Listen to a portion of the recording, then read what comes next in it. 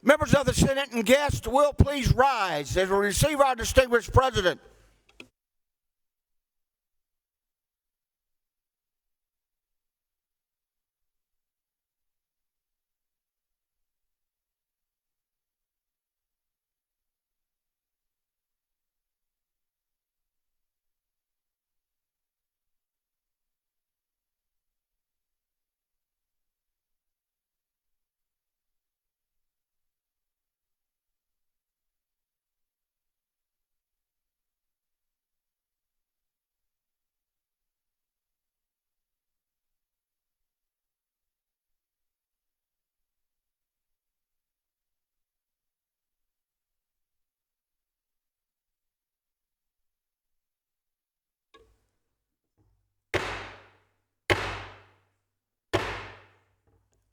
The Senate will please come to order.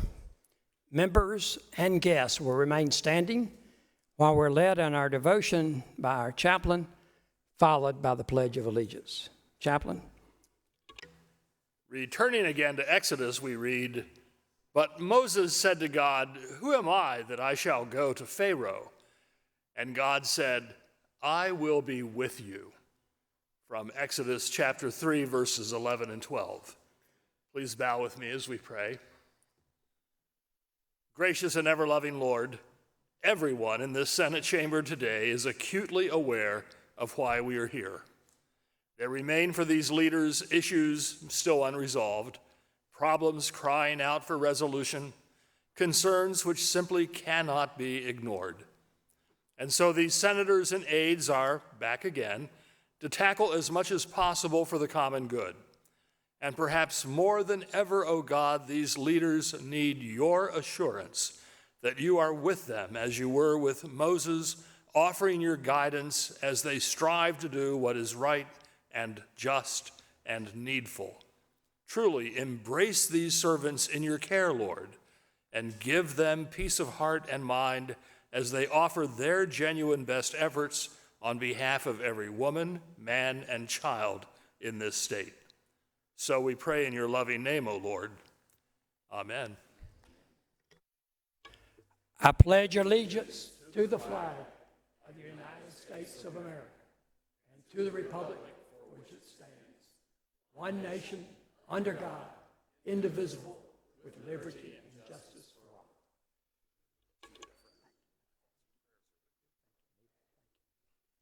Please be seated. Please be seated. Senator from Lexington, Senator Sutzler, what purpose do you rise, sir? Mr. President, I move for a call of the Senate. Call of the Senate has been requested. Clerk will ring the bell. So when's the big day? I don't know. Huh? If they haven't told anybody. Did he not tell you he was going to do it? No, but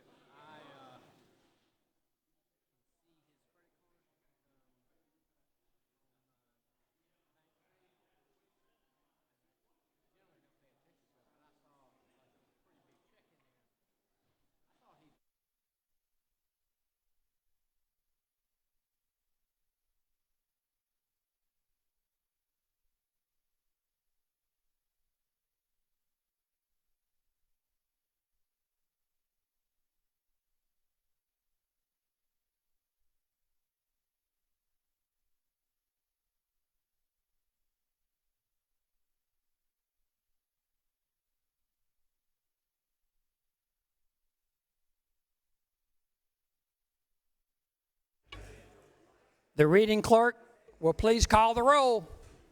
Mr. Adams, present. Mr. Alexander is present. Mr. Allen, absent. Mr. Bennett, present. Mr. Campson, absent. Mr. Cash is present. Mr. Clymer, absent. Mr. Corbin, present. Mr. Cromer, present. Mr. Davis, present. Mr. Fanning, present. Mr. Gambrell, present. Mr. Garrett. Mr. Garrett is present. Mr. Goldfinch, absent. Mr. Grooms, present. Mrs. Gustafson, present. Mr. Harpootlian, present. Mr. Hembry. Mr. Hembry is present. Mr. Hutto, present. Mr. Jackson is present. Mr. Kevin Johnson, Absent Mr. Michael Johnson, present. Mr. Kimbrell is present. Mr. Kempson is present. Mr. Loftus is present. Mr. Malloy, present. Mr. Martin, present. Mr. Massey, present. Mrs. Matthews, present. Mr. McElveen, absent. Ms. McLeod, present. Mr. Peeler, present. Mr. Rankin, absent. Mr. Rickenbaugh, present. Mr. Rice is present. Mr. Sabb, absent. Mr. Scott. Mr. Scott is present. Mrs. Sin. Mrs. Sin is present. Mr. Setzler, present. Mrs. Shealy, present. Mr. Stevens, present. Mr. Talley, present. Mr. Turner, present. Mr. Verdon, present. Mr. Williams, present. Mr. Young. Mr. Young, absent.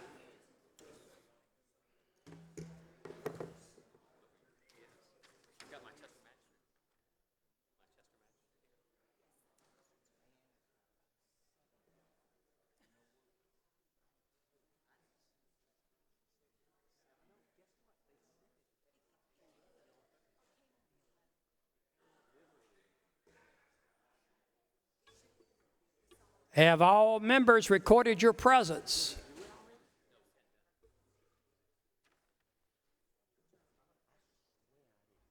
Senator Kevin Johnson is present. Senator Sabb is present.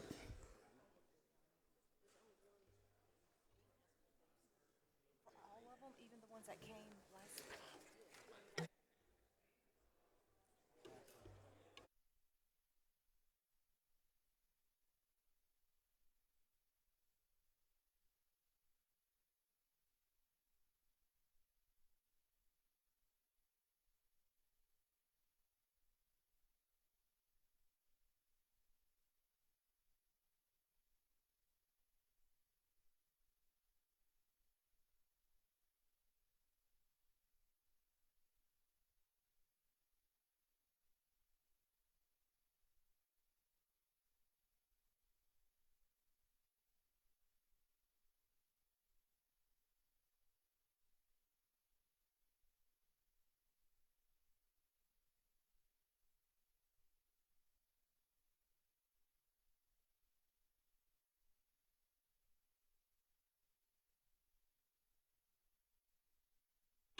Have all senators recorded your presence?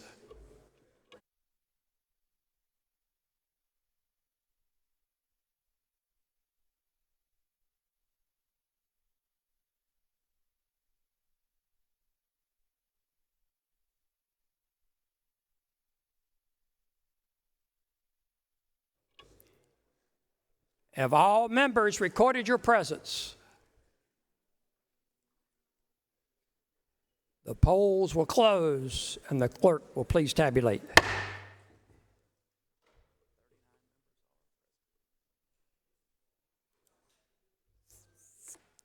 Senator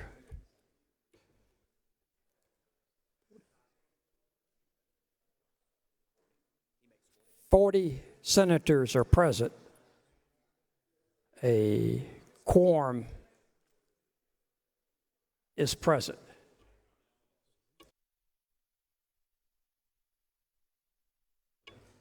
I would ask that all the Senate will come to order, please, and ask members of the Senate to be at their desk.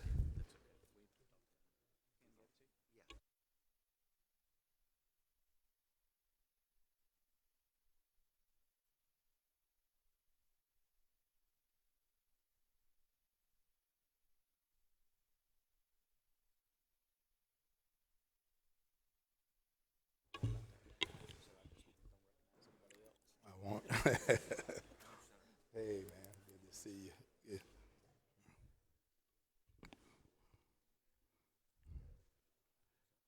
Yes, Senator McCartney, what purpose do you rise?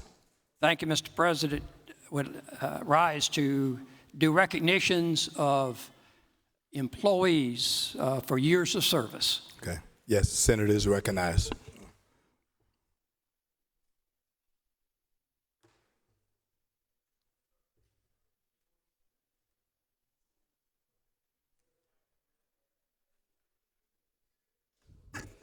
Members of the Senate, if I could have your attention, please, as we recognize employees, members of this body, as well as employees of the Senate for years of dedication and service to the state of South Carolina. And I would encourage you and remind you that this is indeed service to the state of South Carolina, not necessarily within the body of the Senate, but they are current employees or members of this body, and the reason we are recognizing them today for their commitment to the state of South Carolina. We start this morning, or this afternoon. I would ask that the senator from Fairfield, Senator Michael Fanning, come forward and receive his certificate and pin for 30 years of service. Congratulations to you.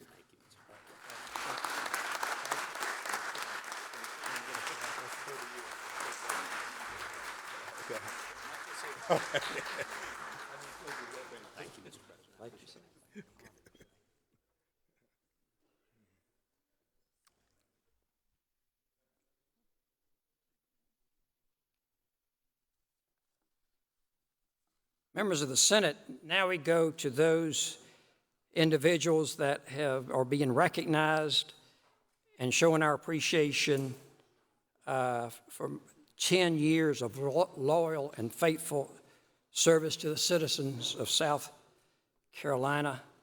First, I would ask that Amy Wizahan come forward to be recognized with her 10-year pin. Congratulations.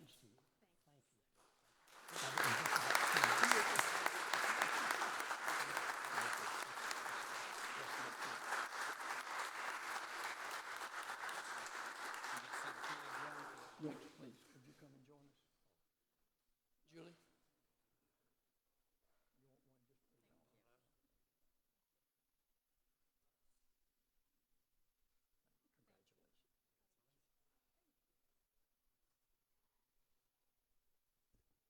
Next, I'm delighted to recognize Carlos Whitmore is with us today, and again for 10 years of loyal and faithful service to the citizens of South Carolina. Congratulations to you.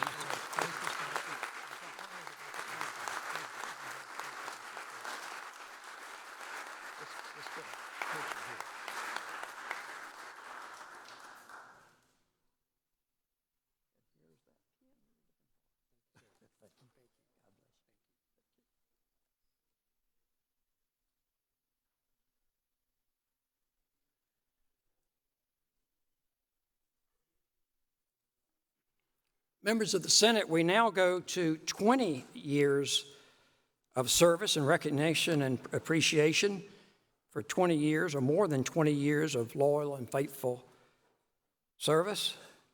First, we have Miss Lynn Ballantyne of the Senate with us today. Congratulations to you.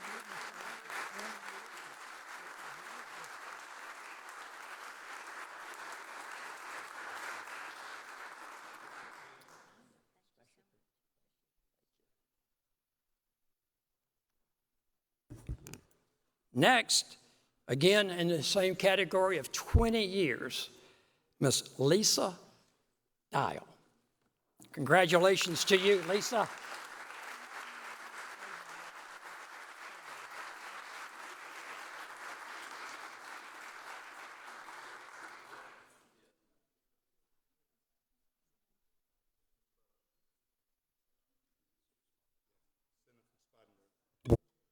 What purpose did you rise?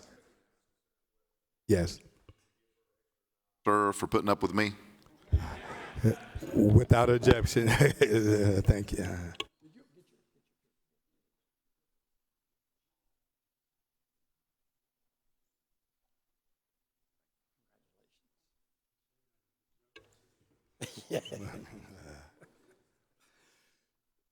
Members of the Senate, still in the 20 years, more than 20 years of loyal and faithful service to this, indeed to the citizens of South Carolina, Miss Anna Rushing. We're delighted to present this to you on behalf of the Senate.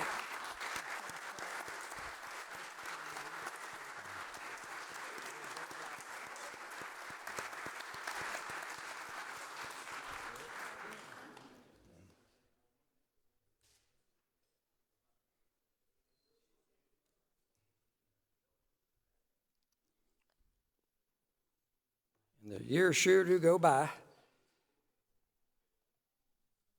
Next category is 30 years of service.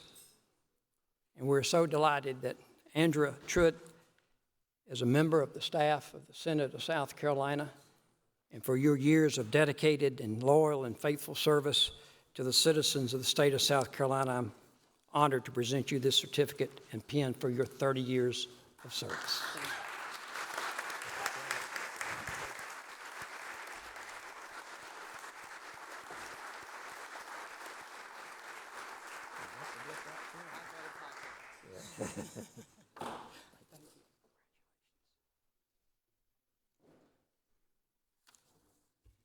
That's it.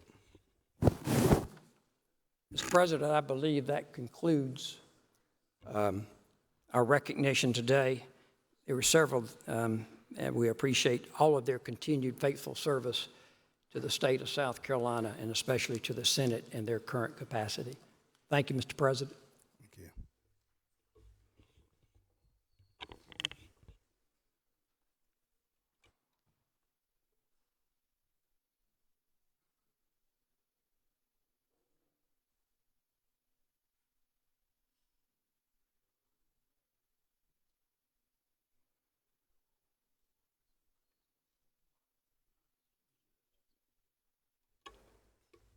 The Senate will please come to order.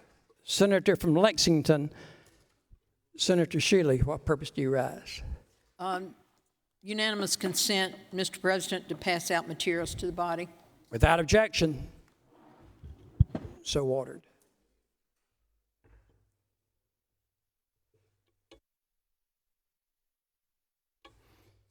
Are there any petitions, memorials, presentments of grand jury, or such like papers? The clerk will read. Message from the governor. Mr. President, members of the Senate, I'm transmitting here with the following appointments for confirmation. These appointments are made with advice and consent of the Senate and therefore submitted for your consideration. Statewide appointment, member of the State Board of Medical Examiners at large, Dr. Theresa Mills Floyd of Chapin.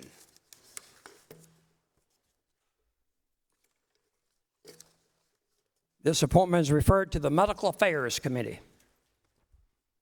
Further statewide appointment, member of the State Board of Pharmacy, 1st Congressional District, Ms. Dottie Farfone of Johns Island. This appointment is also referred to the Medical Affairs Committee. Member of the State Board of Technical and Comprehensive Education from the 2nd Congressional District, Mr. Benjamin Wright Satcher, Jr. of Lexington. The appointment is referred to the Education Committee. Further message from the governor. Dear Mr. President, members of the Senate, pursuant to section 22-130, subsection B of the code, I'm hereby notifying the Senate that I am not reappointing the following magistrates: the Honorable Walter R. Martin of Greenwood, the Honorable Christopher R. Johnson of Greenwood.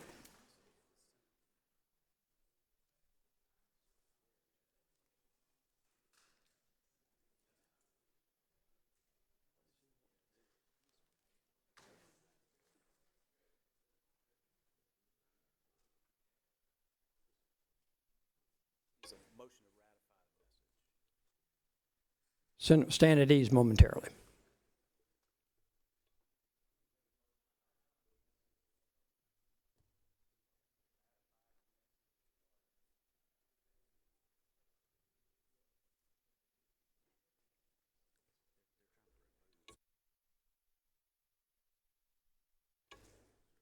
Senator from Greenwood, what purpose do you rise, sir? Mr. President would make a motion to ratify the amendments as set forth therein. The pending question is the ratification of the communication. All those in favor, please say aye. Opposed, no. The ayes have it. So ordered. Senator from Beaufort, what purpose do you rise, sir? For a unanimous consent request. State your request, sir. Mr. President, there is a Beaufort County precinct bill that's currently residing in Senate Judiciary, H 4217. Unanimous consent request that it be recalled from committee, placed on the calendar, and taken up for immediate consideration. Is there objection to the unanimous consent request by the senator from Beaufort that H 4217, a Beaufort County precinct lines, be discharged from the Judiciary Committee and further receive second reading? Is there objection to that unanimous consent request? Hearing no objections, so ordered. Mr. President. Senator from Beaufort. Unanimous consent request. State your request. That H 4217, that precinct bill that just received second reading, receive third reading on the next available legislative day. Unanimous consent request that H 4217, again, the Beaufort precinct bill, receive third reading on the next available day. Is there objection? Hearing no objection, so ordered by the Senate. Senator from Charleston, Senator Kimson, what purpose do you rise, sir? Brief personal interest. You're recognized for a point of brief personal interest.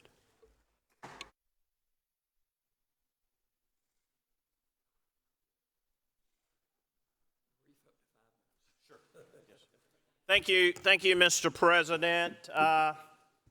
On yesterday, Charleston's police chief, Chief Luther Reynolds, went on his way to heaven.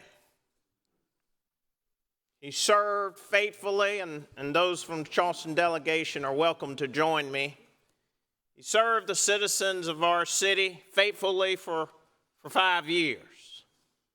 He was diagnosed with cancer and battled on to continue to protect and serve. Salt of the earth guy. I'm not a big fan of poetry, but I think when I look at Chief Reynolds' life, there's a poem written by Langston Hughes that in my way epitomizes what a faithful servant he was and how he continued to fight through adversity. It's called Live Your Creed. I'd rather see a sermon than to hear one any day.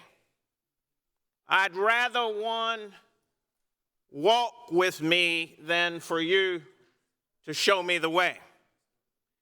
The eye is a better pupil, more willing than the ear. Advice may be useful, but examples are always clear. And the very, very best teachers are the ones who live their creed. Chief Luther Reynolds lived his creed. He was a service to Charleston, the county, the city, and the state. In closing, I'd just simply like to read his own words that were written, I believe, Senator from Charleston, just last week as he was on his way to hospice. And in this letter, he concludes by just saying, I'd like to thank you, our citizens, for giving me the opportunity to serve as your police chief. 5 years ago, you welcomed me and my family, I was there that day, into this remarkable city, and with your support, we have built an even better and even stronger police department. I cannot tell you how proud I am of the men and women of the Charleston Police Department and how honored I am to have led them. Let's be example as the chief was, and let's live our creed and continue to be a beacon of light to the rest of the citizens of the state of South Carolina. May God bless Chief Reynolds' family. His legacy will live on. His creed will live on. Thank you, Mr. President. Thank you, Senator from Charleston. Thank you, sir. Senator from Charleston, Senator Sin, what purpose do you rise? You're recognized for a point of personal interest up to 5 minutes. Thank you, colleagues. It's interesting that that we just heard Senator from Charleston, Senator Kempson, talk about Chief Reynolds. I will tell you, I was shocked to wake up and find that he had already passed. That gentleman never, ever let on how much pain he was in, even after he had lost his leg, and he continued on. But he always, always had me on speed dial, and I did not know he was that sick. But he would call me all the time, very concerned about opioids in our community, very concerned about guns and felons with guns in Charleston. And so what I'm here to talk to you about is a little, not about guns in particular, but about opioids. I remember sitting beside Senator Goldfinch when we began discussing fentanyl problems, and that was probably 6 or 7 years ago. And I didn't know what it was. You know, it was a synthetic opioid.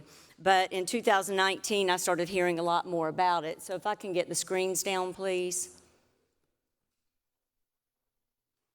Started hearing a lot more about it, but it really hit home with me whenever in 2019, I can remember that King Street was being looted, and it might have been 2020, looted and rioted.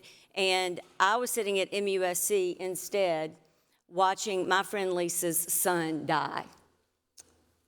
Lisa's son is going to appear on the screen right here real quick. And actually, the child you're going to see him holding up is going to be my son, Jacob. Jacob, if you can stand up and let everybody see who you are. This is my son, Jacob. So whenever they get that together, I'll come back to it. Let me just go ahead and tell you why I'm up here, though. But I am going to go back and talk about these young people who have been dying all over our state. I am quite concerned that here we are, that, you know, in 2023, and we have not passed a fentanyl bill. That's Keith right there. That's Keith holding up my little man back when he was teaching him how to surf. Keith will forever be 32. Then next, please. Next. My next friend, Anna Mincy, that's actually the sister of Curtis Loftus and Senator Setzler. I know that you would know that family. Anna Mincy was one of the most beautiful redheaded girls you would ever meet. My daughter, her mother and I would take our daughters to school and pitch hint from each other. And that little girl really had done drugs back in Folly Beach, but she'd gotten her life together, had a baby, lived elsewhere, got married, came home, and hooked up with some old friends of hers, which she shouldn't have, and now she will forever be 29. Next. Now, this is Kelsey Hicks, Kim Hicks, her mother. We were lifelong friends. Kelsey and her grandparents and her parents were having dinner together, and the grandparents had just come over to have dinner whenever she heard her daughter Kim scream. Grandmom is a registered nurse. She runs upstairs, but it's too late. They tried everything to resuscitate her, and Kelsey will be forever 23. So there are so many more, and you can just scroll through because there are so many more who have died. But I am mad, I'm very mad, because we agreed that we would do something about opioids last year, and we agreed that we would do something about opioids this year. It was Senate 2 last year and Senate 1 this year, and nothing has happened. And the parents are mad. They're going to be mad at us. And why is that? 4 weeks of this legislative session, we have taken up abortion bills. And what that says to them is that this General Assembly cares more about the unborn than it does about our living and breathing young people who are dying all the time.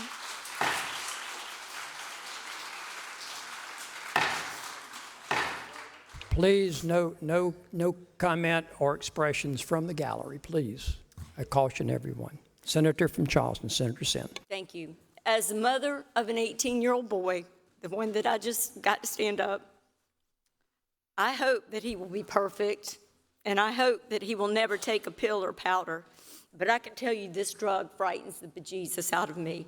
And I understand that there's one coming next that is going to be even worse. And it's flooding in from China, flooding in from Mexico. And yet we don't give our law enforcement the tools they need to put people in jail for long periods of time who traffic in fentanyl. We're probably the only state that doesn't have a trafficking in fentanyl bill. And not to mention one that can allow people that knowingly sell fentanyl that kills somebody, that they should stand as accused of homicide. So what I am just going to ask you, if you're not scared, you should be, and I'm going to tell you that your grandchildren, great-grandchildren, they're all going to need you, and please pray for these born children just as much as you all do for the unborn. Thank you.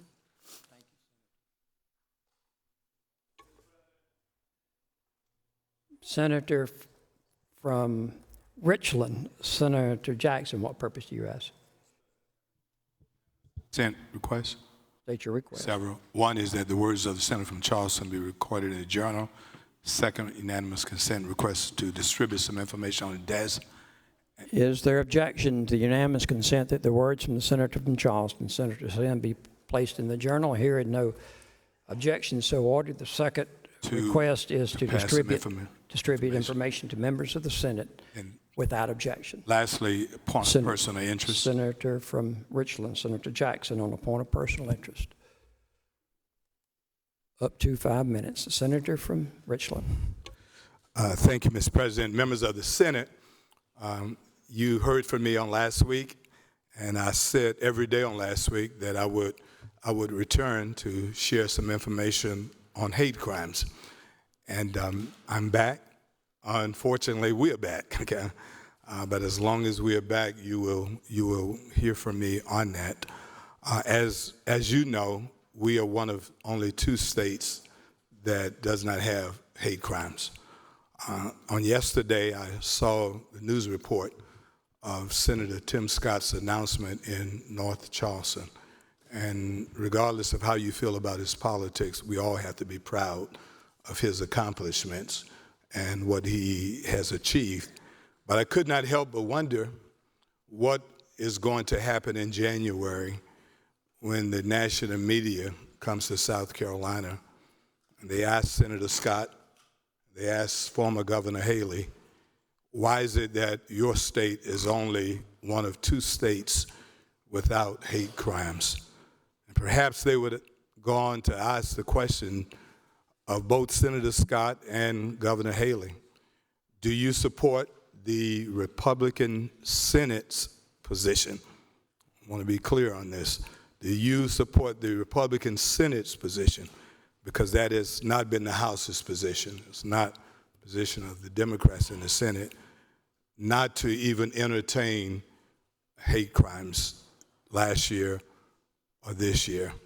I think it's going to make for an interesting dialogue at some point. We know it will. We know that it is coming. We know that those questions, Senator from Berkeley, will be asked of good people like Senator Scott, Governor Haley, and others. And I'm sure it is going to put them in an unusual position to have to defend the position or disassociate themselves with the position. And we remain, again, one of only 2 states without hate crimes. As I've done on last week, I want to share with you a quick handout that we all have heard at some point in our career. Reverend, it is one that has given great inspiration to those who came out against Nazism, came out against Adolf Hitler. It is a quote by a pastor who originally was a Nazi supporter, but eventually became a staunch supporter of Jews and what they went through. And the reading is entitled, First They Came, by Pastor Martin Niemöller. Listen to the words, and then I'll take my seat. First they came for the communists, and I did not speak out because I was not a communist. Then they came for the socialists. I did not speak out because I was not a socialist. Then they came for the unionists, and I did not speak out because I was not a unionist. Then they came for the Jews, and I did not speak out because I was not a Jew. And then they came for me, and there was no one left to speak out for me. My brothers and sisters, we've reached a point where I think we at least owe it to the citizens of South Carolina and to the country and to the leaders of South Carolina to have a debate on hate crimes. If there are some amendments that you would like to put out to take some things out, we can't get there without taking up the bill. I'll leave you with my former baseball coach said to one of my best friends who was not a particularly good hitter, but he was fast, Senator from Clarendon, fastest guy on the team. And he often would brag, he said, "Coach, put me in because I can steal second." And the coach said, "The problem is you can't get on first." And the only way you can steal second is that you have to get on first. I would tell you the only way you can take up your concerns on hate crimes, take up what amendments that you may have, you have to at least allow us the opportunity to get on first base. Thank you, members of the Senate. Thank you, Senator from Richland, Senator Jackson. Mr. President, Senator from Colleton, what purpose do you rise? for an introduction. You're recognized for an introduction. Why are you're recognized for introduction? While you're coming to the podium, I'm going to ask Senator from Fairfield, what purpose do you rise? Consent request. State your request. The words of the senator from Richland be recorded in the journal. Without objection, so ordered.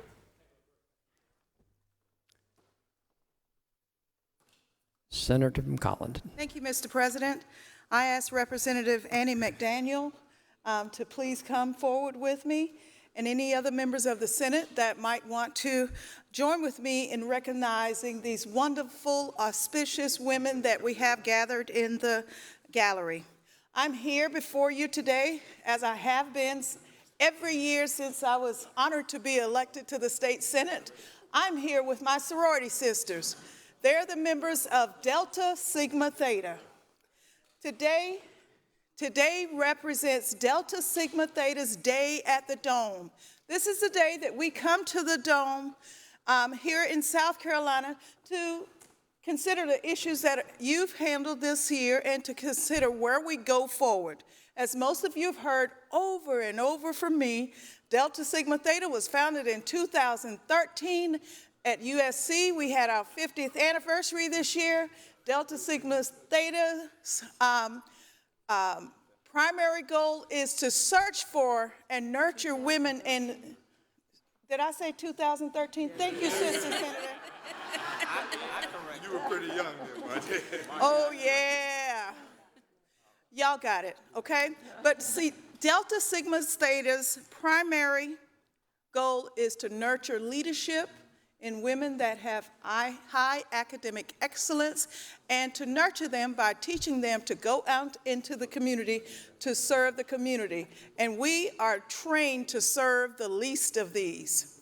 I have with me here the gallery full of all of my sorority sisters. I can tell you, and I'm going to say this to my seatmate, we have Deltas throughout the United States that are holding high federal offices, state offices, and if y'all don't get your act together, they're going to be in here. It's going to be more than one. We believe that we want to change America, the country. We have Deltas all throughout the entire world, and our goal is to be here for the least of these. I was honored to be with them this morning for their breakfast over at Capital City Club. I hope that as I've told them each year that they will come and not only come to this Capitol, but come and tell you what they want to see. Tell you about their concerns about children, about education, about the community, and equality. And I hope they will somehow get around to the abortion issue that we're here today for. With that, I'm going to ask that if any other senators wish to speak. None? Again, welcome to the state capitol, Delta Sigma Theta. Please stand and be recognized or wave if you're. So thank y'all so much for being here today. We're delighted to have you visiting with the Senate today. Thank you so much for your service to communities across this great state of South Carolina. Thank you, Senator from Collington. Senator from Richland, Senator Scott, what purpose do you rise, sir? Mr. President, one introduction, please. You're recognized. Mr. President, members in the Senate, one of my classmates from college, wife, is here too, Pat Parr. Our families have been friends for over 40 years, and she just raised her hand to be recognized. Pat Parr from Florence. Thank you. Welcome, welcome. Delighted to have you with us today. Thank you for joining us. Senator from Clarendon, what purpose do you rise, sir? For an introduction. You're recognized for introduction. Thank you, Mr. President. Thank you, Mr. President. I just happened to look up in the balcony and saw a friend, and I see Mr. Lewis Rodriguez in the balcony, and want to just say to you, Ms. Rodriguez, we thank you for all that you do for affordable housing throughout South Carolina, but particularly in the region I represent, Sumter and Clarendon County. It's good to see you up there, and I ask the members to please join me in welcoming Mr. Rodriguez to the South Carolina Senate. Welcome to the Senate. Good to see you today. Thank you for your service. Senator from Richland, Senator Jackson, what purpose do you rise, sir? Introduction. You're recognized for introduction. Thank you, Mr. President. Very quickly, I also see someone who served the city of Columbia for many, many years as a city council person, a great individual, and that is former Councilwoman Tamika Isaac Devine, who's a part of that group. I wanted to welcome my friend and Councilwoman Devine. Welcome to the Senate. Thank you so much for joining us today. Thank you, Senator from Richland. We will continue. Senator from Richland, Senator McLeod, what purpose do you rise? For a very special, brief introduction. You're recognized for a brief, special introduction.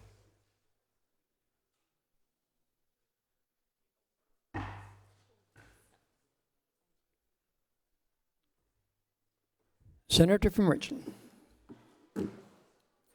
Senator McLeod. Thank you, Mr. President. Ladies and gentlemen of the Senate, today, as my colleague, the senator from Clarendon, just introduced a dear friend, Tanya Rodriguez-Hodges, we have with us today her brother as well. Luis Rodriguez has led a remarkable life. He is a strong Latino American that has strived to change affordable housing for the good of low-income citizens across our state, creating opportunities for low-income individuals and families so that they can reach the American dream of home ownership. He is a husband, a father of 5, a mentor, a leader, a writer of phenomenal grants that has benefited our state and communities and all of our citizens. We are proud to honor his legacy. I would ask if the reading clerk would read the resolution before we recognize Mr. Rodriguez. The reading clerk will publish the resolution. Senate resolution to congratulate Luis Rodriguez upon the occasion of his retirement, commend him for his many years of dedicated service, and to wish him much happiness and fulfillment in the years ahead. Whereas the members of the South Carolina Senate are pleased to recognize Luis Rodriguez upon the occasion of his retirement from the Santee Lynch's Affordable Housing CDC. And whereas a native of Manhattan, New York, Mr. Rodriguez was born to parents Carmen, who helped create an innovative home health care program at the New York Housing Authority, and Victor, a foreman at Grumman Aircraft. Whereas assuming the leadership role of Santee Lynch's Affordable Housing Community Development Corporation in 1997, Mr. Rodriguez's first goal was to complete the development of the first shopping center in the South Sumter area, where many people live without ready access to reasonable goods and services. Whereas Bracy Shopping Plaza, named after Mr. Rodriguez's friend and Santee Lynch's first president, offered reasonably priced spaces for entrepreneurs and provided over 20 new full-time jobs. The shopping plaza has served as a business incubator for many startups over the years. Anchored by Family Dollar since its inception, shopping center houses a restaurant, barbershop, several retail businesses that provide much-needed products and services to the residents of South Sumter. Whereas Mr. Rodriguez and the Santee Lynch's staff focus on home ownership as a wealth-building tool and have created new home ownership opportunities year after year. Santee Lynch's expanded its service area to 18 counties throughout South Carolina. Whereas under Mr. Rodriguez's leadership, the Santee Lynch's staff developed and produced an apartment complex serving people dealing with mental health issues in Orangeburg, purchased a 24-unit apartment complex in Columbia, created an entire neighborhood of homes with geothermal heating in Lamar. Whereas Mr. Rodriguez also partnered with a for-profit entity to develop and manage low-income housing tax credit properties that now generate significant income that is used to produce more affordable housing. Whereas through hard work and a little ingenuity, Mr. Rodriguez and his staff increased the company's rental portfolio from fewer than 20 to over 500 properties. He also assisted Paramount Metal Finishing in its expansion into Lee County, which created 27 full-time permanent jobs in Bishopville. Whereas under Mr. Rodriguez's leadership, Santee Lynch has hosted an annual basketball tournament for 20 years in Sumter, providing students with a safe outlet and fun experience each Christmas break. The tournament sold out multiple locations each year. Whereas Mr. Rodriguez, along with valued partners like SCASID, State Housing Authority, Rural LISC, USDA Rural Development, Sisters of Charity Foundation, South Carolina Department of Commerce, Mary Reynolds Babcock Foundation, Sumter County, various financial institutions, and many others have provided opportunities for affordable housing and other community life-lifting programs throughout South Carolina. Whereas members of the South Carolina Senate appreciate the passion and dedication that Mr. Rodriguez has shown in serving the people in the state of South Carolina, be it resolved by the Senate, members of the South Carolina Senate, by this resolution, recognize Luis Rodriguez upon the occasion of his retirement, commend him for many years of dedicated service, and wish him much happiness and fulfillment in the years ahead. The resolution has been unanimously adopted. Senator from Richland, Senator McLeod. Thank you, Mr. President. Mr. Rodriguez, on behalf of the South Carolina Senate, we thank you for your many contributions to your community and the state. And we welcome you to the South Carolina Senate. Ladies and gentlemen, please join me in welcoming and thanking Mr. Rodriguez for his contributions to the state of South Carolina. Welcome to the Senate. Thank you for your years of service, and God bless in your retirement.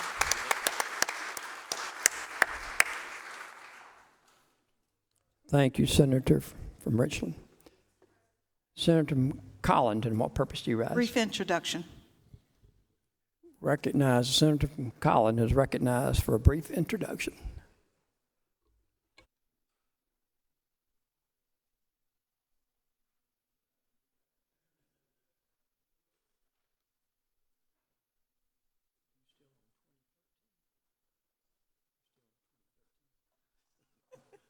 Senator from Collins. Thanks, Mr. President. I, again, will ask that Representative McDaniel please come up with me.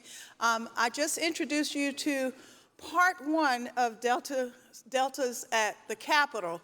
The Senate Sergeant at Arms came up to me and said, we weren't able to get all of y'all in on the first round, so you need to introduce the others. So here you go. As I said earlier, and I will stick to it, that I said Delta Sigma Theta, we were formed in 1913. and we're a public service organization to serve everybody, and we serve the least of these. We create leaders. We nurture our community by providing public service. I see a lot of ladies up there that I served with. If you'll please stand. If you're there, okay, we have everybody standing already. But I'd ask that the Senate please recognize and give the Deltas a warm welcome. Thank you for being here with us. Welcome to the Senate. We're delighted to have you visiting with us today. Thank you so much for what you do in our communities across South Carolina. Sorry we couldn't get you all in at one time. Thank you. Thank you, Senator. Senator from Orangeburg, Senator Stevens, what purpose do you ask? Just to once again recognize the very fine ladies of Delta Sigma Theta, but a special friend, a true friend who is in the audience with them, Dr. Abigail Busby Webb, who is an educator who retired but went back into public education at night, helping individuals throughout the state of South Carolina, specifically Sumter County. Dr. Webb. Welcome, Dr. Webb. Thank you so much for being with us today. Senator from Clarendon, Senator Johnson. Thank you, Mr. President. Introduction. Just want to expand on the senator from Orangeburg. Along with Dr. Webb, I see Dr. Canty from Sumter, and we were just together last week with the Sumter County Adult Ed.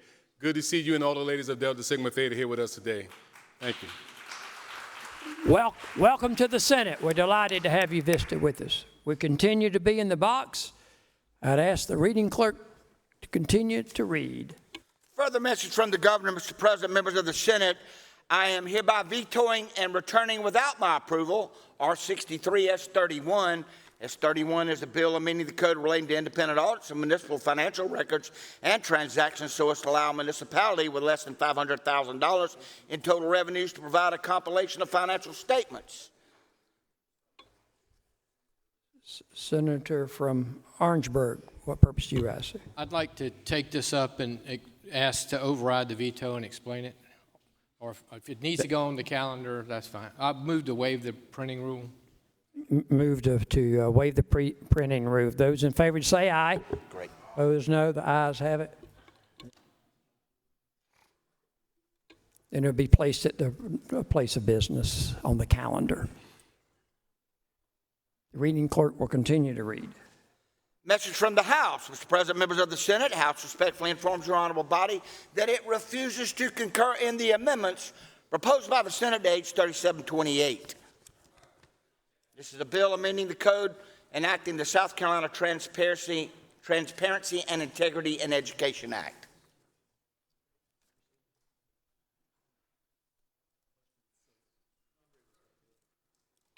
Senator from Edgefield, what purpose do you rise? Mr. President, I move the Senate insist.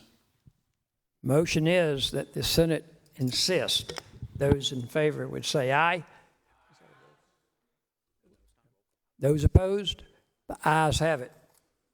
The Senate will insist. The message will be sent. And the conferees will be appointed at the appropriate time.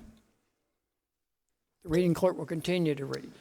Further message from the House, Mr. President, members of the Senate. House respectfully informs your honorable body that it concurs in the amendments proposed by the Senate to the following bills: H 3583, H 3433, H 4049, H 3890, HS 330.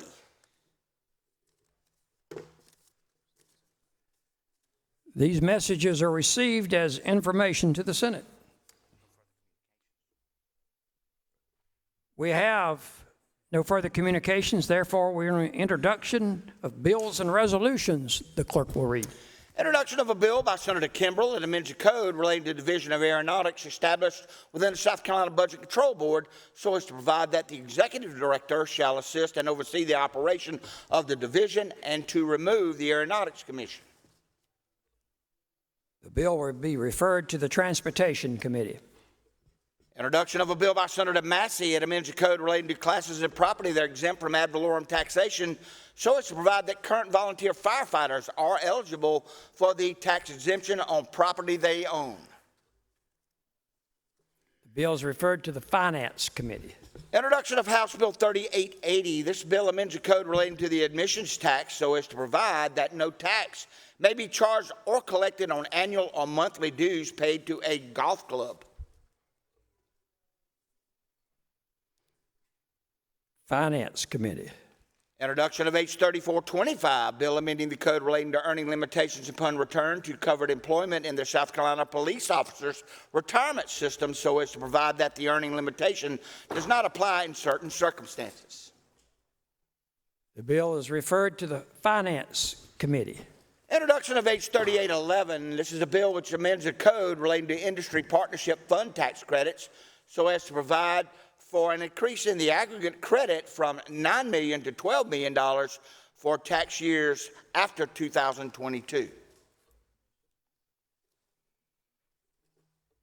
The bill is referred to the Finance Committee. The House has returned to the Senate with amendments. S 474, bill by Senators Grooms, Massey, and others, amending the code relating to the Fetal Heartbeat and Protection from Abortion Act. Senator from Berkeley, Senator Grooms. What purpose do you rise, sir? Move to waive the printing rule. Motion is to waive. That is a motion. That is a motion. It's not unanimous consent. Those in favor of the motion, roll call has been requested. To 5 members. Parliamentary inquiry. To 5 members. Second to call. 1, 2, 3, 4, 5. More than 5. Senator from Collinton, state your point. Where is it in the rules? I've checked where you can waive, where it permits the waiver of the 24-hour printing rule, even by motion. What rule would that, and what basis is that ruling on? I'm sorry, I don't give advisory opinion. No, I'm not asking for an advisory opinion. I'm asking for the rule that is used by the president to obviate. The motion is in order. How is it in order?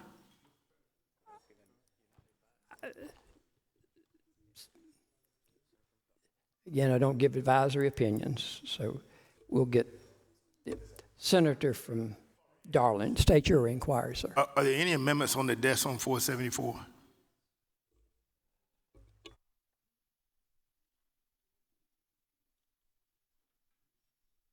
I'm informed by the desk that we have amendments on the desk. Mr. President, further parliamentary inquiry, how many amendments are on the desk and the authors?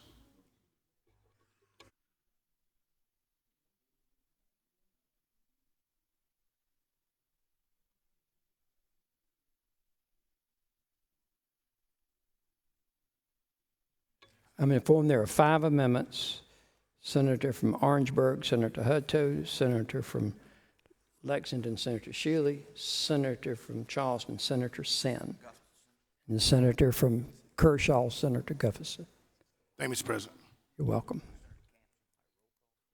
Roll call has been ordered. The clerk will ring the bell.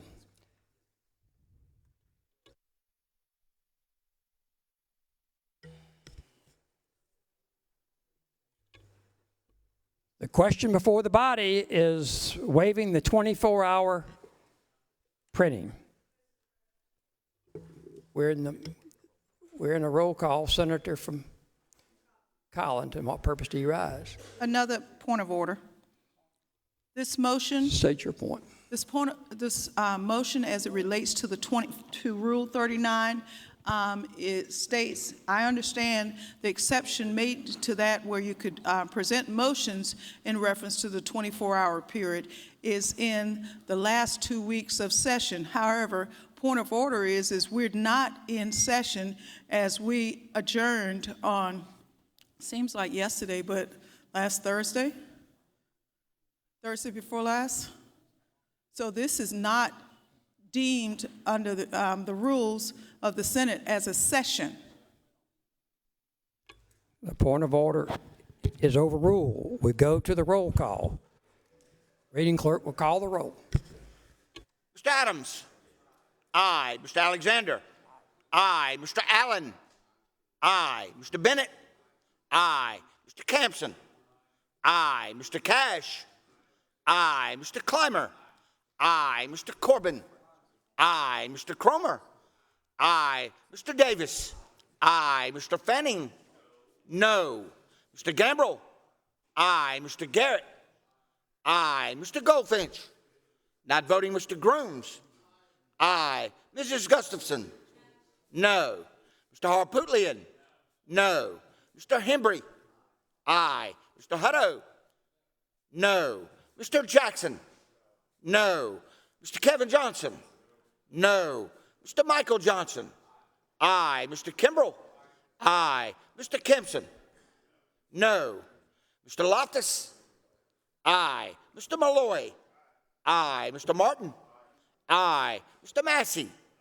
Aye. Mrs. Matthews? No. Mr. McElveen? No. Mr. McLeod? No. Mr. Peeler? Aye. Mr. Rankin?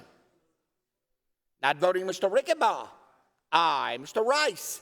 Aye. Mr. Sabb? No. Mr. Scott? Votes no. Mrs. Sin? No. Mr. Setzler? Aye. Mrs. Shealy? No.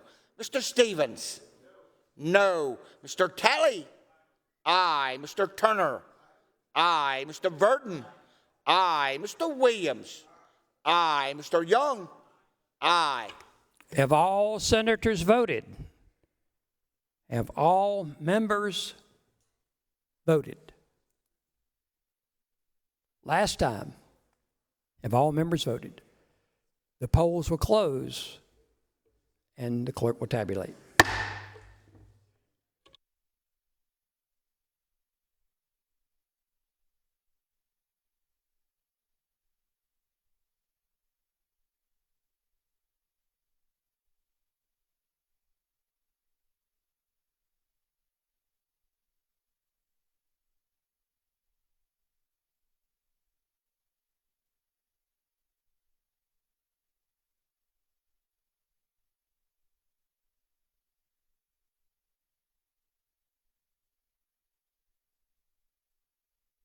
By a vote of 29 to 15, the motion is adopted. The bill will be taken at the appropriate place in the business of the Senate. The reading clerk will continue to read. House is returned to the Senate with amendments.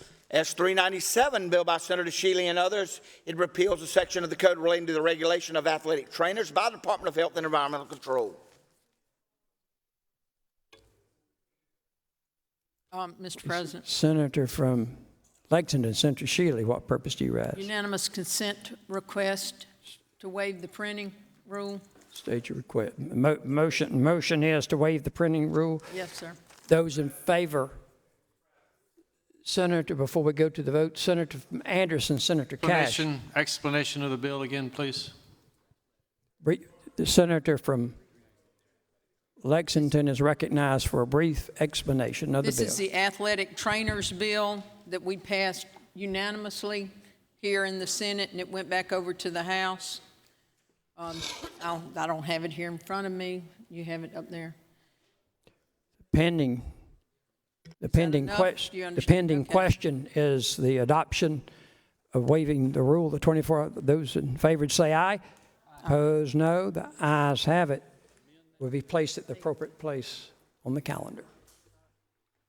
The reading clerk will continue to read, please. House is returned to the Senate with amendments. S 407, bill by Senator Shealy and others.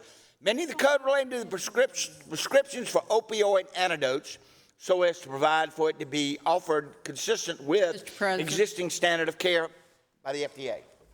Senator from Lexington, Senator Shealy, what purpose do you rise? State your motion. To waive the 24-hour printing rule. Motion is to waive the 24-hour. And this is the Narcan bill. On the, yes, S407. Those in favor say aye. Aye. Opposed, no. Ayes have it. The bill will be placed at an appropriate place on the calendar.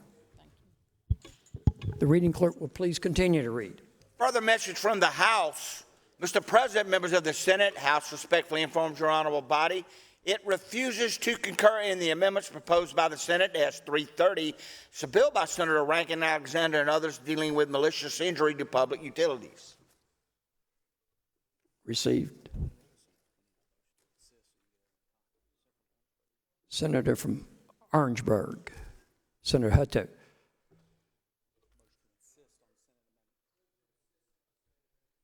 Motion is to insist on the Senate. Those in favor would, and this is on S-458. Those in favor would say aye. Opposed, no. The ayes have it. So ordered. I'm sorry. I stand corrected. Stand corrected. S-330. It was number. That was the number was the message number. So the bill number is S-330. Senate is so informed. Reading clerk will continue to read. Cherokee County Delegation reports favorable on the appointment of a Cherokee County Magistrate, Mr. Edward P. Suppinger of Gaffney. The pending question is the confirmation of the Cherokee County Magistrate. Those in favor would say aye. Opposed, no. The ayes have it. The individual is confirmed. The reading clerk will continue to read. Berkeley County Delegation reported favorable reappointment, Berkeley County Magistrate, Ms. Yvonne J. Whaley of Pineville. The pending question is the confirmation of the Berkeley County Magistrate. Those in favor would say aye. Opposed, no. The ayes have it. The individual is confirmed. The reading clerk will continue to read. Lexington County Delegation has reported favorable on the appointment and reappointment of the following Lexington County Magistrates: the Honorable Brian N. Buck of Lexington, the Honorable Arthur L. Myers of Swansea, Honorable Gary S. Morgan of Gilbert, Honorable Scott D. Whittle of Gaston, Honorable Matthew A. Johnson of West Columbia, Honorable Rebecca Adams of Columbia.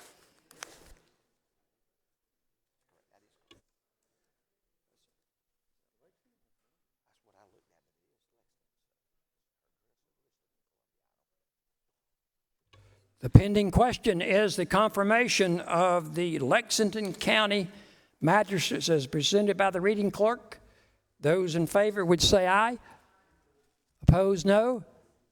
Ayes have it. The individuals for Lexington County Magistrate are confirmed.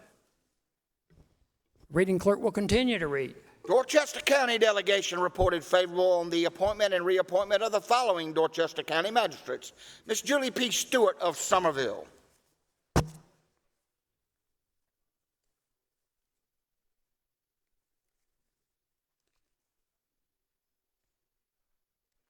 Judge Tara L. Frost of Somerville, Mr. Peter Brandt Shelbourne of Somerville, Ms. Amanda M. Levener of Somerville, Mr. Russell A. DeMott of Somerville,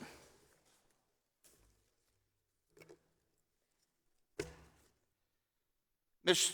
Tara Suzette Richardson of Somerville,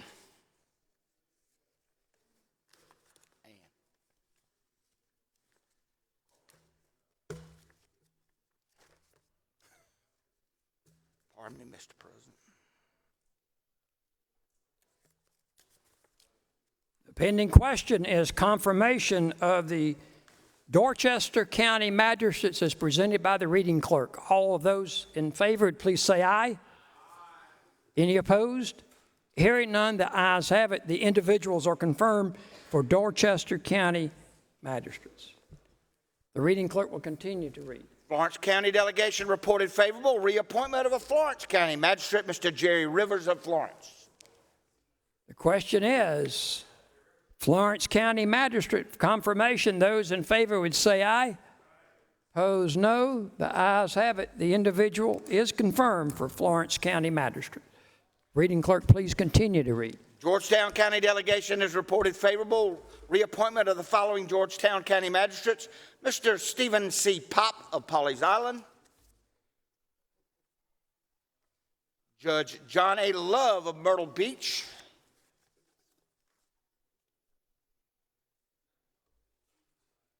Judge James McKenzie of Myrtle's Inlet. We have before us the confirmation of the Georgetown County magistrates. Those in favor would please say aye. Opposed, no. The ayes have it. The individuals are confirmed for Georgetown County. The Chester County delegation has reported favorable on the appointment of a Chester County magistrate, W. Cyrus Corbett of Chester.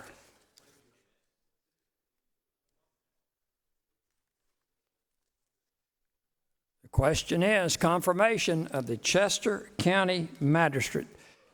Those, Senator from Spartanburg, Senator Martin, what purpose do you ask? Just a quick question. Does that have the unanimous approval of the Chester County delegation? I'm informed that there's 100%. Thank you. Senator so informed. The question is confirmation of the Chester County magistrate. Those in favor would say aye. Opposed, no. The ayes have it with the senator from Spartanburg. Newberry County delegation reported favorable initial appointment of a Newberry County magistrate, Mr. Laverne Brock of Whitmire.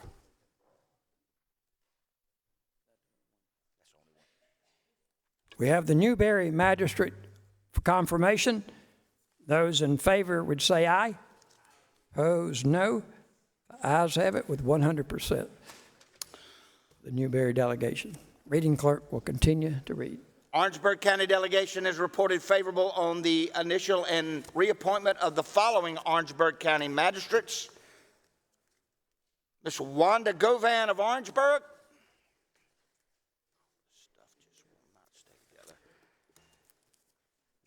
Reappointment of Ms. Valerie Lawrence of Utahville. Reappointment of Donald Rhett West of Bowman.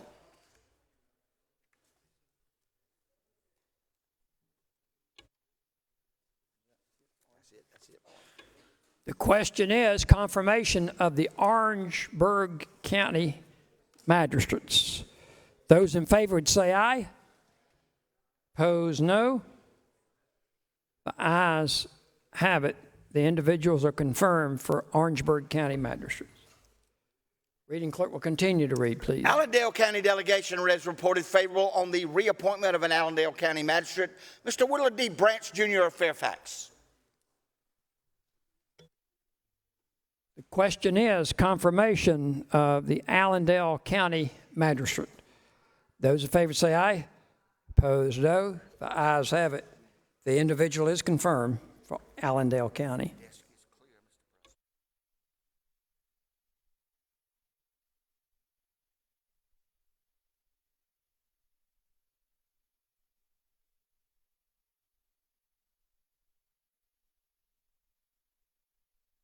The desk is clear. Are there any requests for local bills? Do we have any requests for local bills?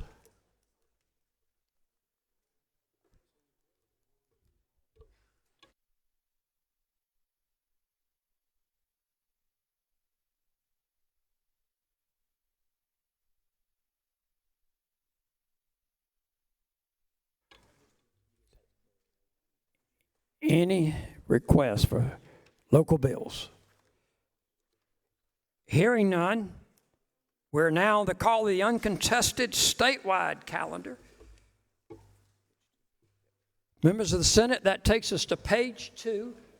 Page 2, statewide third reading bills H4299.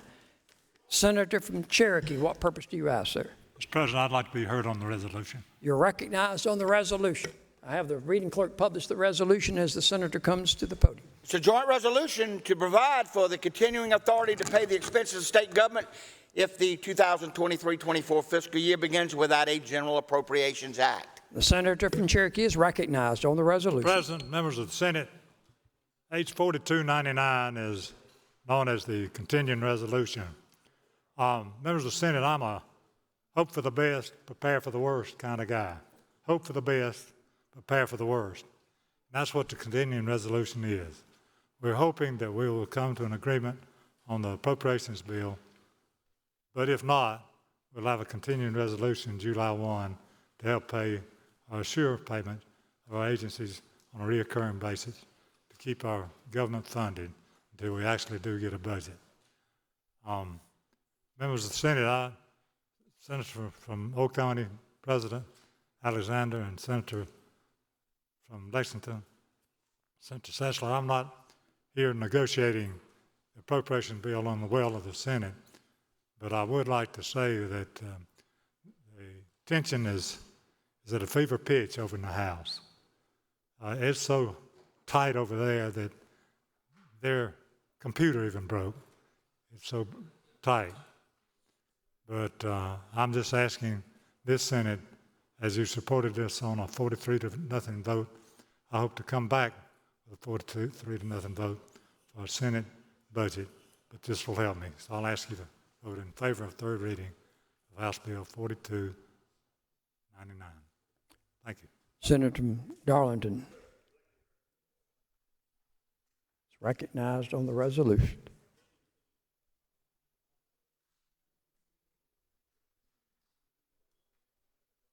Senator from Darlington.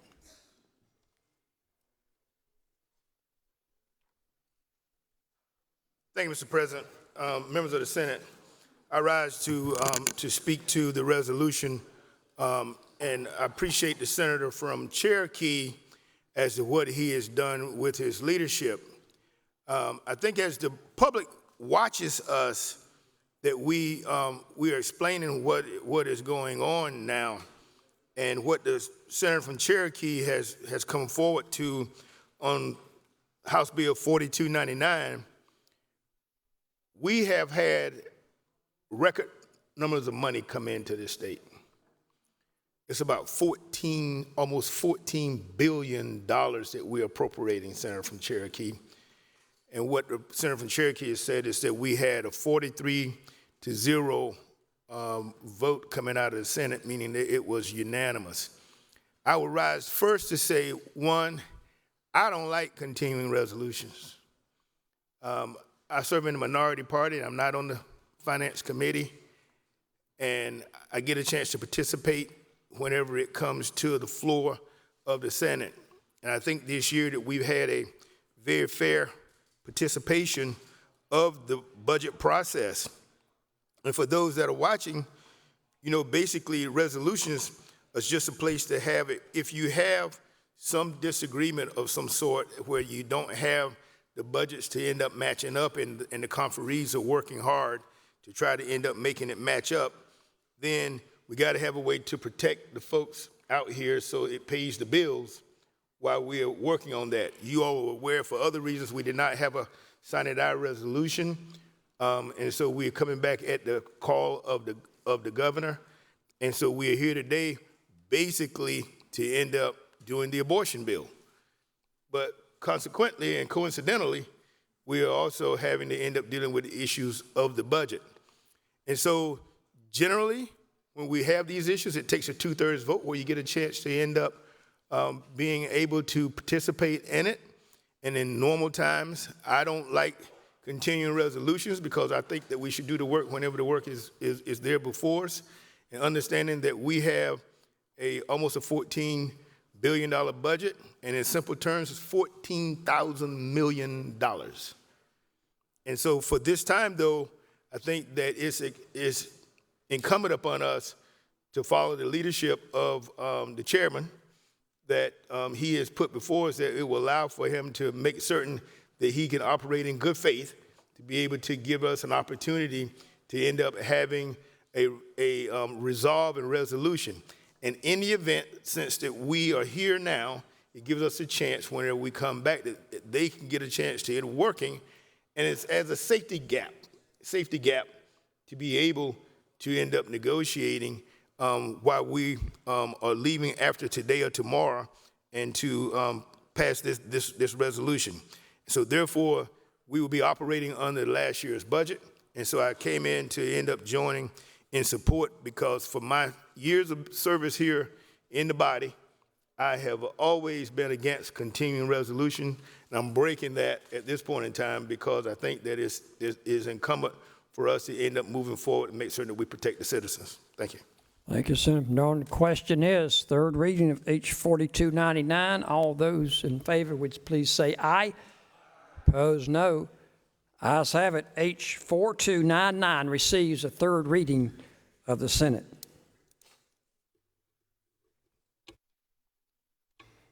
Members of the Senate, takes us to the top of page 3, H 3977. The question is, third reading of the bill, the senator from Darlington. What purpose do you ask? Move to carry over. Motion is to carry over H 3977. Those in favor would say aye. Opposed, no. Ayes have it. H 3977 is carried over. That takes us further on page 3, middle of the page, H 3360. The question is, third reading, clerk will publish the bill. This is a bill which adds an article to the code so as to establish the Center for School Safety and Targeted Violence within the State Law Enforcement Division. Senator from Darlington, what purpose do you ask? Move to carry over. Motion is to carry over H 3360. Those in favor would say aye. Opposed, no. Ayes have it. The bill is carried over. We're now at the bottom of page 3, H 3503. The reading clerk will read. We have an amendment on the desk.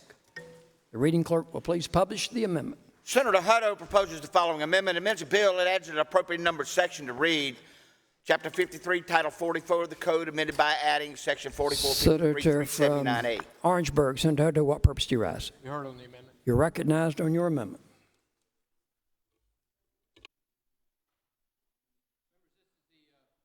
Fentanyl bill that we've been trying to get to, and my amendment is yet a further attempt to say that in the limited cases of the distribution and trafficking of drugs, that if you do that with possession of a gun, you'll get the enhanced firearm amendment that we've talked about over and over this year. It's been a priority for law enforcement, a priority for the governor's office, and I would move adoption. Pending question is the adoption. Senator from York, Senator Clymer, what purpose do you ask? I rise to make a point of order under Rule 24 that this matter is not. State your point. I raise a point of order against the amendment under Rule 24. Anyone else wish to speak to the point of order on? Mr. President. Senator from Orangeburg. This, I would like to speak to the point of order. You're recognized to speak to the point of order. This amendment is in the same code section. It's a logical extension. It increases the penalty for trafficking of drugs, which is the subject matter of this bill. And we have taken all of the other, we had an earlier amendment that you ruled on that extended it out to things like murder and robbery and those things. This is narrowly tailored, only affects drug cases. It clearly is a logical extension for the penalty of trafficking in fentanyl.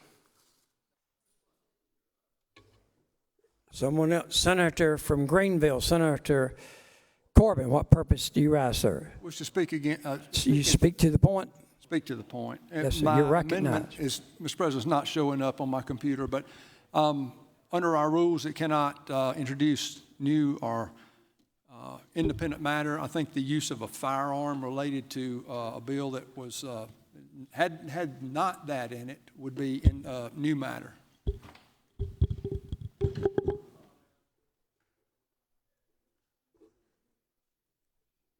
Anyone else wish to speak to the point of order? Senate will stand at ease.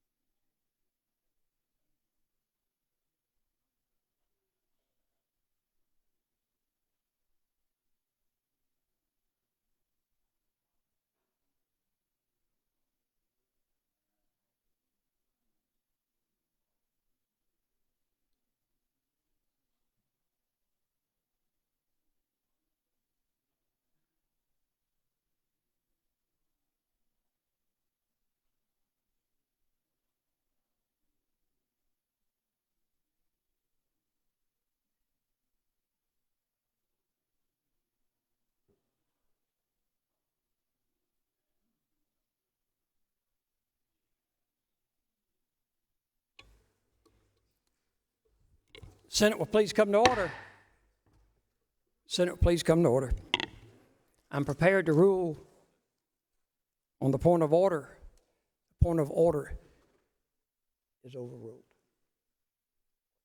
Question is the adoption of the amendment. Senator from Ori, what purpose do you ask? You're recognized on the amendment.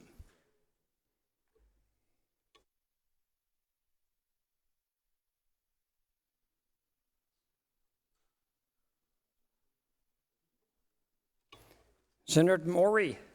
Thank you, Mr. President. Ladies and gentlemen of the Senate, this was an amendment that one might think I would be in favor of. It has a nice sound to it that you're going to punish a trafficker in fentanyl if they have a gun in their possession with an additional penalty. And at first blush, that seems like, well, gee, that seems like a good public safety idea. However, I submit to you that we should vote against this amendment for two reasons. First is we need to send a clean bill to the House. I think that the best way to get this bill done this year is to send a clean bill to the House without this amendment. Second, and more, I guess, concerning to me, is that in my judgment, this, and I believe it is germane. I'm not that my opinion is important. There's only one opinion that's important when it comes to that, but I believe it's germane, but it, in my view, opens the door up for a whole host of amendments that have to do with felon in possession of firearms.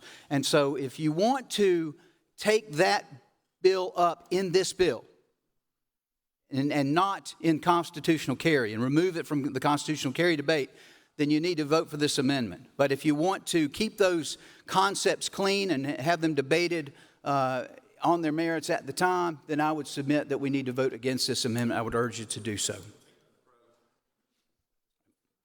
Senator from Ori, Senator Rankin, what purpose you ask? To speak to the amendment.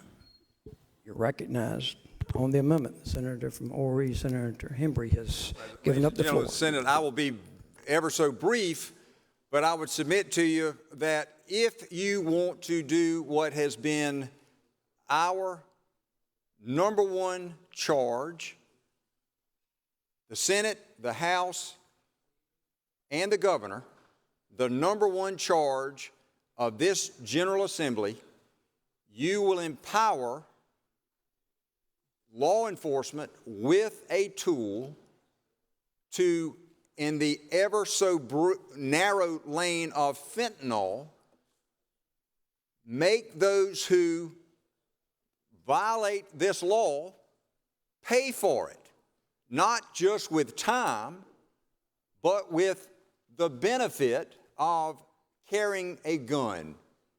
If they are convicted of this crime, what is wrong with making them lose their right to bear arms?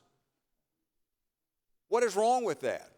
So clean, philosophically, or from a housekeeping standpoint, clearly this is a germane related bill and topic because it goes straight to the heart of the penalty of violating this crime.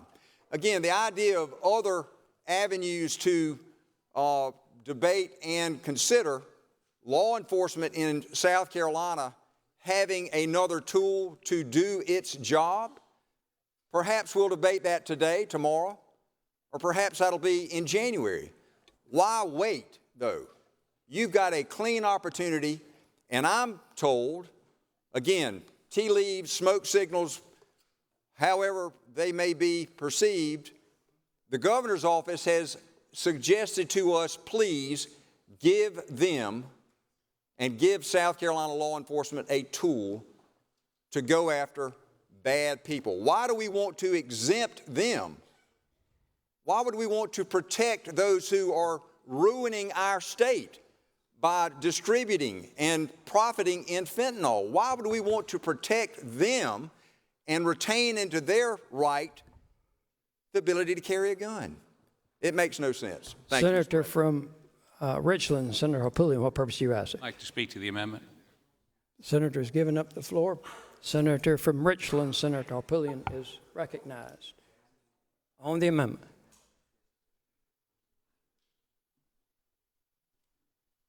Senator from Richland. I am supporting this amendment based on decades of representing and prosecuting criminals. And let me say this to you. I've never once in those almost 5 decades had a client or somebody prosecuted say, I was deterred, I was going to commit this crime, but once I found out there was an enhanced penalty, I decided not to. Never heard it. Now, maybe white-collar criminal doesn't steal money, understanding they may go to jail. And this is not going to deter anybody from carrying a gun while they're dealing with fentanyl. They're carrying a gun while they're dealing with fentanyl so somebody doesn't kill them or steal their fentanyl. This will, however, those that we do apprehend, give them an extra 5 years and deter them from doing it again. And that's important. Fentanyl is ravaging our community. We read about overdoses every day from fentanyl. Police can't touch it, can't near it when they confiscate it. So, and I understand there's concerns about the constitutional carry bill. Will this somehow affect people voting for that or against that? But that's not what this is about. It's about telling the community in general fentanyl is not something you need to be dealing.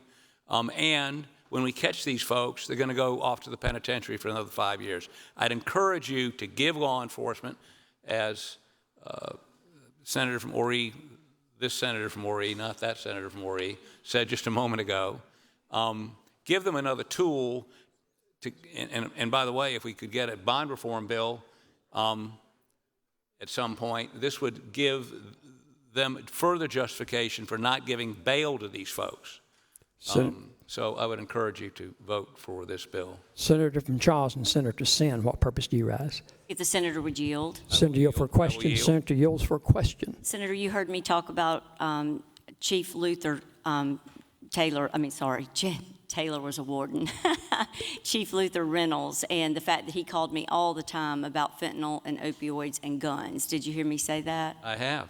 And did you know I might disagree with you a little bit that you're saying that it is not tangled up with constitutional carry, because the reality is, and did you know, that law enforcement has been asking for relief for repeat felons that are committing most of the crime, and they need to have an ability to treat them like they do federally and arrest them for the added offense of having the handgun. Absolutely. Okay, but are you aware of the fact that a lot of my colleagues here would be very supportive of such, but they have never allowed the bill to move forward? And did you know it's because they've got a stranglehold because they want constitutional carry with no background checks, no training? Well, I think that is one analysis. I think there's some other analyses that could be construed as valid. But you bring up an interesting point about the feds. If you get caught with drugs and a gun by the feds, no bond.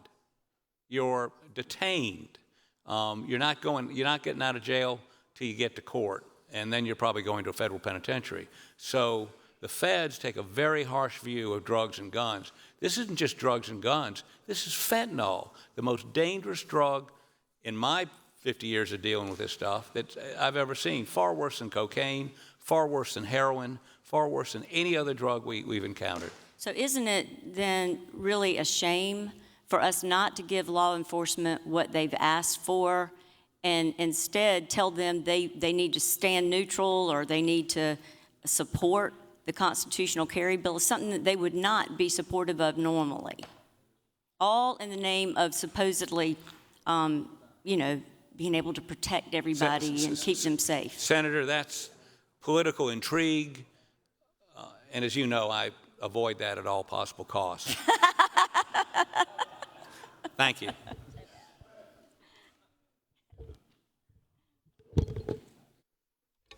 Senator from Berkeley, Senator Adams, what purpose do you rise? Well, I was going to ask the senator a question, but that's okay. I would like to ask to table the amendment. Motion is to table the amendment. Those in favor, roll call has been requested. Do 5 of sufficient members? 1, 2, 3, 4, 5, 6. More than enough. Roll call is ordered.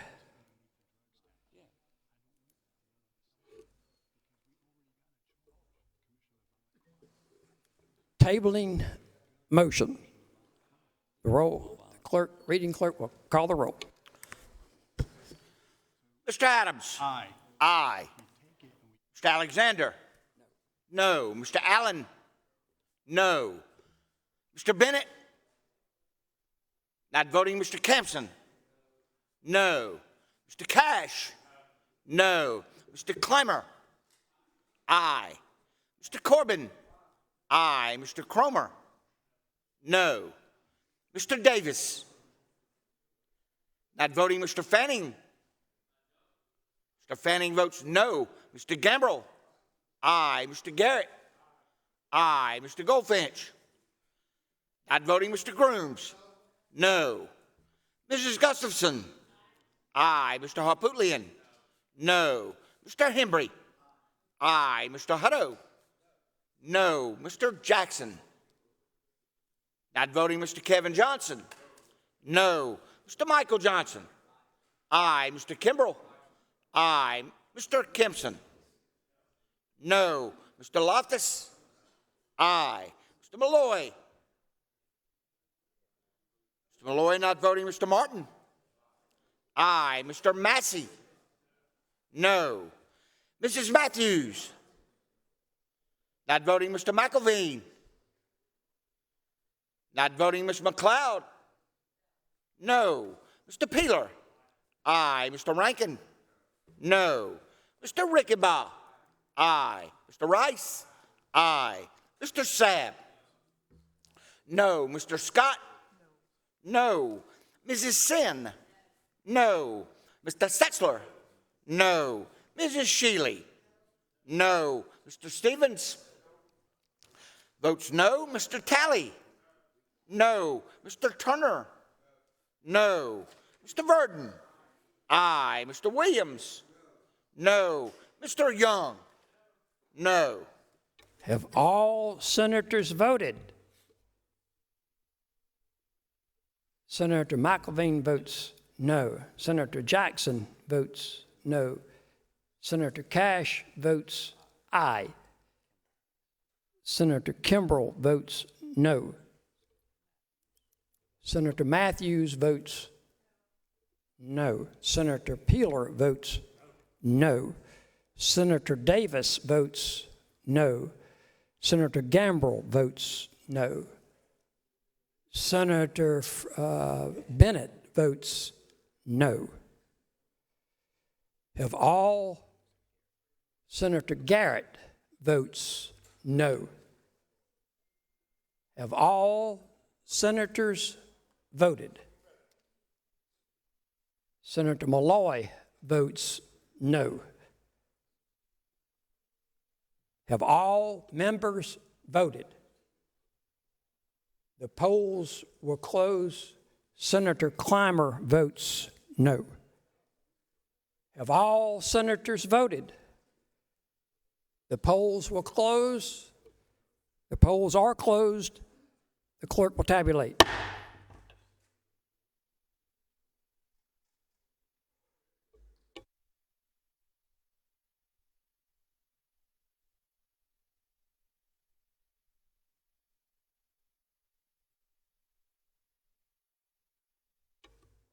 Members of the Senate, by a vote of 11 to 34, the Senate refuses to table the amendment. The pending question is the adoption of the amendment. Senator from Darlington is recognized on the amendment. Thank you, Mr. President. Members of the Senate, a lot of comments were made at the podium as it relates to this bill, and I think that congratulate the authors for finding a way to thread the needle and end up getting the matter in that is germane. normally enhancements are very difficult because they put a mandatory minimum on these provisions. In this, it was crafted as such that the penalty provision is up to the 5 years plus the amount as it relates to the fine, which is up to $2,500, I think it was, $2,000 or more, which I think obviously helps. I'll direct your attention back as to many of the issues, and someone brought up bail during the point in time, and we plan on getting a bail bill at some point in time during the year. And so in these provisions, whenever we're negotiating from outside of the body to end up setting policy, when you put mandatory minimums on something, it doesn't always work the way that you would think it would work.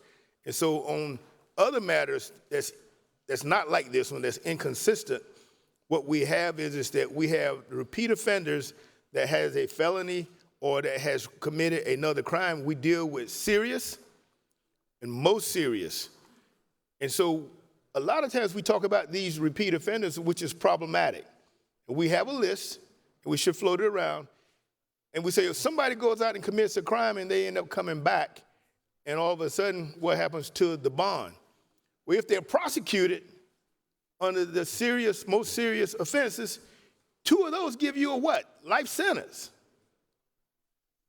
And we gave them discretionary as it relates to the serious on the 3rd offense. And so a lot of times when we are portraying to the public the way that these things work, in fact, they just have to be prosecuted. And so you have repeat offenders that are out there in the community.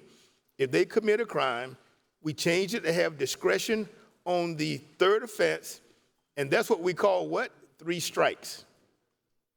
And so for this provision, I'm not weighing in on the argument as it relates to how this affects the debate of the gun, that kind of issue.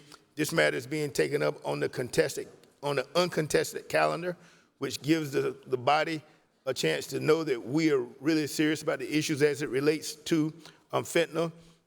I've collaborated with the senator from Orangeburg. He tells me that we have mirrored this along with the way that the Senate version was, that we mirrored it with the heroin laws, I think it was, that we had the mandatories in at a certain level, which is consistent with what we have done over the past.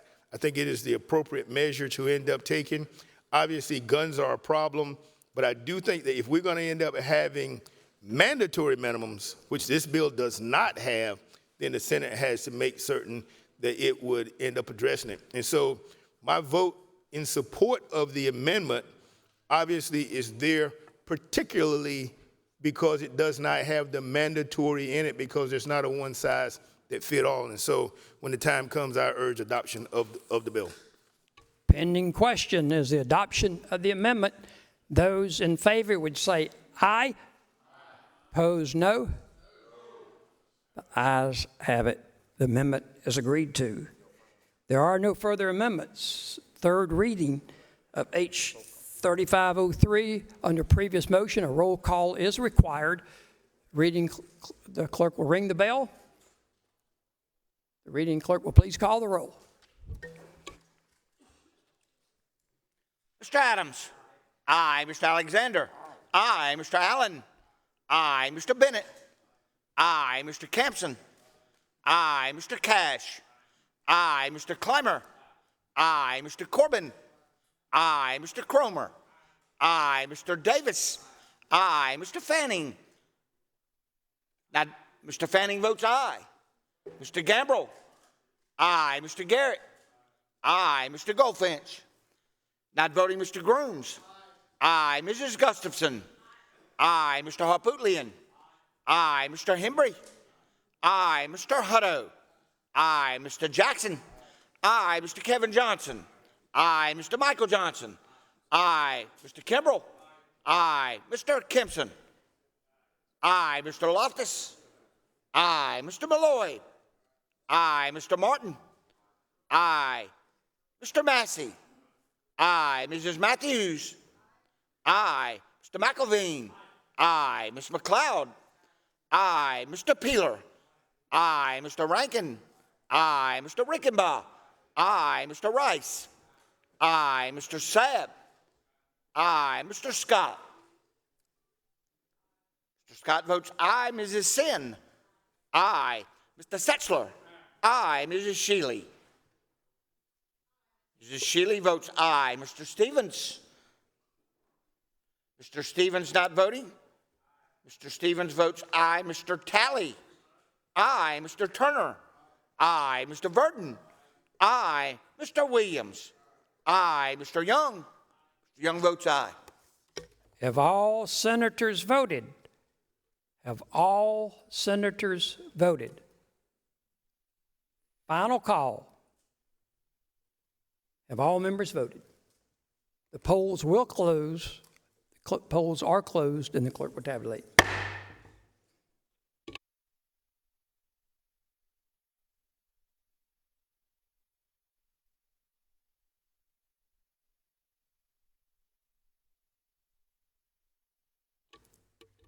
Members of the Senate, by a vote of 45 to 0, H 3503 receives a third reading.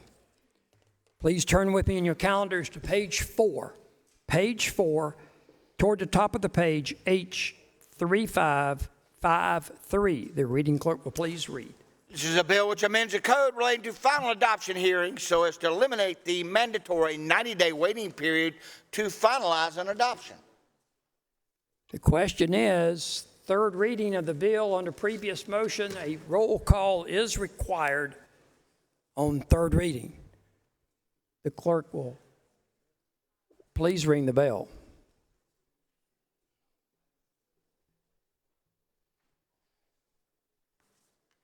The reading clerk will call the roll, please.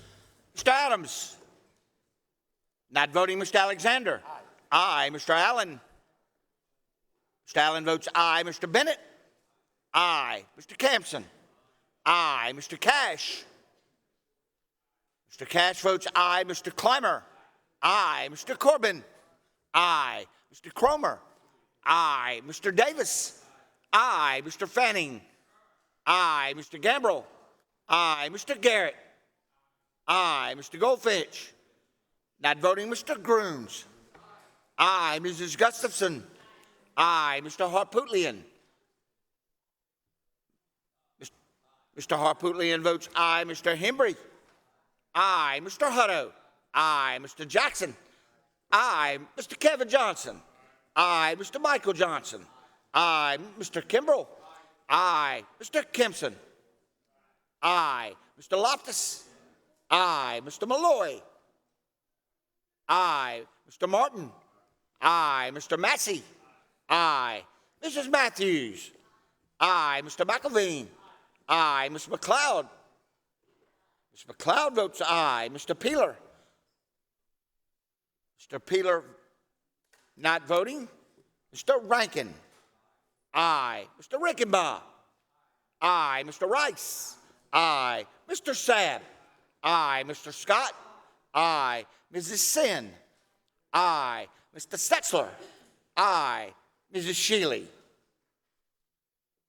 Mrs. Shealy not voting. Mr. Stevens. Aye.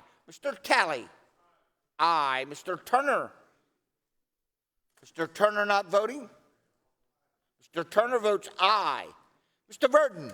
Aye. Mr. Williams. Aye. Mr. Young. Aye.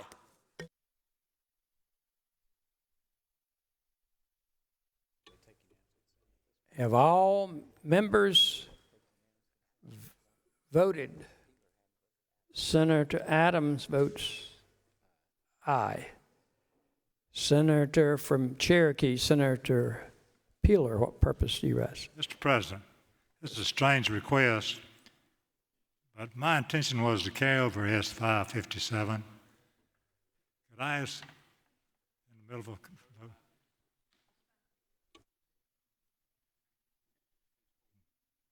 never mind.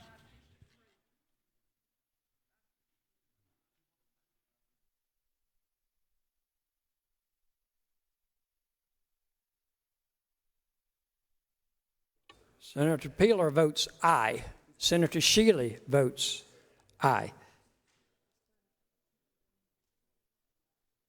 Any? Have all members voted?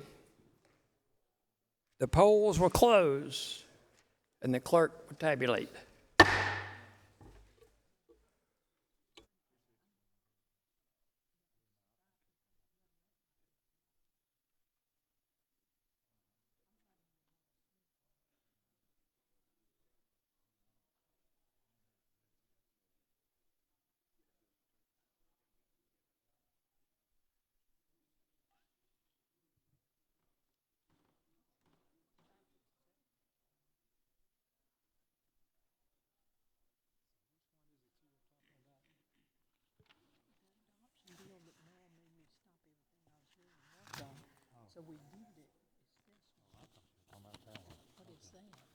We've left that on the calendar just where it is. Yeah, that's fine.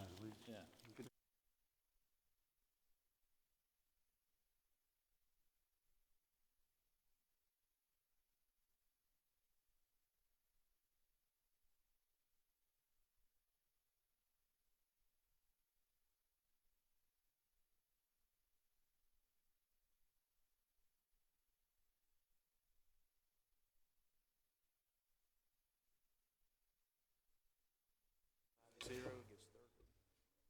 Members of the Senate, H3553 receives a third reading by a vote of 45 to 0.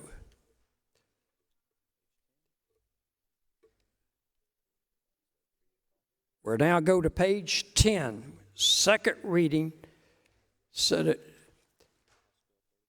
First up, Senator from Edgefield. What purpose do you ask, sir? Mr. President, if you will, go ahead and call the bill. We're on page 10, H3518, second reading. We have an amendment on the desk. Mr. President. Senator from Edgefield. Mr. President, I move to carry over. Motion is to carry over. Those in favor would say aye. Aye. Opposed, no. The ayes have it. H3518 is carried over. Senator from Orangeburg, Senator Hudge, what purpose do you ask? Unanimous consent request. State your request. On page 14, S514 is a bill that I authored. That bill has been taken up and passed in another form, and so it's no longer needed. I move to recommit. Is there objection to the unanimous consent to recommit S514 back to the Judiciary Committee? Hearing no objection, so ordered. S514 is sent to the Judiciary, referred back to the Judiciary Committee. Members of the Senate, we're now at the bottom of page 12, S640. The reading clerk will read. Joint resolution approving regulations of the Department of Health and Environmental Control relating to water classifications and standards. Senator from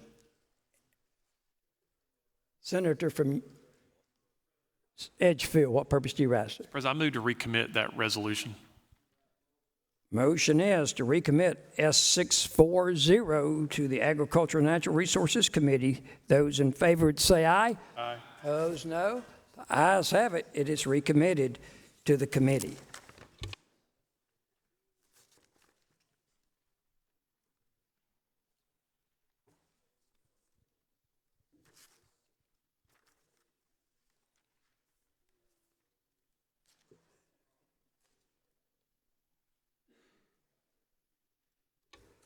That takes us to the bottom of page 20, S773. The reading clerk will read. It's a joint resolution approving regulations of the Department of Labor Licensing and Regulation. Edgefield. Senator from Berkeley, Senator Grooms, what purpose do you ask? I move to recommit this resolution to the Transportation Committee. Motion is to recommit S773 to the Transportation Committee. Those in favor would say, please say aye. Aye. Opposed, no. The ayes have it. The bill is recommitted to the Transportation Committee. Members of the Senate, now please on the bottom of page 21, H4116, the reading clerk will read. We have a committee amendment. Senator from Edgefield, what purpose do you ask? I move to carry over. Motion is to carry over H4116. Those in favor would say aye. Opposed, no. The ayes have it. The bill is carried over. Members of the Senate, that takes us to page 28, H3872. The reading clerk will read. Senator from Edgefield, what purpose do you rise? Move to carry over. Motion is to carry over H3872. Those in favor, please say aye. Opposed, no. The ayes have it. H3872 is carried over. Now to page 29, top of the page, H3960. Senator from Edgefield, what purpose do you rise, sir? Move to carry over. Motion is to carry over H3960. Those in favor, please say aye. Opposed, no. The ayes have it. The bill is carried over. We continue on page 29. Next, H4352. The reading clerk. Senator from Edgefield. What purpose do you rise? Move to carry over. Motion is to carry over H4352. Those in favor would say aye. Opposed, no. The ayes have it. The bill is carried over. That takes us further on the page to H3782. Mr. President. Senator from Edgefield, what purpose do you rise, sir? Move to carry over. Motion is to carry over H3782. Those in favor would say aye. Opposed, no. The ayes have it. It's carried over. Final bill on page 29, H4120. The reading clerk will read. The senator from Edgefield. What purpose do you rise, sir?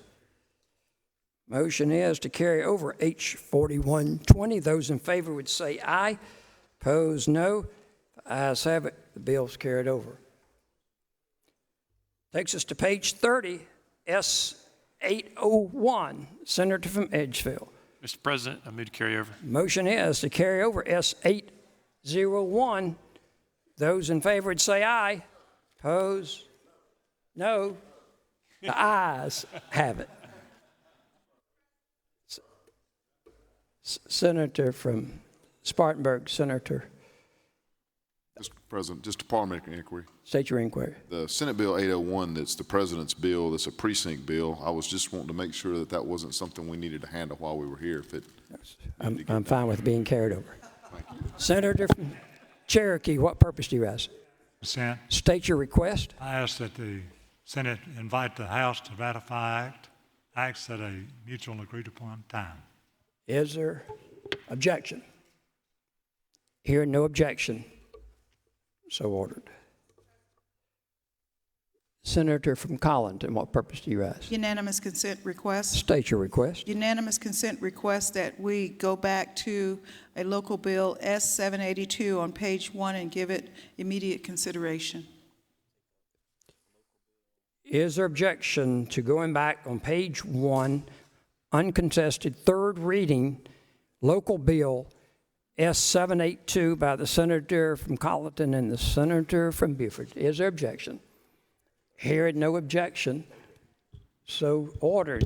Question is, third reading of S782. Those in favor would please say aye. Opposed, no. Ayes have it. So ordered. Senator from Aiken, Senator Young, what purpose do you rise? Unanimous consent request. State your request. Senate Bill 812 and Senate Bill 810 were read across the desk earlier today. They are congratulatory resolutions, and I would ask unanimous consent to add the role of the Senate to each of them.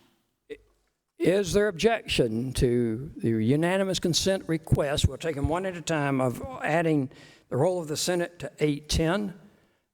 Hearing no objection, so ordered.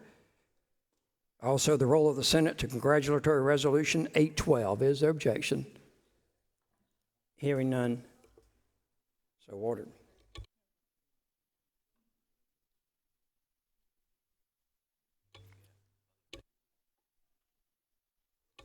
That completes the call of the uncontested calendar. We're now in the motion period. The Senator from Edgefield, what purpose do you rise, sir? Move to dispense with the balance of the motion period. Motion is to dispense with the balance of the motion period. Those in favor would say aye. Opposed, no. The ayes have it, and the motion period is dispensed.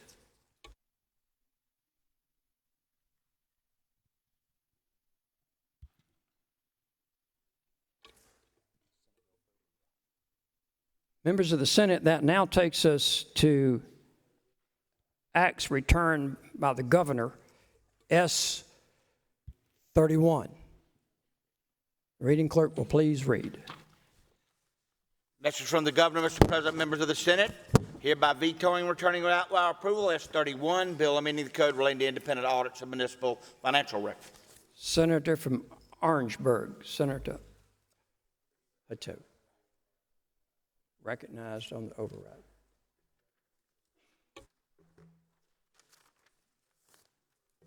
Members, this is S-31. We waived the printing requirements early. It came back with a veto from the governor. This is the bill that went through Senate Finance Subcommittee and Senate's Finance Committee. Senator from Lawrence, I believe, was the chair. But it allows small, very small municipalities to basically present financial statements instead of an audit in order to collect their local government funds. For instance, if you got a really small municipality and they're only going to get $8,000 in local government funds, but it's going to cost them $10,000 to do an audit, they don't do it. And so we got about 70 really small municipalities in this state who do not collect their local government fund because the cost of doing the audit to draw them down is more than they get. And so in lieu of that, what we vetted through the Finance Committee was to make them submit, instead of the audit, they could submit their financial statements. So there would be a review of their financial statements, just not an audit. It passed out of here unanimously, passed the House, I believe, also unanimously, but the governor has vetoed it, and I would ask us to override. Senator from Spartanburg, Senator Martin, then I'll come to the chairman of the subcommittee. Senator, for what purpose do you rise, sir? See if the senator from Orangeburg would yield for question. Senator, yield for question. Senator, yield. Senator, I heard the veto announcement come across the desk, but normally we get an email or a letter from the governor explaining why he vetoed something. Did he send that out? He did send a letter out. I'd be glad to share a copy with you. But basically, he just says he doesn't think it gives the most transparency possible, and it doesn't. Look, an audit would be better than financial records, but if you're a little town, and you know $8,000 could be a lot to a little town, but it doesn't make any sense to Well, Senator, if they're going to lose $8,000 in local government fund, but have to spend $10,000 to do an audit, so right now they're going to choose nothing. At least this allows them to give us something, correct? Well, it gives them something, and they'll have to put this in their financial records for people to see. That obviously, when they get ready to draw them down and spend them, they will have a open city council meeting and all and talk about it. It's not like that the money can be absconded with. They'll be handled. It won't, but it just won't require an audit. Senator, did you know that I will not object to the unanimous consent to override? All right. Well, Senator from Lawrence, what purpose do you rise, sir? Yield for question. Senator, yield for question. Senator, Senator, yield for question. Yes, Senator, yields. I will, yes. Thank you. Senator, is it not true that in the course of testimony and the vetting through subcommittee and full committee, it was well determined that there would actually be an incentivization for the records management to be transferred to the state, then comptroller for municipals and now treasurer for counties? The incentivization matches the language in the veto message that you are very well intentioned, and in my estimation, I believe will be well resulted with a much greater participation. Getting our minds around the fact that we are dealing with so many municipalities with such a limited revenue stream that they're opting out of any participation, missing out on their opportunity to participate in the local government fund. To me, Senator, it is actually a no-brainer and a well-devised and I believe will be well-executed remedy. Thank you. I did know all that. Unanimous consent to override the governor's veto. Senator from Charleston, Senator Kempson, what purpose do you rise? The senator yield for question. Yes. Senator, I appreciate your explanation, but there are other ways to turn in a financial statement that don't rise to a full audit. But the law requires the audit. An audit. So there's the review. That's the lesser standard. But our statutory requirement is an audit. Right. Now, is there a cap on the threshold? 500,000 municipalities whose total budget is less than 500,000. Yeah, but in terms of the refund, well, as is a there- practical matter, So say they get a refund of $1 million or a tax.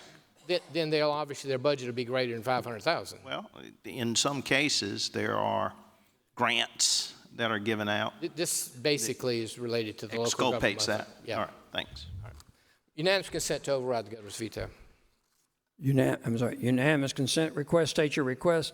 Override the governor's veto. To override the governor's veto. Is there objection to unanimous consent request that we would be recorded as override of the governor's veto? Yeah, hear objection of those by using the last unanimous. That's fine. Yeah, including the last unanimous roll call as the basis for that. Is there objection to that? Hearing none, so ordered.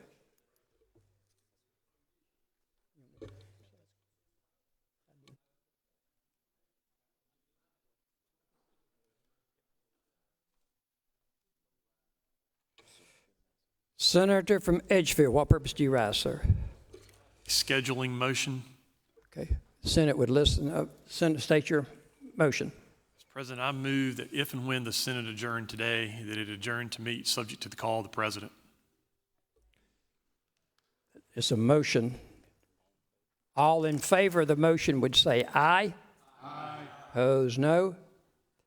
Ayes have it. The motion is agreed to. That takes us to page 2, top of the page, bills returned from the House. First is S418 by the senator from Horry, Senator Hembry. Senator Hembry, what purpose are you rising? Move to carry over.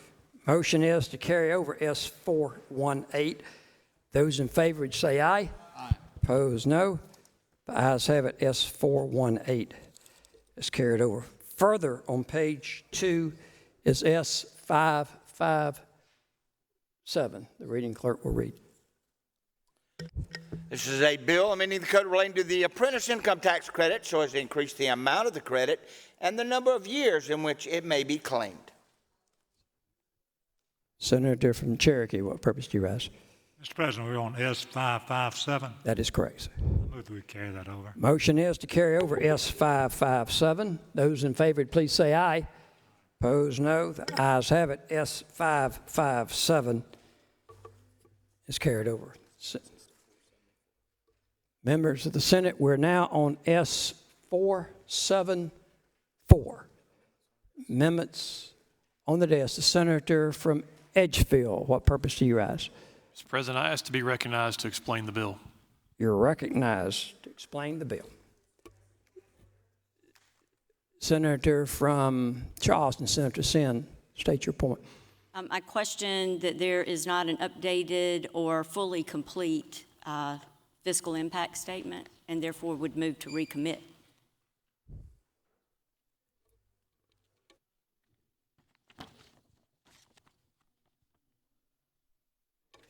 Anyone else wish to speak to the point of order? Anyone else wish to speak to the point? Senator from Spartanburg, Senator Martin. A point of clarity, what rule is being used to make the point of order? I know our Senate rule states that you have to have it prior to second reading, but this is a bill returned from the House, correct? That is the status of the bill. Senator, do you reference your point of order? Fiscal impact statement, and you all ruled against me when it was on second reading, and I thought that we had carried everything over to third. So that's one thing that's happened that I will never let happen again.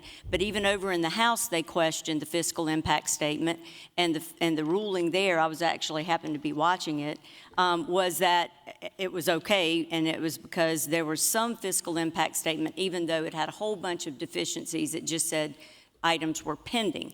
This is the same issue. The items are still pending.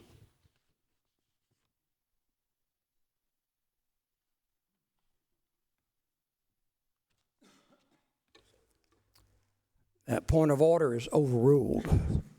The senator from Edgefield has been recognized to explain the bill.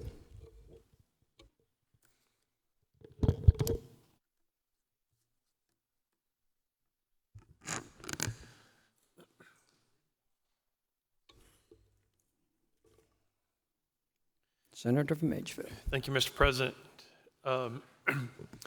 Before I get into the specifics of the bill, I do want to give some background. Thank you very much.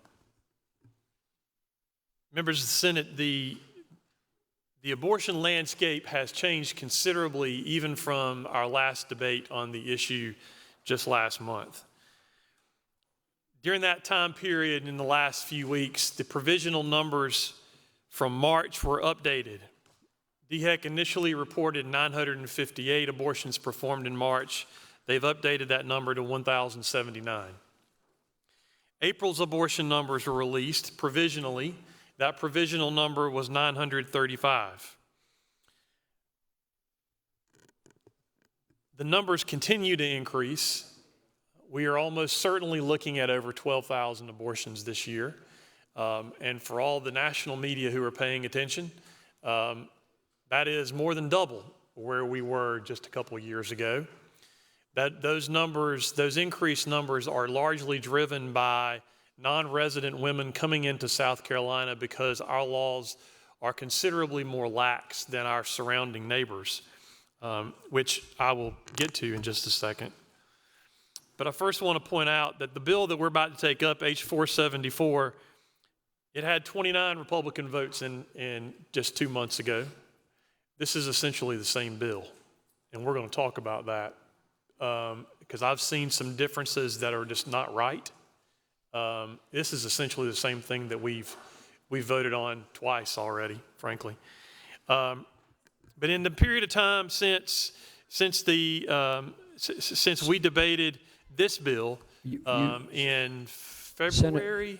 Senator from Collinton, what purpose do you rise? Just to see if he would ask a quick question before he goes on to the differences in the bill. Senator, yield for a question. I'll answer a quick question before I go into it. On to the stats that you talked about just a minute ago from DHEC. Can you please tell us, out of those stats, how many were identified as out of state, people that came in? You see why would versus South Carolinians that receive services from Planned Parenthood? And I've got that. I don't know that I brought that up with me. The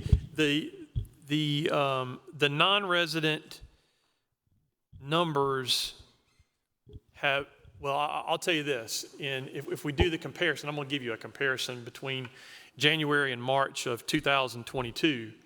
Last year, between January and March, there were 87 non-resident abortions. Right. In that same period this year, with the updated numbers, there were 1,385.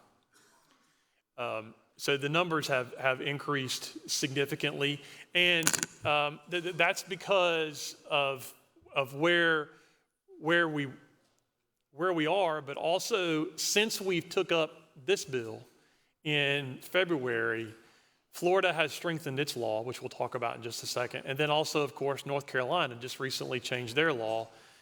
So we have become, South Carolina has become the abortion capital of the Southeast.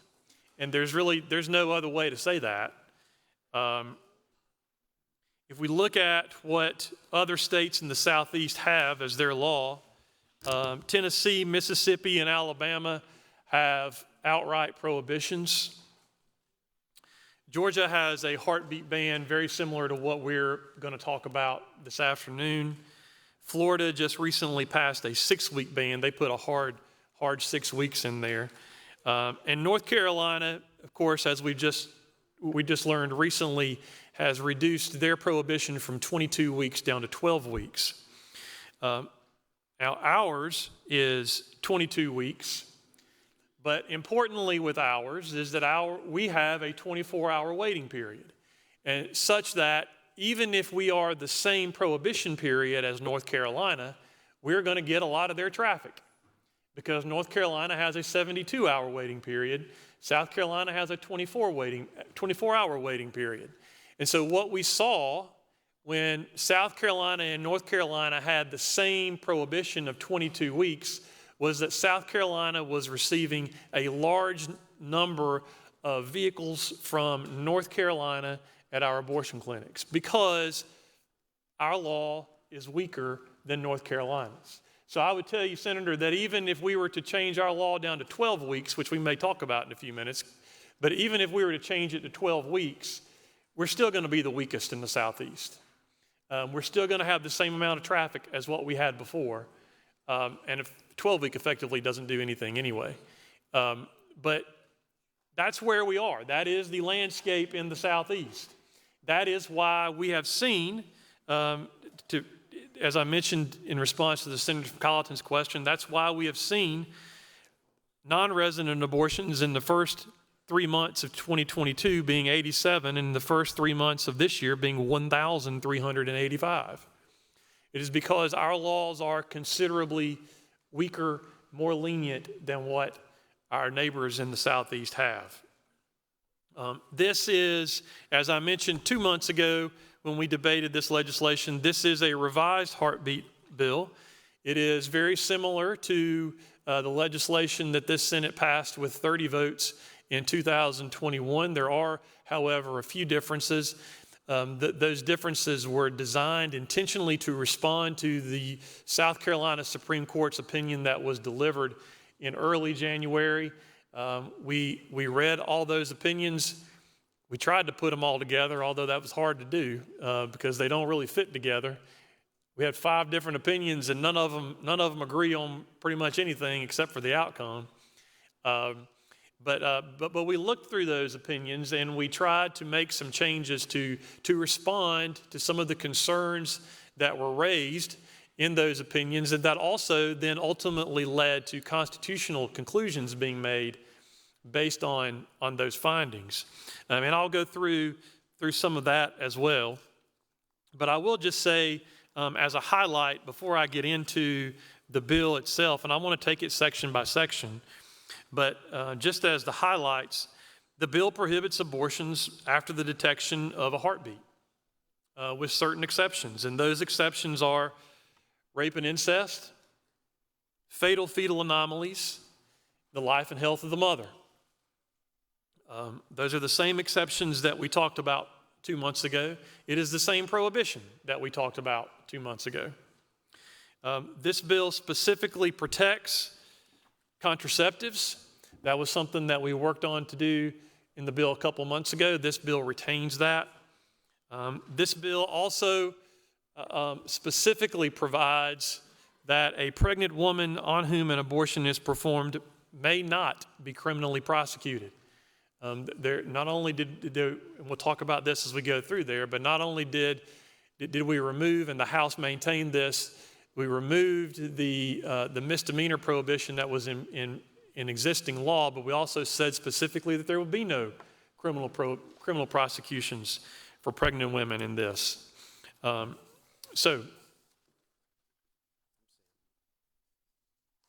Okay, thank you. In response to, I'll go back before I get into the bill, just the Senator from Colleton's specific questions. In 2023, yep. All right.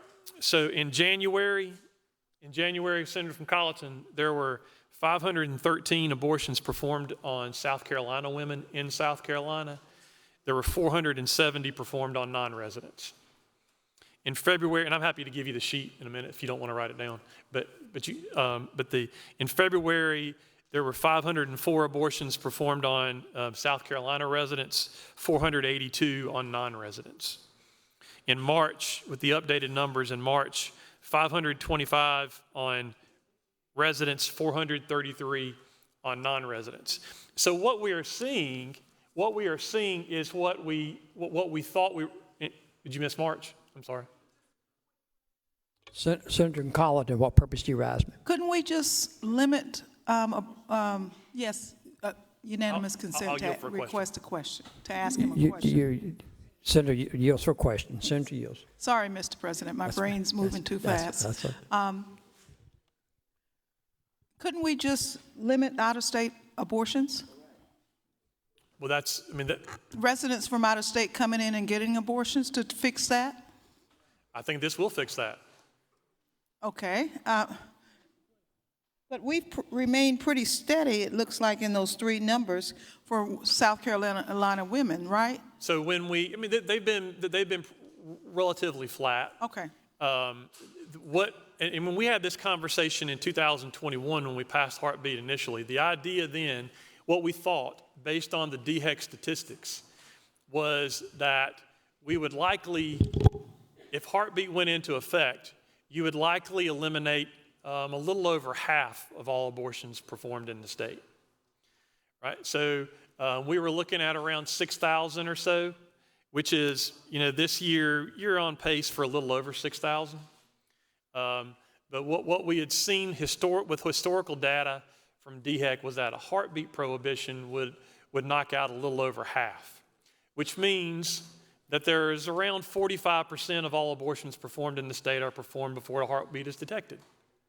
But that's what this would do. So it would eliminate almost all the non-residents, and it would also reduce the number of resident abortions because of that. So, Senator from Orangeburg, Senator Stevens, what purpose do you rise? Would the senator yield for a question?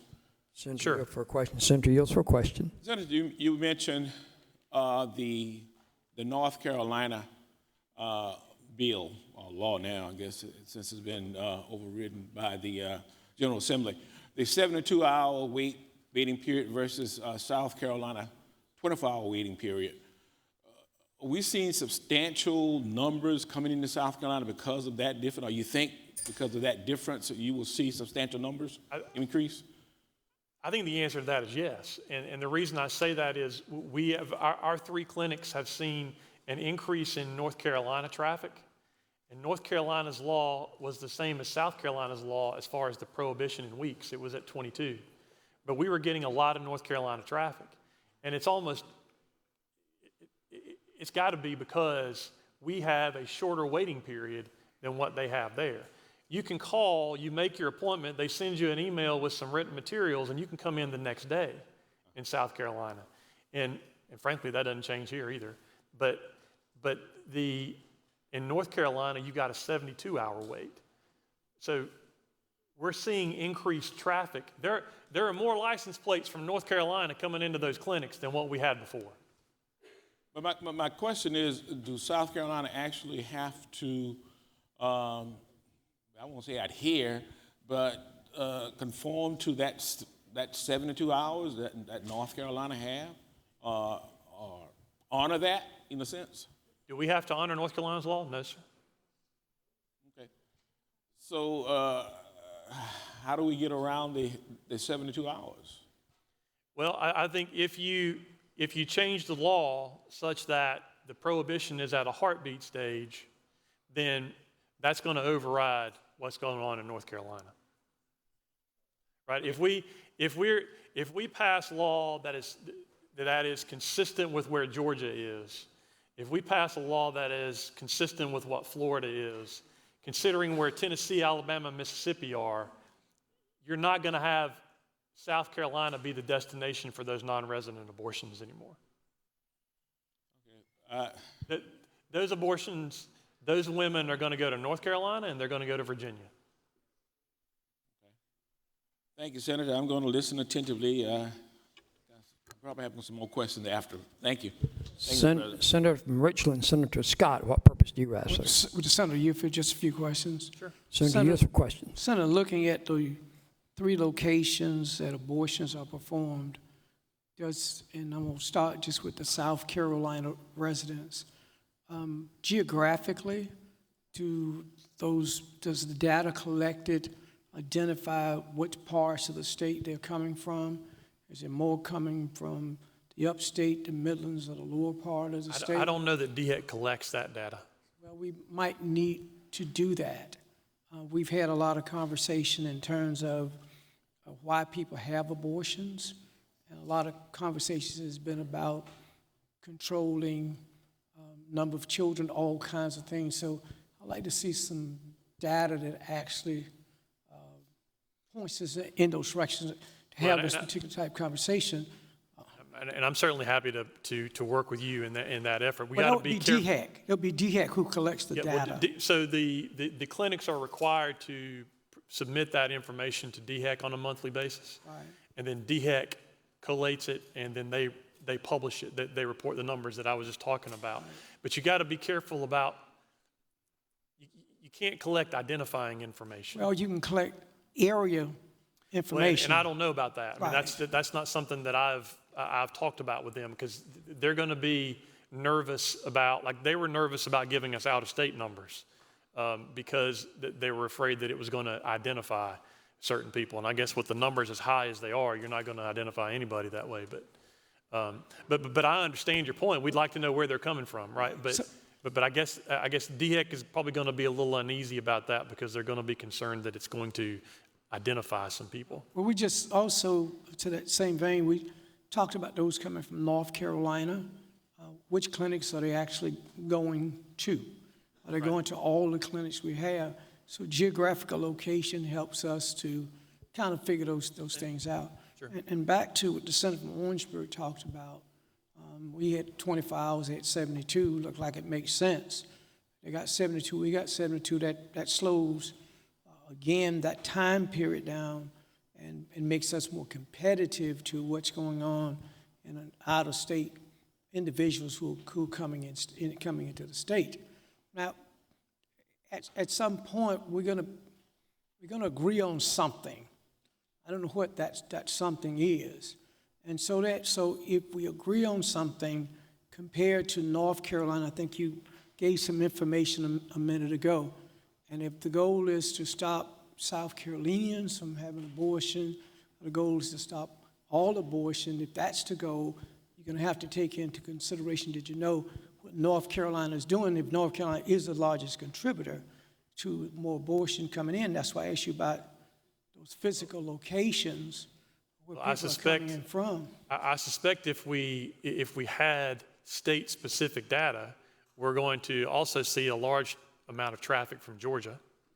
We would also see some traffic from Tennessee. We have been getting, because I read about it in the Tampa Tribune, we're getting traffic from Florida. I think right now, in the current state of the law, we're catching overflow from all those states. And that's because it's an inability to work through the bill. And to do what, I'm sorry? To work through this bill. This is our fourth time debating this bill this year. So I'm just saying that this session, I think the first one went out last year and the other two, now three, has been this year. So it looks like at some point we got to figure it out. I absolutely agree that the increased numbers that we're seeing are the result of us not passing something. Yeah. But the question's always been what we pass. Sure. Can we work through that? Sure. And gain some support, and not do what Across the Hall has done, continue to send us some stuff that just nowhere is going to get out of here, and taking into consideration some of the factors that you have. And I know DHEC didn't have to be community pointed in terms of where it's coming from, but it can be area and county sensitive, so we know exactly if it's the larger counties who close to Greenville, Spartanburg, Horry, then we know it. Maybe. I mean, if it was county specific, if you got some counties like Allendale or McCormick, you may be identifying specific women. Well, they're so small. I know, right? So you may be identifying specific women. But you can say a particular county. I mean, you're talking about a county under 8,000 people. Yeah, compared to, I understand. I understand 500,000 in Greenville. That's a whole different ballgame. Yeah. And you're talking about race. Race is different in those rural counties and in those large, race specific is different. So I'm saying, if we're going to deal with the issue, let us not do what we've done 4 times. To get my hope is that we're not going to do what we've done multiple times. But but one thing I've not seen this body do that it normally does is to come together, have some real discussion in terms of what this body will work with, rather than trying to force it onto the body to adopt what we think that one side wants to be, and I'm not trying to put you on the spot with it. mean, One side think it's going to work. If not, we're going to continue to see you share the data and no way to correct it. I understand. Thank you. Thank you. Senator Mr. from President. Charleston, Senator Sin, what purpose do you rise? Before the senator gets into the differences, to see if he would yield for a few questions. I will not. Senator Mr. President, I want to go through the different sections of the bill and talk about what the House passed, and then also hopefully talk about some of the differences, although they're not significant, but talk about some of the differences between what the Senate passed a few months ago and what the House passed last week. So first, Mr. President, in Section 1, Section 1 has some legislative findings. And the bill that the Senate passed 3 months ago, did not include any legislative findings. We did that intentionally because the legislative findings, some of those findings are what got us in trouble at the Supreme Court. Specifically, one of the opinions at the court, and this is one of the areas where we've made a change in order to respond to the court. One of the things that one of the justices focused on was a legislative finding in the 2021 legislation that specifically talked about women being able to make informed choices.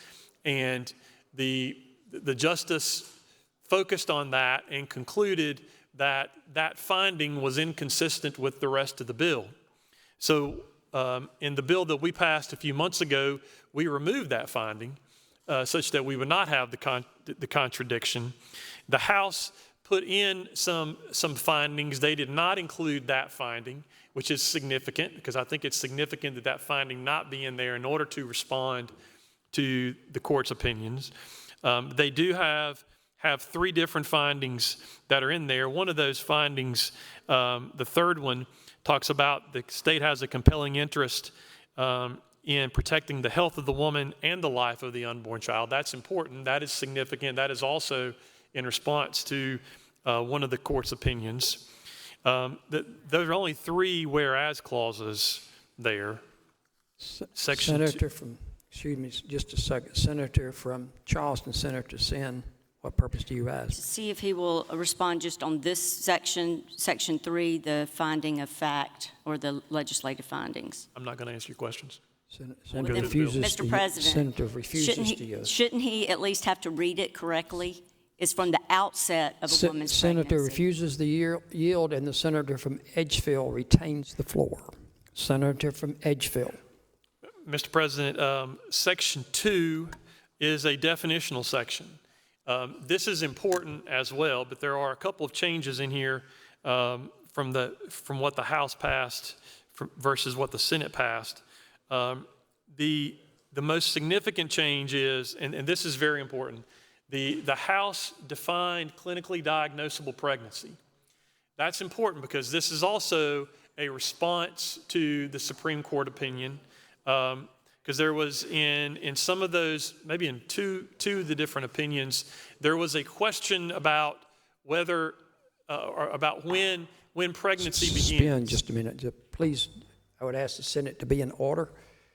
Members are complaining they cannot hear. Please be in order. Give the senator from Edgefield. Thank you, Mr. President. The House defined clinically diagnosable pregnancy, and then they used that term throughout, which is something that we did as well in the version we passed earlier. But this is an especially important point because this is very different from the 2021 bill, because this says that a clinically diagnosable pregnancy is when you have implantation of the fertilized egg in the uterine wall.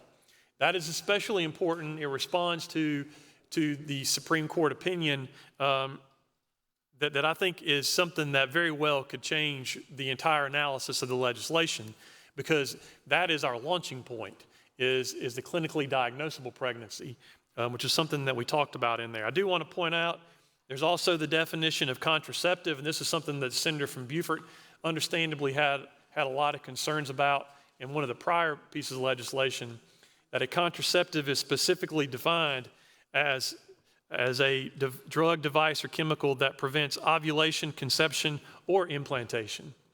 Right? So we protect all those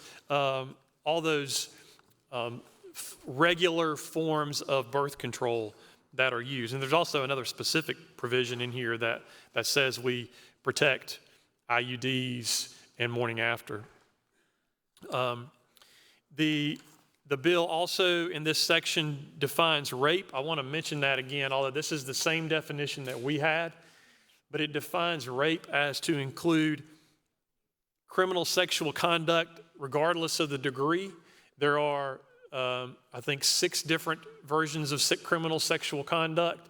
Those things are important, and we'll talk about why that's important in a minute, but it includes all the different layers of criminal sexual conduct. If we go on, Section 620 requires that the woman must provide voluntary and informed written consent before an abortion is performed. I don't know whether this is really necessary. It's essentially the way current law works.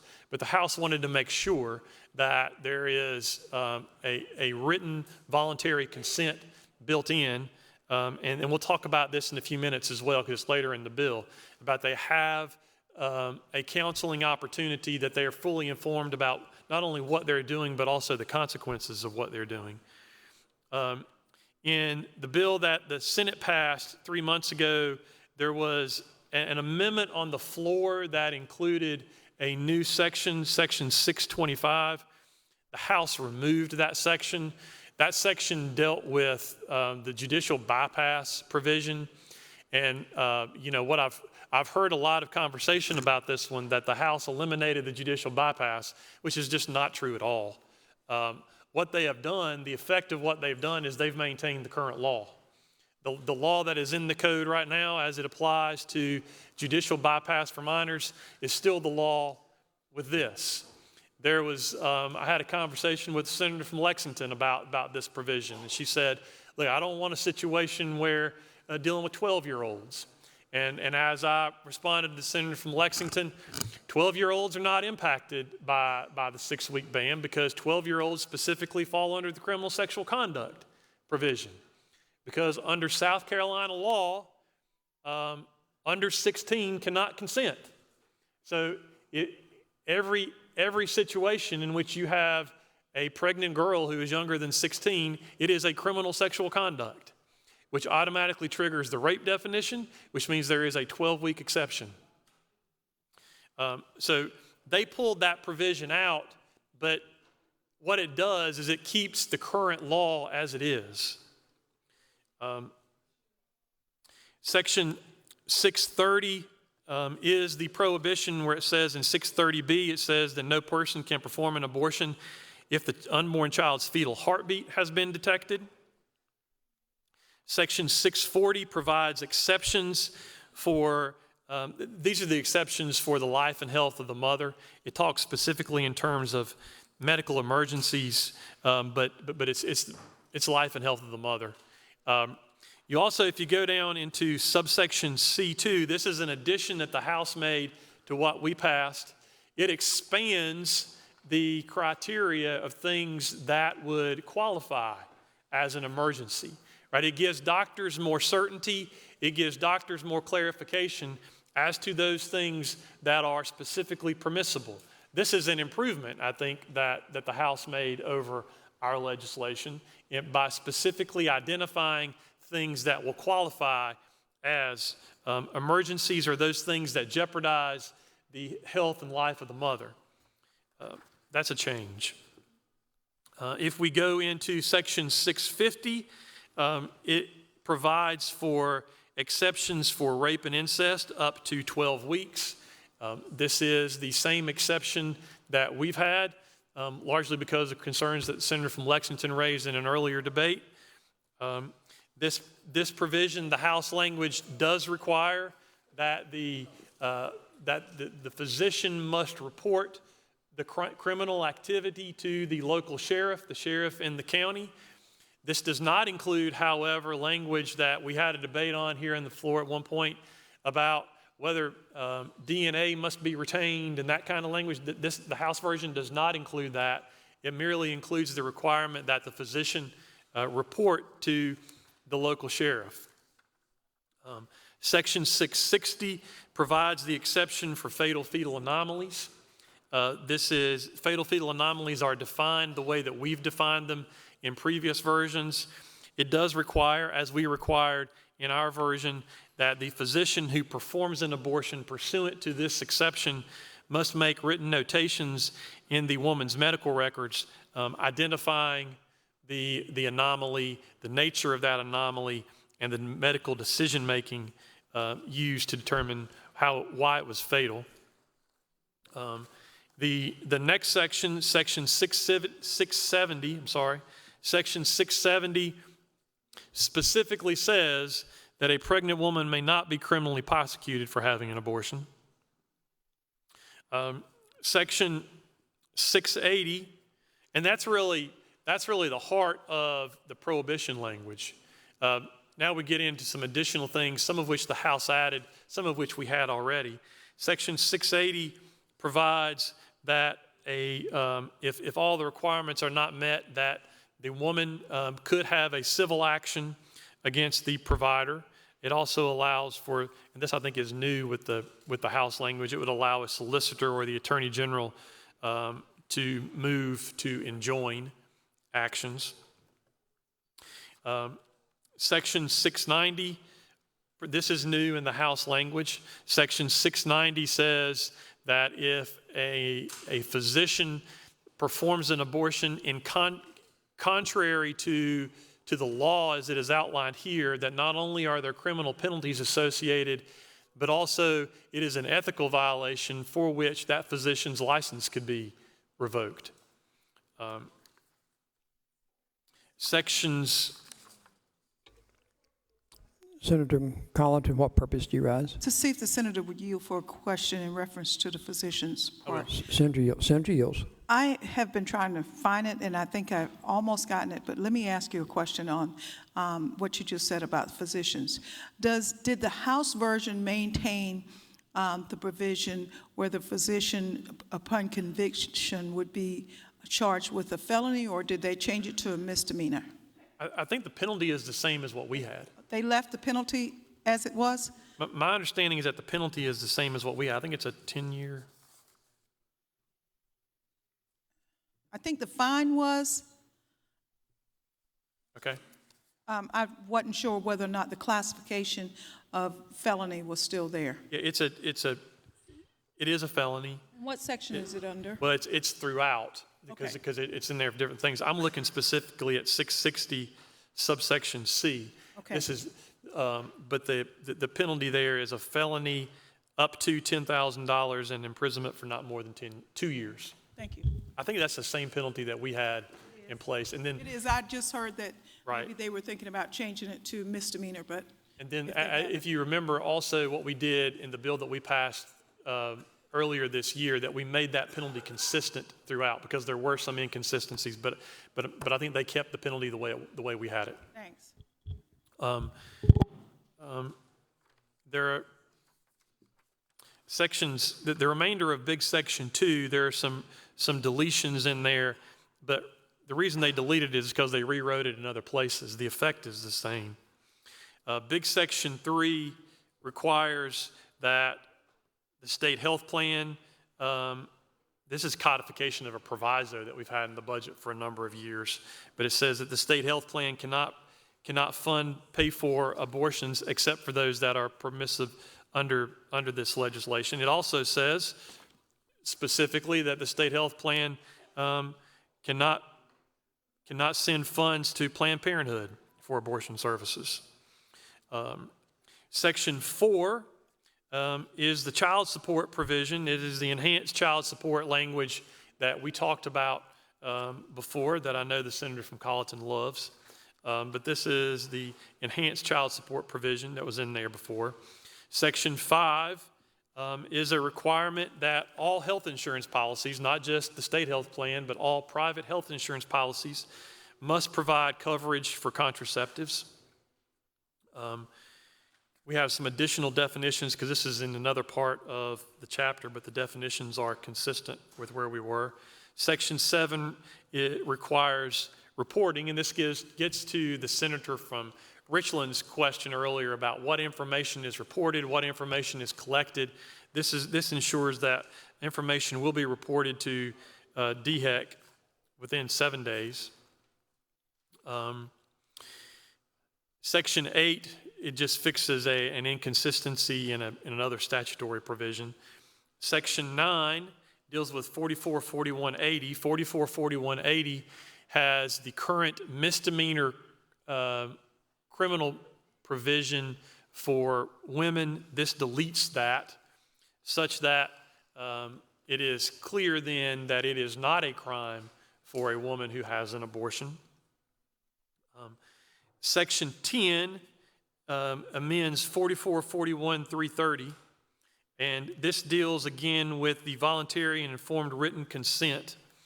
And I've seen some interpretations that what this provision does is effectively require 2 in-person visits 24 hours apart. That's not what it does. It does, however, require that that the woman is going to have some in-person counseling to understand what it is that she's doing and what the consequences of that is. It does not, however, require that it be done on 2 separate occasions. So the 24-hour waiting period that's there, the way that it works now is somebody will call in for an appointment, they will send an email, or you can pick it up in person, but with written materials. And then when you come back in the next day after 24 hours, you have the appointment, you've got to sign some information saying you received that information. This does not change that. It does say, however, that when you come in for that visit, that the physician is going to have to talk with you about the consequences of what's going on. It just requires that the physician be present in the same room when that happens. And the physician has to inform the woman about the nature and risks, the probable gestation age of the child, and whether there's a presence of the heartbeat. So what's going to happen then is you have that ultrasound performed, and then current law requires that you got to wait an hour once the ultrasound is performed. Then the woman's got to sign some documentation. That's the current practice. The only thing that's changing here is that there's going to have to be some additional conversation with the woman during that appointment to make sure that she understands what's going on. It does not require 2 separate in-person visits, as some people have alleged. Senator from Beaufort, what purpose do you rise, sir? For a question on that Sure. particular point. I will. Senator yields. Thank you, Senator, and I appreciate you walking through this bill in the manner that you're doing so. And I, like you, have received also some summaries of this section of the bill that does infer a requirement for 2 physicians. What is that inference based on? I mean, what is the reading that led them to that conclusion?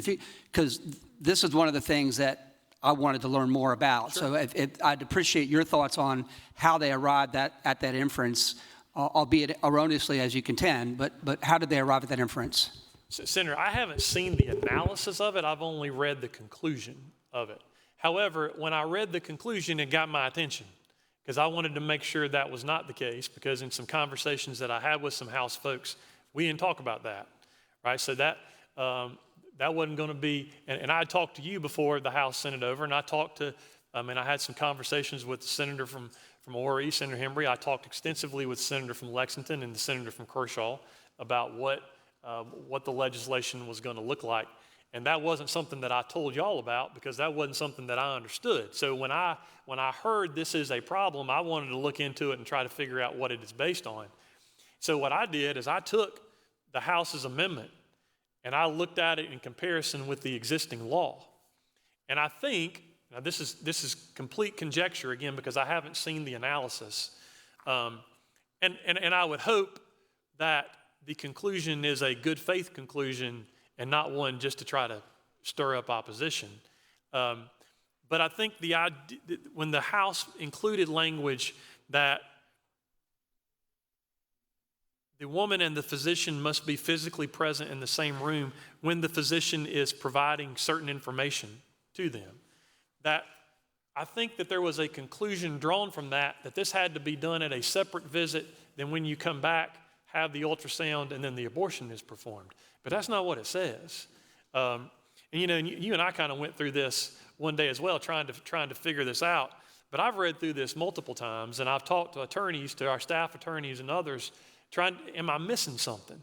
Because if I was missing something, I was going to have a problem with that. But this doesn't require 2 separate visits. You still do have to you're going to have to receive the written materials, as is existing law. There's a 24-hour wait after receiving those written materials, which is the current law.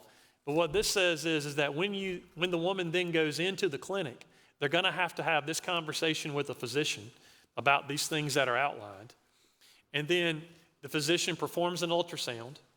Then the law says you got to wait an hour, 60 minutes, before the abortion can be performed after the ultrasound is performed. During that time period, the woman's got to sign the informed written consent paperwork. Got to certify that you did get the written materials. The doctor's got to certify. I've seen that the woman certified that she got the written materials. That type of thing. But these things, based on this language right here, as I've read it multiple times, it requires 1 visit. Now, we could have a conversation about whether it ought to require 2 visits. I mean, that's a debate to have about whether we ought to have 2 in-person visits, but that's not what this requires. So, Senator from Collington, what purpose do you rise? See if the senator would yield to yet another question on this particular issue. I will. Senator yields for the question. Now, Senator, I sat here and I was listening to what you said, and I was trying to go through this, and I've read it several times. So the process, and make sure I'm right, is for say we have a rape victim, and they go in, they want to have an abortion, they report it, and they want to have the abortion. They then have to go into the facility, see a doctor, receive notification, receive the pamphlet, so to speak, of their rights. She will have already received that. Where would she get that, from the front desk? I think you can receive it in that manner. My understanding is that most of the time it is emailed to the woman when the woman calls in to make the appointment. Okay, so she could also have it mailed to her. Let's follow what you're saying, though, regarding the 2 visits, because I still see it in here that it would require 2, because you go to the clinic, if you're a rape victim, of course, you would then have received normal medical care, have a kit done, so to speak, on you, a rape kit done. Then you would receive the pamphlet. And am I correct in understanding that you receive the notice which says that you have a right, that they're going to have to conduct the sonogram or ultrasound on you, and then you have a right to look at the heartbeat or see if there's a heartbeat, but you have to wait. You go in this on day 1, on Monday, you have to wait 24 hours to go, and you would see a physician that first time to have the rape kit done. Then you would have to wait 24 hours, because even if you rape, nothing can be done. You go in the next day after the 24 hours have passed, and then you have to put it in writing. No telehealth is allowed here, nor can you see a PA or a practical nurse. You have to see the physician. You then have to have that discussion with the physician, and it has to be signed by the alleged victim or woman, whoever it might be. You're hypothetical both. Yes. So she would have to confirm in the doctor's presence that, no, doctor, I don't want to view, I don't want to be present, or I want to hear the results of an ultrasound or sonogram.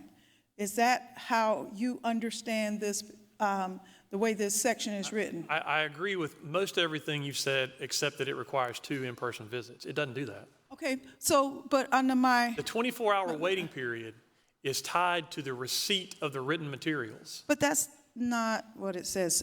Follow my scenario, Is there something Senator, in here? Now, maybe I missed Senator, it, but if there's something in here that Senator, talks about a 24-hour follow waiting my period? scenario.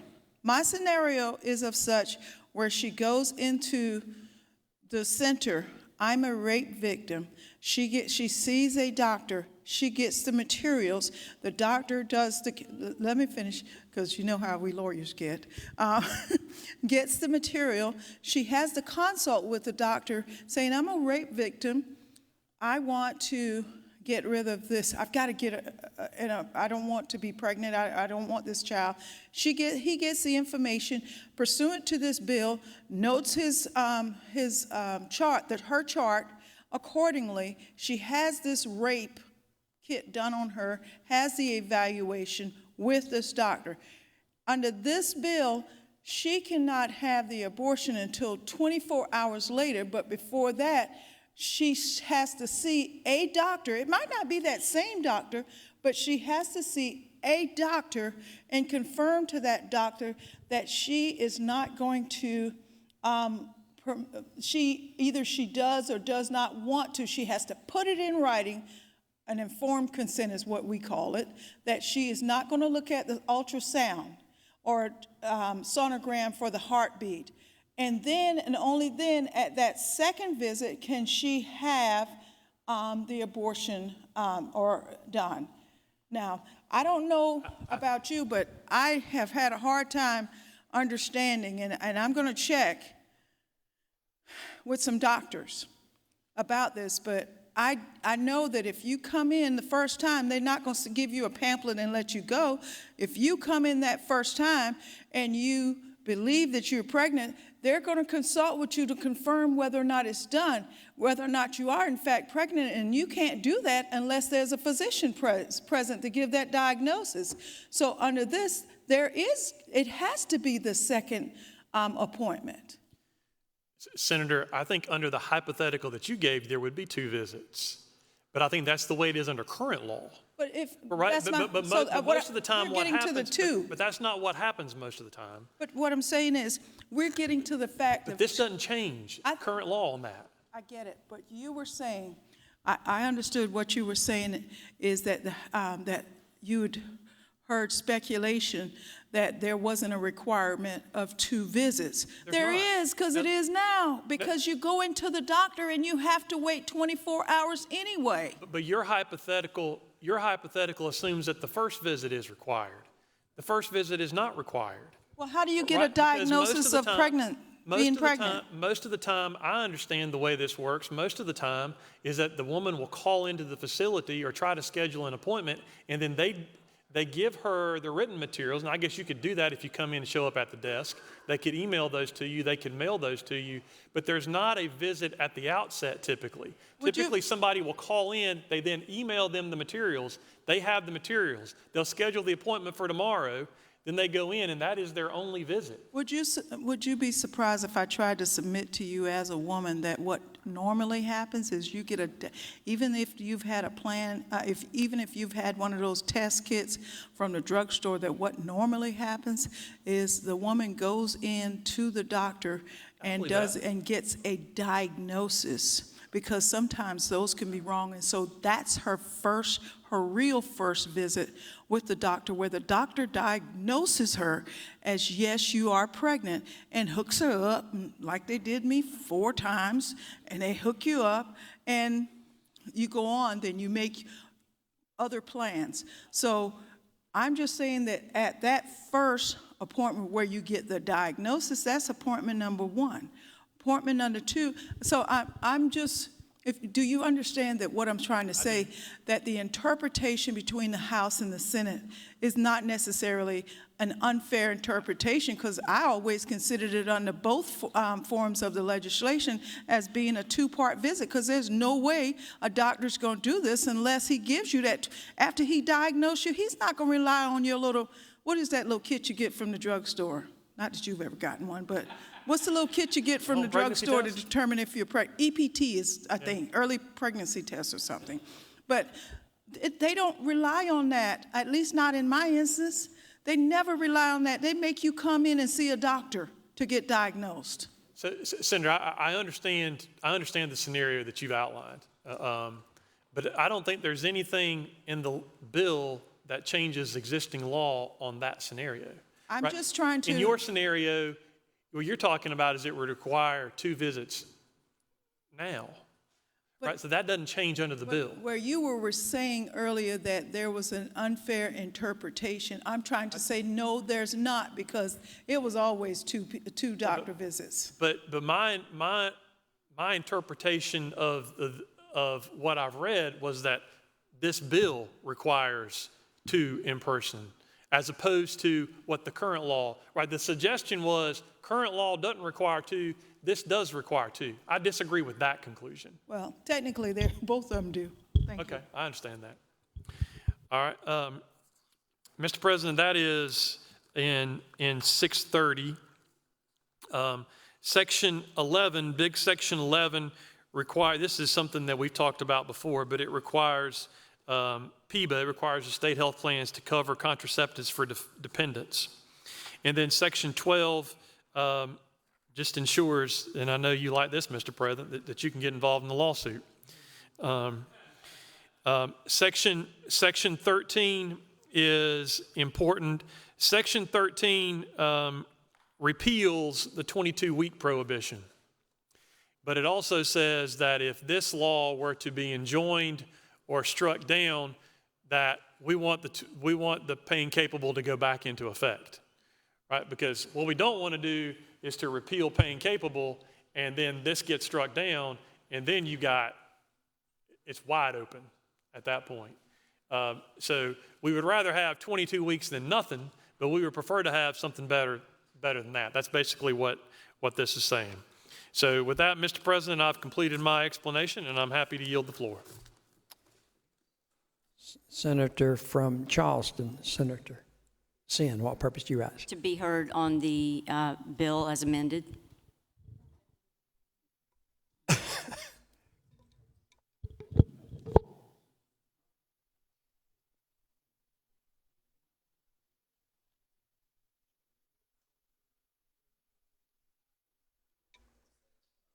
You're recognized on the bill.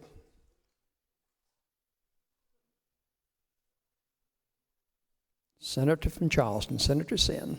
Thank you. I don't know if y'all read in the Washington Post, I think it was just a couple days ago, I believe that the majority leader was quoted as saying that he doesn't like me because I firebomb him. Well, I didn't see him with his bunker gear on, and he refused to answer questions. So now I am going to explain what I see as the key differences and maybe make some revelations to you as how these differences even came about. So, as you all know, Senator Massey, the senator from Edgefield, was actually the author of 474.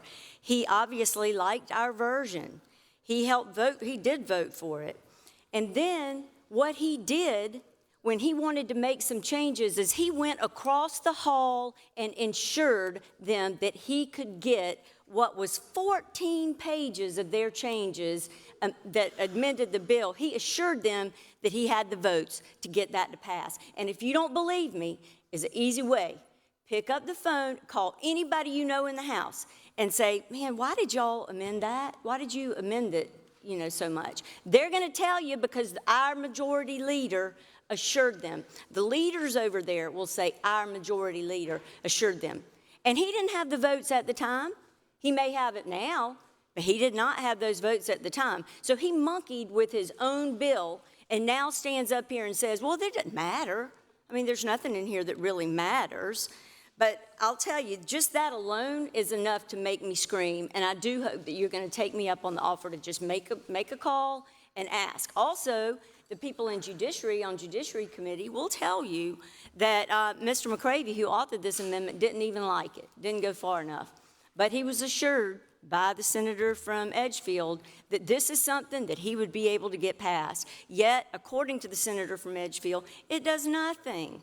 So if it does nothing, why would they take the chance on us rejecting it? Why would they take the chance on us saying, you know what, we're not gonna pass this, and so therefore you're stuck with the 22 weeks? What they did over there with the consent of the majority leader was put the bill at risk, and therefore, if it does not pass, all these babies, it's not going to be on us. It's going to be because this bill got monkeyed with. Now, he talked to you at first about the legislative findings. Folks, that is extremely important, obviously, and I'll tell you, if any of you sit on the Education Committee, just a month ago, on April 12th, 2023, Senator Massey admitted that he does not like whereas sections, and he says that the courts get him in trouble with that. Okay, so he doesn't even like these whereas sections. Told the Education Committee that they needed to just go ahead and pass a bill that does what it says it's going to do and not come up with these legislative findings, which, by the way, none of us had even been able to take a look at. But those legislative findings are big, especially as he points out in Section 3. Let me read it verbatim because he left out a key word. The state of South Carolina has a compelling interest from the outset, that's the word that he left out, of a woman's pregnancy in protecting the health of the woman and the life of the unborn child. You couple that with the definitional changes, and that's a big problem. So if you look at the definitions that we passed and the definitions that they passed, first you've got pregnancy is different. Pregnant means the human biological female reproductive condition of having a living unborn child within her body, whether or not she has reached the age of majority. And then unborn child means an individual organism of the species Homo sapiens from conception until live birth. Okay, so basically it interchanges the words conception and fertilization. And the problem with that is it's a 2-week differential. When the egg is fertilized, it's going to have to have already hit the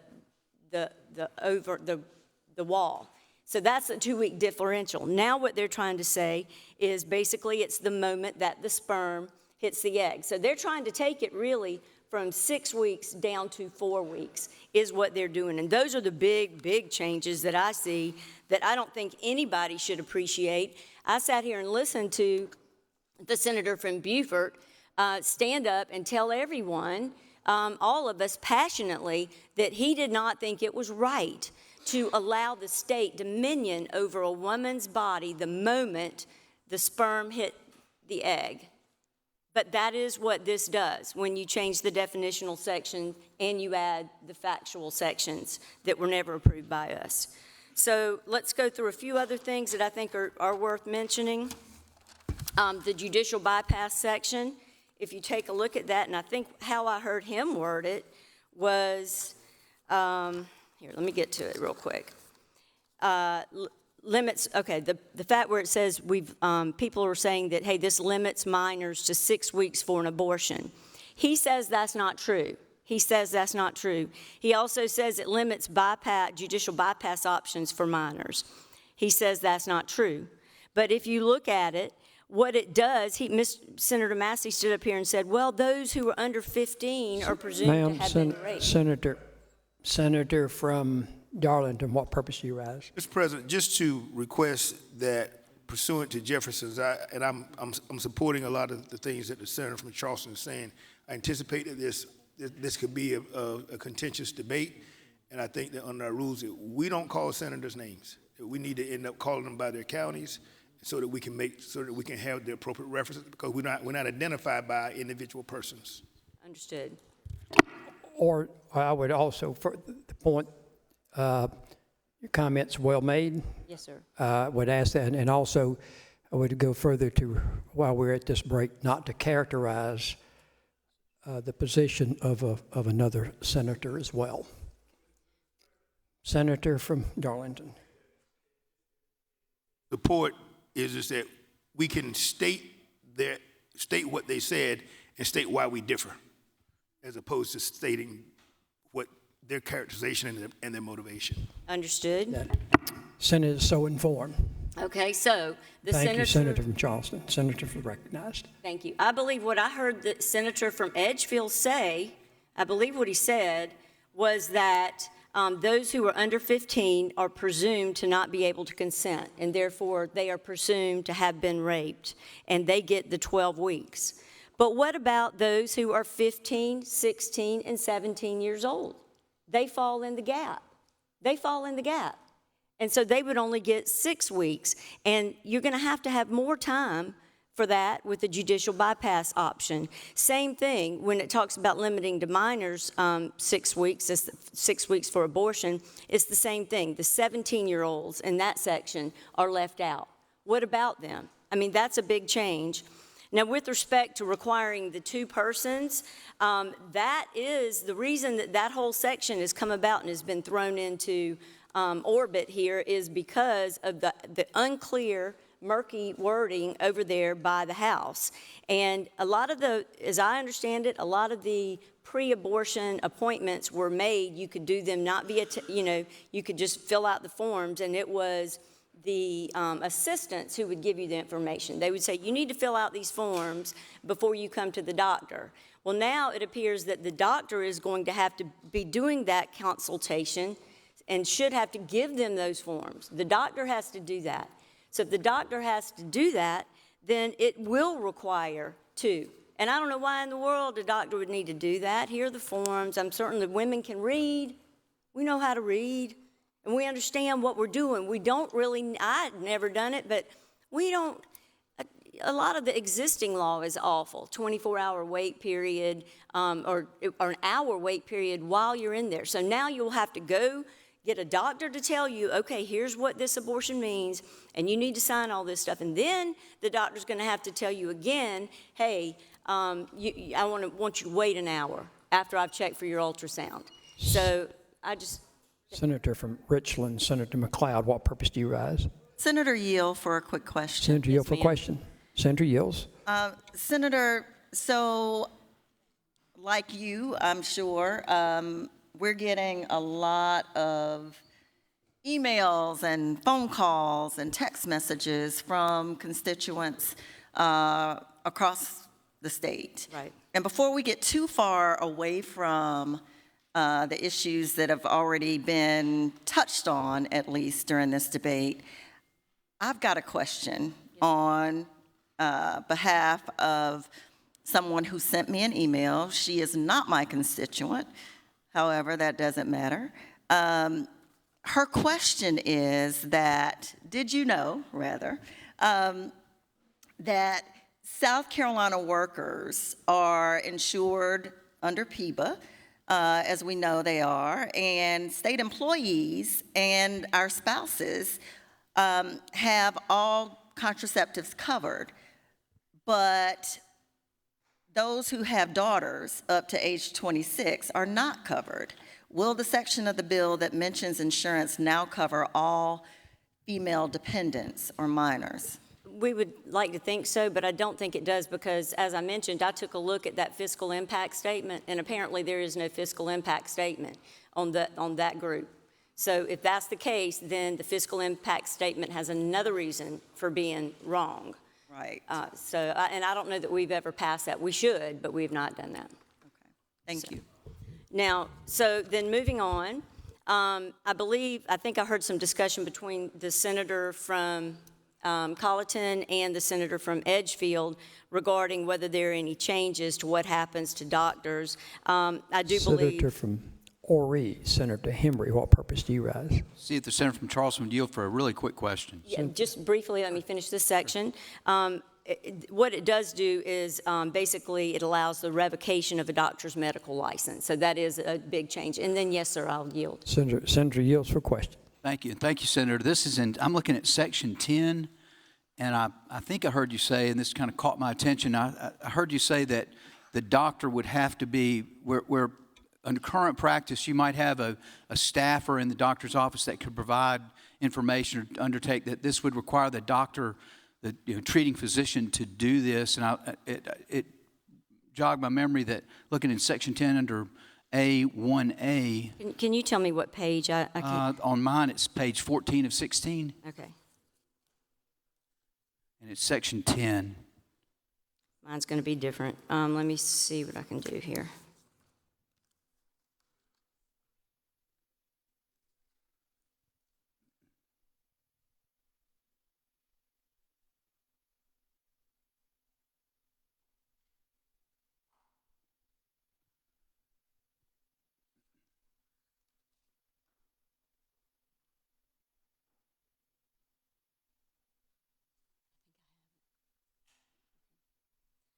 So what it says, I believe, and if I'm reading this, I've got the right section here, it says, while physically present in the same room, the woman must be informed by the physician who is to perform the abortion.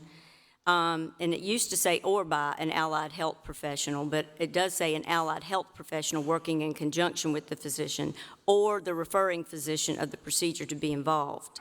So my question would be, my reading of that was that it could be an allied health professional, someone working with the doctor that could undertake that responsibility as opposed to the doctor.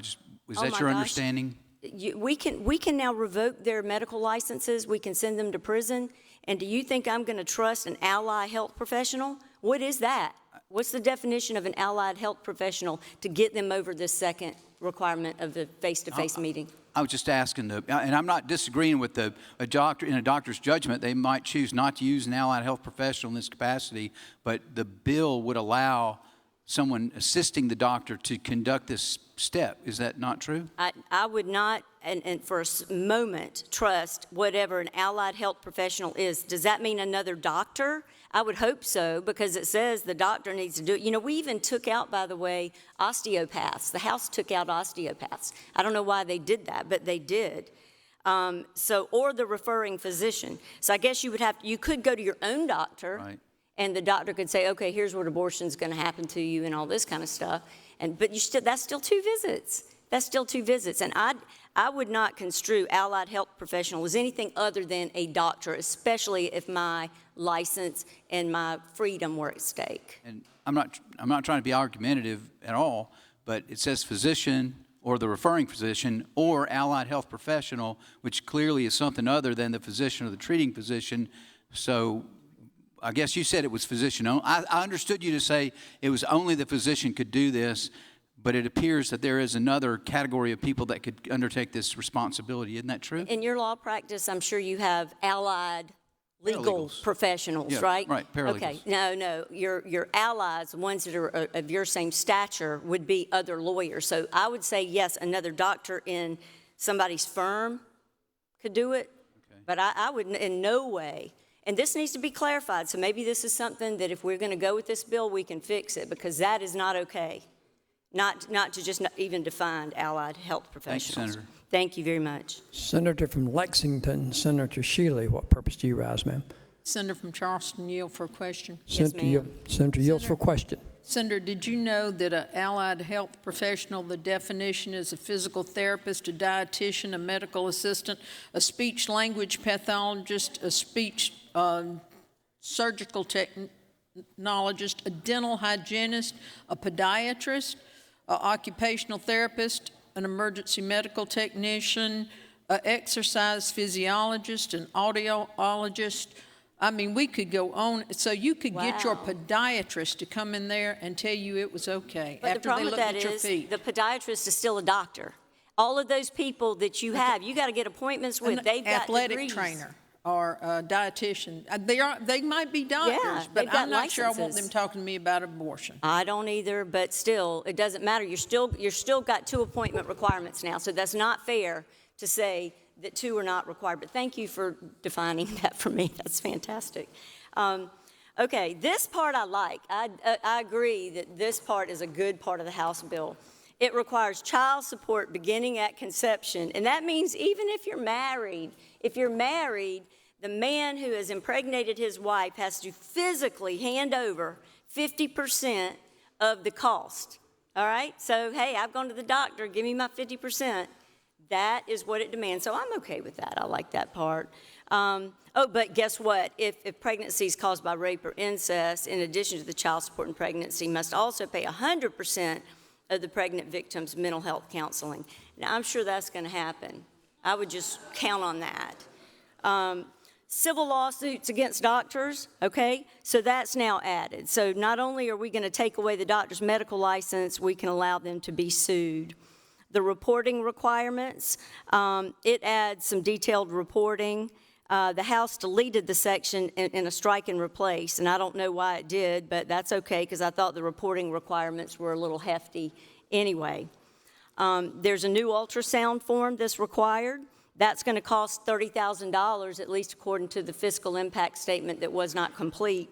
So that's a minimum that it's going to cost the state. And basically, I see no other purpose in that other than to intimidate women who have to decide if they're going to obtain an abortion. It's in addition to the other form that the woman must sign attesting that she received information about fetal development and alternatives to abortion. So now we're piling up the paperwork on the female. No state funds for abortion. It does prohibit money going to Planned Parenthood, but I thought we did that too. It does say that state health plan may not cover abortions except in rape, incest, and life of the pregnant mother. So in that way, I'm presuming that that's probably a little bit better than ours. I mean, at least if you get raped or you have been the victim of incest, then you could use the state fund. But here's why we're on the issue of incest. You know, one of the most amazing things that I heard come out of somebody's mouth when we argued this stuff last time was that how did it go? I think it was a senator from Edgefield, and I'm pretty sure what he told us is that young girls who were the victim of incest didn't necessarily have to have abortions. He didn't believe in that, and he thought that we could love on them and maybe take care of them so that they could have their babies. Now, I just, where can anybody possibly think that the little girl needs to be loved on to have her own sister or her own brother? It's just a total lack of empathy. A lot of this stuff is. And then you wonder why we're mad. You wonder why we're mad. Now, it does agree, and one other change which I do believe is minor, but it permits the Speaker and the President to intervene in any lawsuit. So in other words, if we ever do get an Attorney General who is not the current Attorney General and who refuses to intervene in lawsuits, then it's going to give another avenue for us all to be, all to be litigious. Senator from Lexington, Senator Shealy, what purpose do you To rise? see if the Senator would yield for another question. Senator yields for question. Yes, Senator, I know you had talked about rape and incest, and I just wondered if you had noticed this part. Now, you know, they said there weren't many changes, but, you know, I've been one to look at bills before, and did you know when they have a lot of strikeouts, that means there's a lot of changes, right? I mean, I've been here long enough to know that if you strike through a lot of stuff and then you have a lot of new stuff that's underlined, that's new stuff, right? Yeah, but it's insignificant apparently. Well, there's a lot of new stuff over here underlined, and this one part said, did you know that if the pregnancy is a result of rape and the unborn child is not more than 12 weeks, or the pregnancy is a result of incest and it's not more than 12 weeks, that a physician who performs or induces an abortion on a pregnant woman based on those conditions, the sheriff has to go within 24 hours. Now, I don't care what else he's doing. I mean, there could be a riot in town or whatever. I have a she-sheriff, just saying. But whatever she's doing. Okay. But there's only one, so I was going for the majority here. But they have to, the physician has to stop what he's doing. He could be delivering 26 other healthy babies over here, but he's got to stop what he's doing. He's got to do a report about this woman who had an abortion because she was raped or a victim of incest, and he's got to do a detailed report about this pregnant woman. He's got to take it down have it sent to the sheriff's department. I don't suppose he's going to personally take it down there and tell him all the details about this woman that was raped, including her address. I mean, and that's in here. Notify the pregnant, and she's got to tell her this is happening. So he's going to tell her this before he does it. So she's probably going to be really scared. This is probably a deterring thing to keep her from having the abortion. And to keep doctors from ever performing them. Right, because then the person who did you know, that did the rape or performed the act of incest is going to know that she reported it. And then they're going to know where she lives.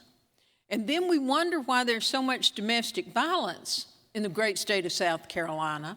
But that's because we just ran to the sheriff's department and told everybody where the woman is, that she had an abortion. So she reported him to them, and now they're coming to look for her. So anyway, I just wanted to make sure that you notice that that's underlined as new or rewritten material. I over missed here, that, there's to tell you the some truth, strikeouts. because I thought our bill was crazy enough to put that in there too. So it I may think have it's in there. They just reworded it and made it may a have little been bit reworded, different. but I'm a little suspicious on any rewording, especially since all they had to do, if they believe in life and they want to stop all these abortions, was send that bill right back over here how it was. And they didn't, because they were given promises that was never made known to the rest of us, never made known that they were going to be encouraged to make these type of changes. And they are not benign, folks. They are not benign. And I do remember something about if it was a little girl, when it comes to getting a judicial bypass, I did forget about this. If the little girl is a victim of incest or rape, she still has to get a parental note from the person who committed the incest or rape, if it was somebody kin. That was a change. I did notice that was a change. Senator from Collinton, what purpose do you rise, ma'am? There was a question I had. I wanted to see if the senator would yield. Sorry. Thank you. You're fine. I'm going to get Senator to yield. Give me 10 years, Senator yields. Mr. President. I'll get it. All right. You're fine. Senator is recognized. Going on that point you just made, because I had this question earlier and I forgot to ask the senator from Edgefield about it. So is there any provision within the bill that we passed out of this chamber or the one that came back from the House, which would allow another person to intervene or a fictive person to intervene or DSS to intervene for judicial proceedings for a child that has been molested? Because I read over that and it's totally missing. So if a child has been molested by one of the parents and the other one failed to protect that parent, knowing that they would be subject to criminal proceedings also, have we studied this bill enough to make sure we cover that child and protect that child, whereby DSS would be able to have an emergency intervention, or a fictive kin would be able to come in, or even the schools? You know, I will tell you that I'm glad you've got your eye on this, but I can tell you just from reading the fiscal impact summary that I would say no, because they contend that they don't need any more budget, or they can do everything within existing law. So I would say that they should have had some type of expense if they are going to be able to help these minors who are victims of rape and incest get the judicial bypass. And so, but even with the judicial bypass, how does it explain clearly how say, can the child be 20 weeks? No, now I believe I thought it was just up to 12. I know it went to 12, but For a minor. Hold on just for a second. Yeah, the consent goes up to 12 weeks, so it goes up to 12 weeks. And it does say, though, okay, it says minors are a parent's minor request an abortion because 6 weeks doesn't allow enough time for a minor to discover she's pregnant and petition the court. But the problem is, again, this section leaves out anybody that's 15, 16, 17 years old. Thank you. If no one has any further questions, I'll be happy to yield the floor. Thank you, Senator from Charleston. We have amendments on the desk. Mr. President? Senator from Collinton, what purpose do you have? Point of order, and I've been looking in my Jeffersonian book, and I saw the point that Senator from Darlington made, but I have a point of order. This Senate passed out, I think probably in my second year, the issue of not having props presented on the floor of the Senate. And point of order, we have a prop that is presented on the floor of the Senate behind my head.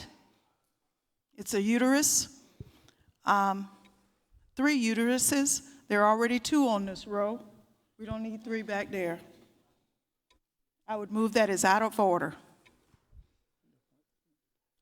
I believe when I was here, the point, just so I can explain it to the floor, when I was here, Senator Davis was ruled out of order, and there was a specific statement that his props that he brought depicting pictures of children that were affected and not able to have access to medical marijuana, that those children, and he showed pictures of them.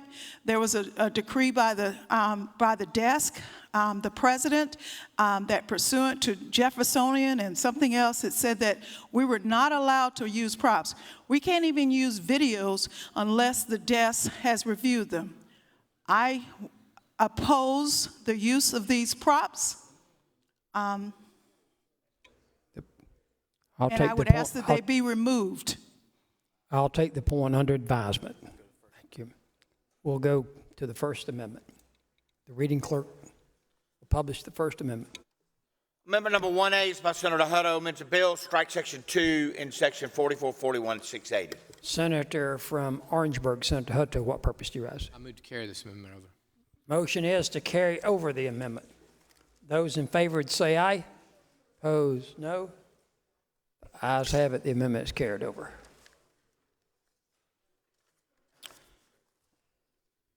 Reading clerk will publish the next amendment. Next amendment is number 2A by Senators Shealy and Gustafson, amends the bill, strikes all after enacting words and inserts. Senator from Lexington, Senator Shealy, what purpose do you rise? To be heard on my amendment. You're recognized on your amendment. Senate will be in order.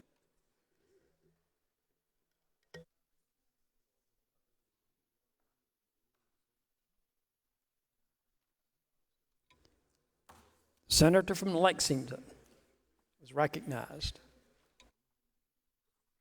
Thank you, Mr. President.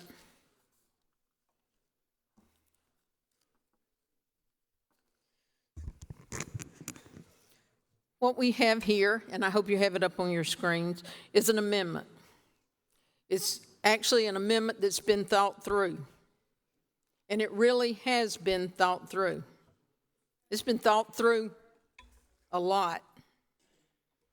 Senate will be in order. And we can thank the House for that, because they have given us so long to think about it. It's not what the House chamber has decided we want or what we need. It's actually really a compromise, a real compromise. I want to thank them for giving me so much time to read.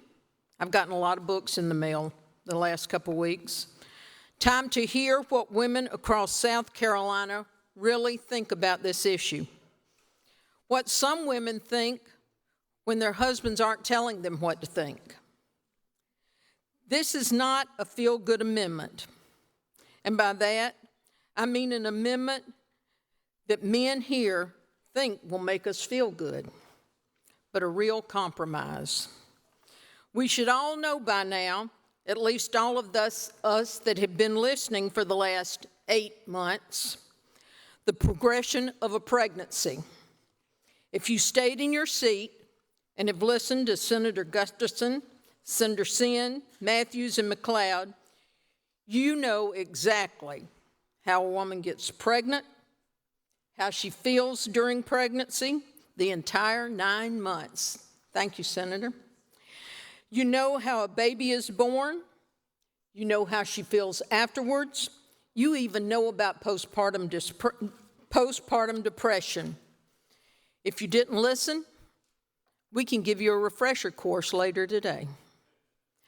What we didn't discuss was the exact size of a zygote, a fetus, a baby, a child, or whichever noun the House chooses to call it as it grows inside a woman's womb, and when we expect her to know she is pregnant.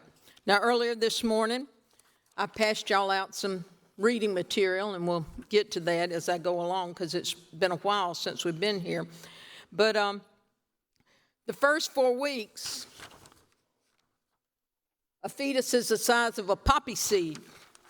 Now, I know y'all have all seen poppy seeds. They're on top of bread and all those things. 5 weeks, a sesame seed. We get those in our Chinese food. Senator Kempson's not back there, but he likes Chinese food. 6 weeks, a lentil. 7 weeks, a blueberry. 8 weeks, a raspberry. And by 9 weeks, a grape, and so on and so on. And y'all can read these. It's very colorful. Mason did real good making my chart for me. And by 12 weeks, it's the size of a lime. We are now about the size of those rubber babies we've all had the opportunity to have passed around, but we're not nearly as well formed. I don't want anybody to leave because y'all might miss some good information I've got here. We have been misled by those in the lobby who want us to believe different. All of you listening to me that have daughters and granddaughters, some of us are a lot older, I want you to stop and think about the laws that you're making for their future. Have you talked to them? Why don't you text them right now? I won't be offended if you haven't talked to them. Why don't you ask them how they feel about having you and the state of South Carolina being in their bedroom, at the dinner table, in the doctor's office, and in the labor room with them? You might even have to go to the police department with them if they have to have an abortion for some unfortunate reason to help give all their history to go in a permanent file. What happened to HIPAA? My doctor can't even share my information with my family because of HIPAA, but he can be forced to give it to the sheriff. Some people don't want to wear a mask or take a vaccine, but you want your personal medical history taken to the police department where the guy could call the guy that you reported it to because he's his friend or his buddy or he doesn't even like him. What kind of law is this if it's not a law against your wives and your daughters and your granddaughters? Surely we're confused. I think these are basic human rights. This amendment I have before you would change the 6 weeks to 12 weeks. 12 weeks gives a woman, her family, and her doctor time to first find out if she's pregnant. When my mom was pregnant with me, yes, way back in the Stone Ages, back before they had all those fancy ultrasound machines and those devices to find out things, Dr. Mathias over in West Columbia, Senator Setzler, I'm sure you remember Dr. Mathias, he thought I was a tumor because my mom was already predisposed to cancer and her family had a real strong history of cancer. And the doctor had already talked to my mom and dad about having surgery. But my dad and my mom got together and they talked about it and they said, let's wait. They didn't come ask the South Carolina Legislature. And as much as my sister wanted to trade me in for a blueberry pie, and y'all might have wished they had too before this is over, it was still their decision. It wasn't a bunch of men in stuffy suits telling my mom and dad what to do. They were smart enough to decide by themselves whether to keep me, have me taken out, or trade me in for a blueberry pie. This amendment gives 20 weeks for rape and incest victims and protects health care for fatal fetal anomalies and the life of the mother. This amendment really is a compromise. This amendment actually has a chance of getting past the Supreme Court. Whatever we do, 6 weeks, 12 weeks, or 20, you know that there are those that will continue to bring this legislation up. So why not pass something that has a chance to withstand a Supreme Court ruling? Why? Because that makes sense. It still invades privacy, but it also gives a woman more of a chance to know she is pregnant and make an informed choice. I've been very disappointed that we failed so many ways this year. We need reform in our judicial system. We need stronger bond reform. We need reform in our juvenile justice system. We need drug courts. And the fentanyl drug issue that plagues our state is killing people every day, every hour, and every few minutes. What about human trafficking and child abuse? What about helping veterans and the disabled and the poor? Do you really think there aren't other problems? What about that 14-year-old little girl who was trafficked and murdered last Friday in Dorchester County? What about her? Don't we think we need to do something about those issues? But many of these issues haven't even been touched because we don't have time. We've debated abortion 4 times in 8 months. We've had to stop what we were doing to make sure we get adoption laws passed faster because we're going to have so many more babies once we stop abortions. And some of the adoption bills even want a policy so we can return babies. A return policy. I guess babies are going to be like puppies now once they're born. Once they are no longer the unborn, we can just bring them back. If they cry too much, or if their hair turned red and we have brown hair, or if they ended up not being that perfect child, they might even want to return them once they get older because they didn't realize how difficult it was going to be. You can just take them back. If you take back your children now, we call that abandonment. As of this morning, we have 3,768 children in foster care and 549 that are legally ready to adopt. That's just today. And if you want to adopt, and you have to adopt that child, though, with a no-return policy. I passed out a list this morning of 6 children. You got their names. I'm not going to read them to you. But it's 6 children that you could go right now, today, and adopt them.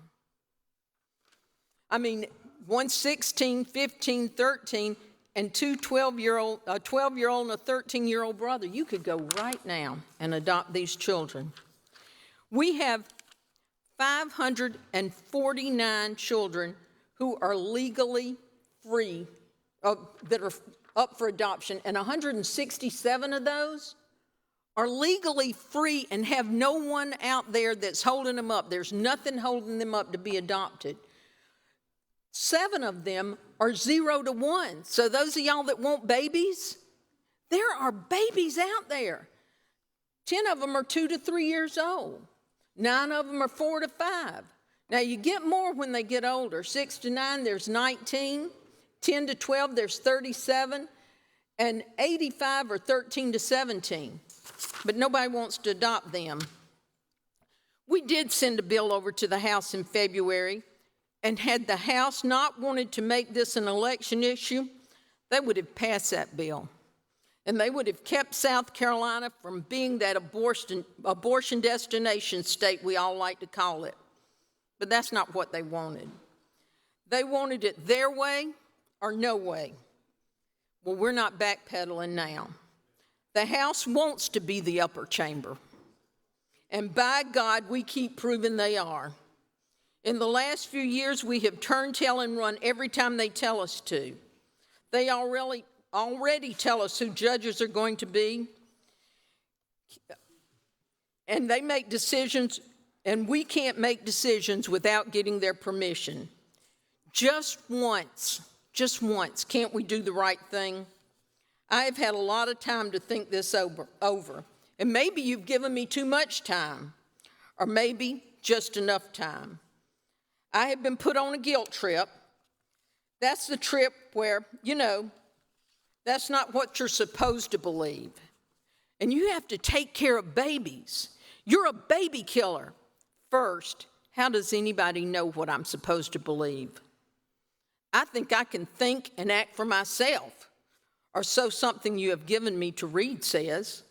Second, I take care of babies, lots of babies. I take care of toddlers, small children, middle schoolers, tweens, teenagers. I even send kids to college. I am certainly not a baby killer. I would never harm any child. I have been told, you know, this isn't good for you politically. Well, how's that? I have now polled my district twice, and the state has been polled, the caucus sent out a mailer, and no one believes what is being pushed on the citizens of South Carolina. But those of you that are here just for the next election are where you want to go from here. So shame on you. You should be here for the people you serve now, especially for the women. Now, here's a fun fact. Men, now y'all might not like this. Did you know, well, not each one of you individually, but men are 100% responsible for pregnancy. Yes, gentlemen, that's right. Women are only fertile 2 days, actually 24 hours a month, in a 6 or 7 day window. Men are fertile 100% of the time. So it's time for men in this chamber and the ones across that hall and all across the state of South Carolina to take some ejaculation responsibility. I don't mean that joke of that amendment about child support at conception as responsibility. That is about as funny as getting child support paid now. Just last year, DSS had to fight to collect over $202 million in child support.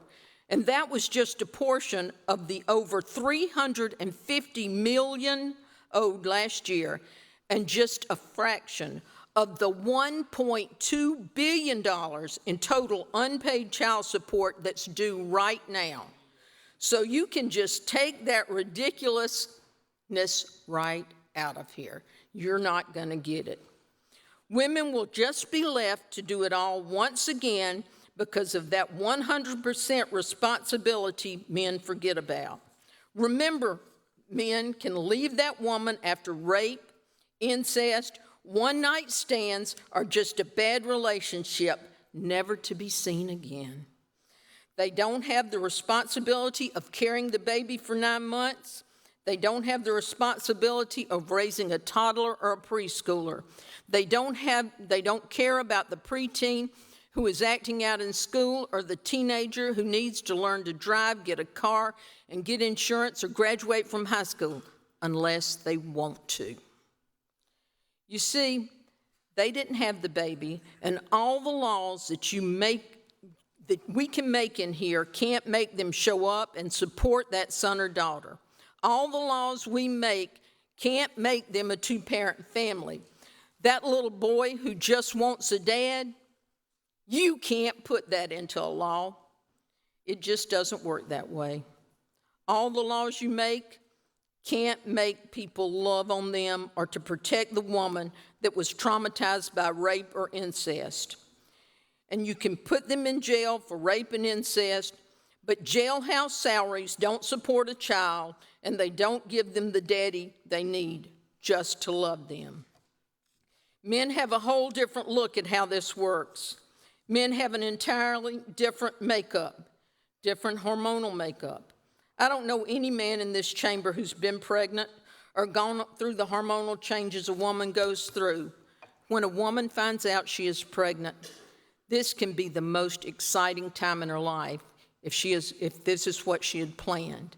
It took me 2 years and lots of doctor's visits to get pregnant. So I was excited when I got the news. But it can also be the worst thing ever if she's not ready. If you were raped and ashamed to tell anyone and then you find out you're pregnant, if you are in a home where you were abused by a family member and seriously your life depends on not talking about it, or if you're a teenager with a deadbeat boyfriend, every young girl doesn't come from your home. Every woman doesn't have a great relationship like I'm sure all of your wives do. Some are abused, and you say, well, why don't you just leave them?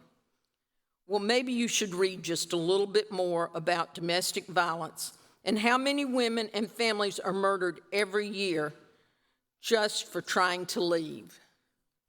We in the South Carolina legislature are not God. We do not know what is going on in someone else's life. We do not have the right to make decisions for someone else. If you listen to some members of the other chamber just the other day, they feel it is their right to make decisions for women, and it amazes me. I shuddered last week at some of the words I heard come out of some House members' mouths and their lack of concern for women. They do not anyone want telling them what to do when it comes to their property or their own personal business. But when it comes to women, they want to be in your business from the bedroom to the delivery room. Here's the only thing I ask you to do. Support this amendment to give women and children a chance. A woman who wants to have a baby will be a good mother and will love her baby and nurture it, even if there isn't a dad in the picture. A woman who has a chance to make this decision on her own and not mandated by the government to make a decision will make the right decision. Don't force women into making a decision in 6 weeks for something they may not even know is happening. If you pass this amendment, South Carolina will not be a destination state, and there will be fewer South Carolina women having abortions because you are giving them the chance to decide on their own and not forcing them to make a quick 6-week decision. Have faith in people that they will do the right thing. Remember, we are not the morality police, and you cannot be someone else's conscience. We must let people make these decisions for themselves. I'd like to move for passage of this amendment. Pending question. Senator from Anderson, what purpose do you rise, sir? Wish to be heard on the amendment. You're recognized on the amendment.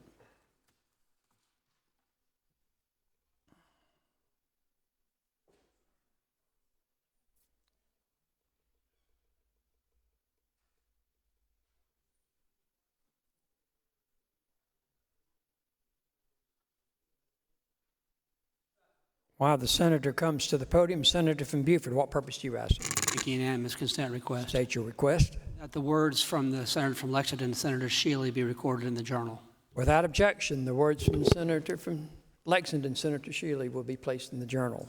The senator from Anderson, Senator Cash, is recognized to speak on the amendment. Thank you, Mr. President. So what we have before us, of course, is the fetal heartbeat bill that we sent over to the House, and they have now sent it back to us. And what the amendment before us does is move it from a fetal heartbeat bill to abortion on demand through the first 12 weeks of pregnancy. That's what this amendment does. There's always been 2 central questions in this debate. One question is, when does a human life begin? The second question is, when is a human life deserving of legal protection? Those are the fundamental questions you can't get away from. Now, we have before us a piece of paper showing the relative size of a developing human being compared to fruit. And let me just say, I don't take offense at it. My youngest daughter recently delivered a baby. And when she went to her appointment, at one point she came back and said, well, the baby is now the size of a raspberry. And from that point on, that little baby was known as Razzie, or Baby Raz. For months, we referred to Baby Raz. Babies don't come fully formed by the stork. Babies begin with the union of the sperm and the ovum. That's how God designed it. But if at any point in the process you destroy that human organism, that living being, then you've destroyed a unique person. If you had taken baby Raz at the size of a raspberry and performed an abortion, then today there would not be a Peter Dietrich born, because we understand Baby Raz and Peter Dietrich are actually one and the same person. One is simply in an earlier stage of human development in utero. When the baby comes out, it's still not an adult. It's going to go through many more stages of development before it reaches the adult stage.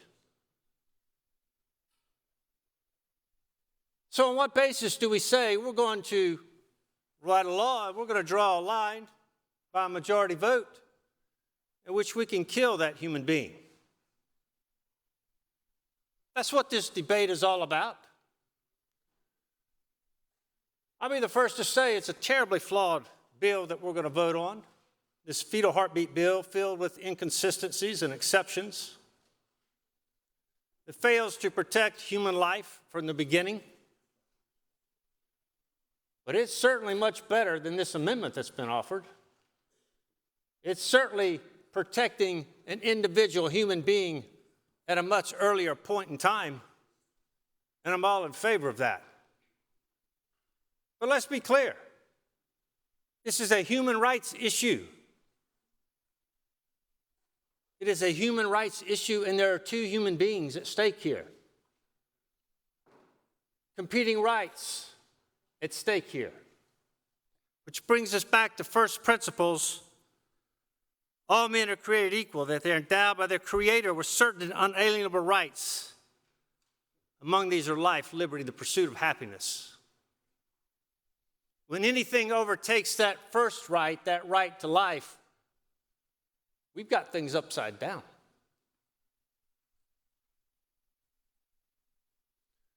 So we're going to vote on this amendment. Eventually, hopefully, we will vote on and pass this bill. I've got some people who want me to introduce amendments to change the bill,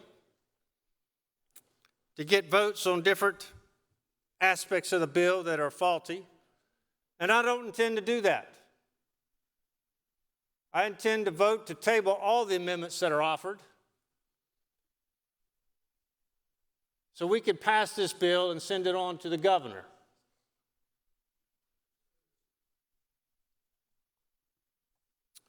We know that it's been a long and contentious process since last summer.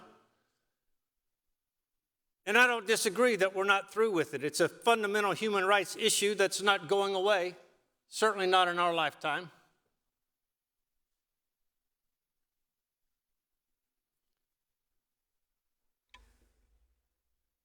Fetal heartbeat bill. Not a perfect bill. Certainly much better than what we have now, which is 20 weeks. Certainly will probably save half of the 1,000 or more unborn babies that are being aborted, whether through chemical abortions by pills or sucked out of their mother's womb by a vacuum cleaner. We'll save half those babies. It's a start. It is a step in the right direction. Senator from... Mr. President, I'm not going to take questions. Okay, refuses to yield. Senator from Anderson. So that's it. I'm not going to be long. I urge this amendment be tabled and all subsequent amendments. Thank you, Mr. President. Senator from Darlington, what purpose do you... Senator from Anderson made the motion to table. That's a non-debatable motion. Senator from Darlington, what purpose? See if the senator from Anderson will withhold his motion to table for those that wanted to speak on it or have a question that he refused to answer. Motion for those who wish to speak on the amendment. Senator withholds his motion. Senator from Charleston, Senator Sin, what purpose do you rise? To be heard on the amendment. Recognized.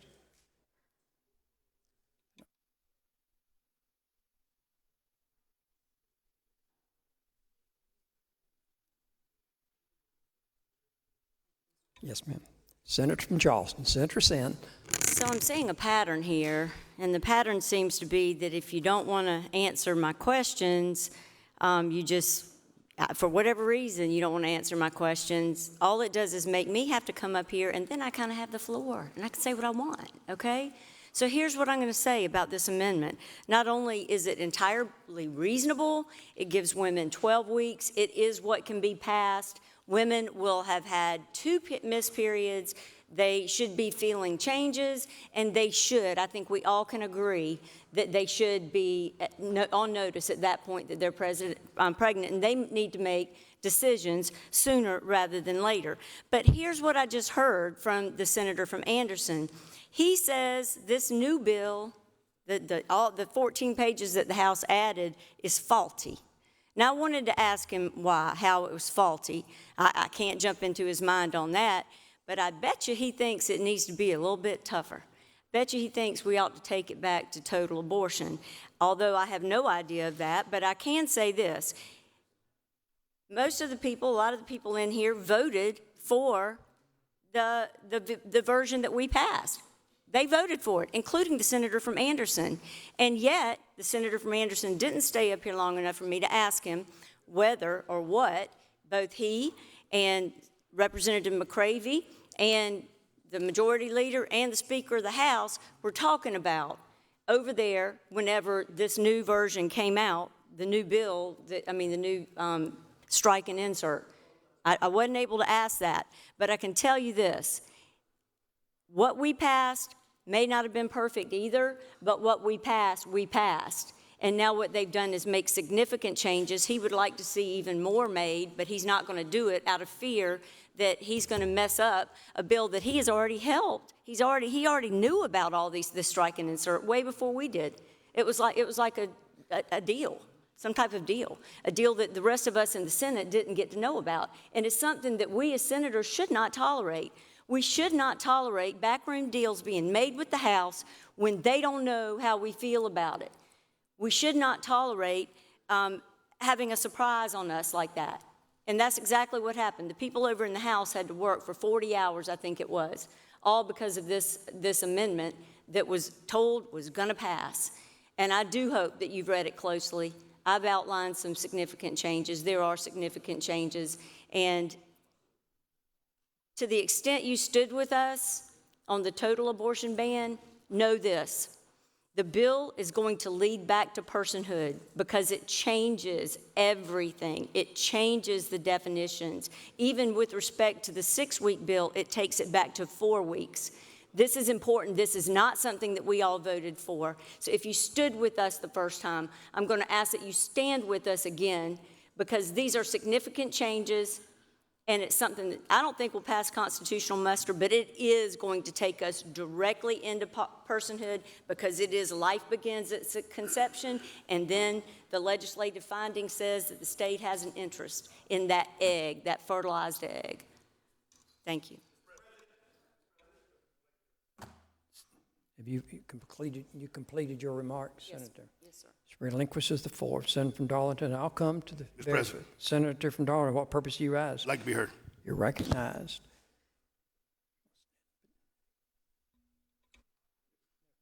I'm sorry. He's recognized. Then I'll come to you. So,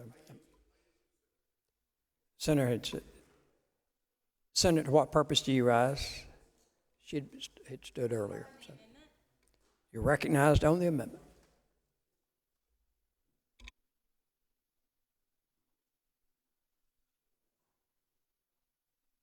Senator from Kershaw. I don't know if I can be as eloquent as the senator from Lexington or as pointedly direct as the senator from Charleston or as passionate as the senator from Colleton or as calm as the senator from Richland. She's always very calm.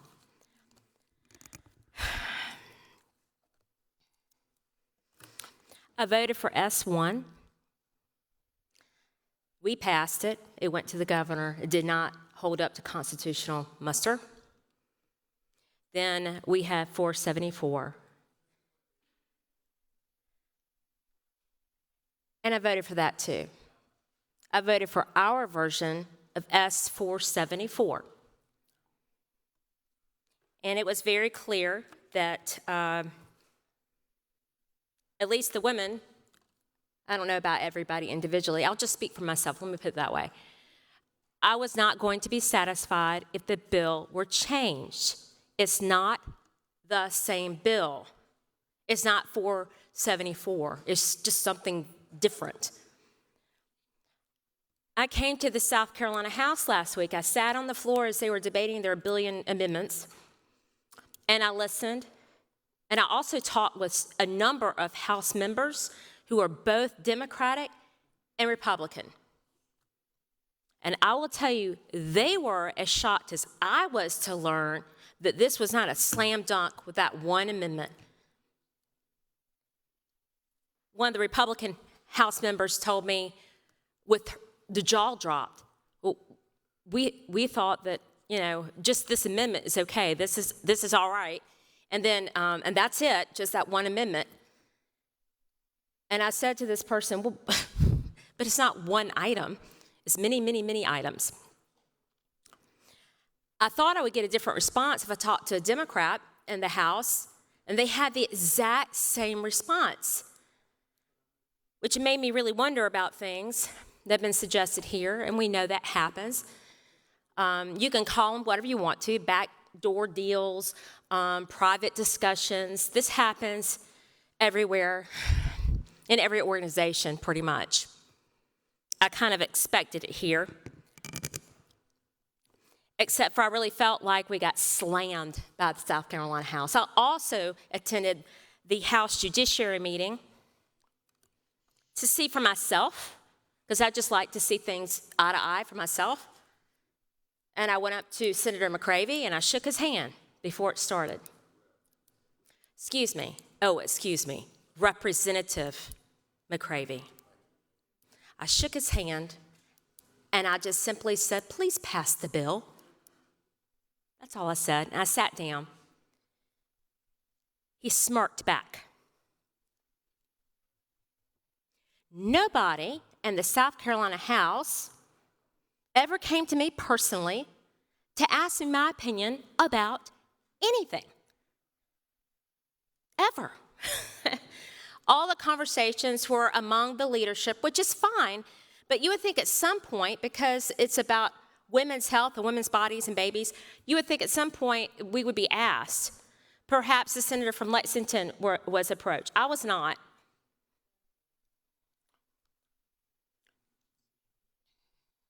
It didn't have to be contentious. This really didn't have to be that contentious. But I will tell you, I took offense when certain senators stood at this well last fall and told me I was basically, he said basically if you didn't support a total abortion ban, you're going to hell. What do you do with that? The suggestions that we are not Christian women, that we are rhino baby killers, is insulting.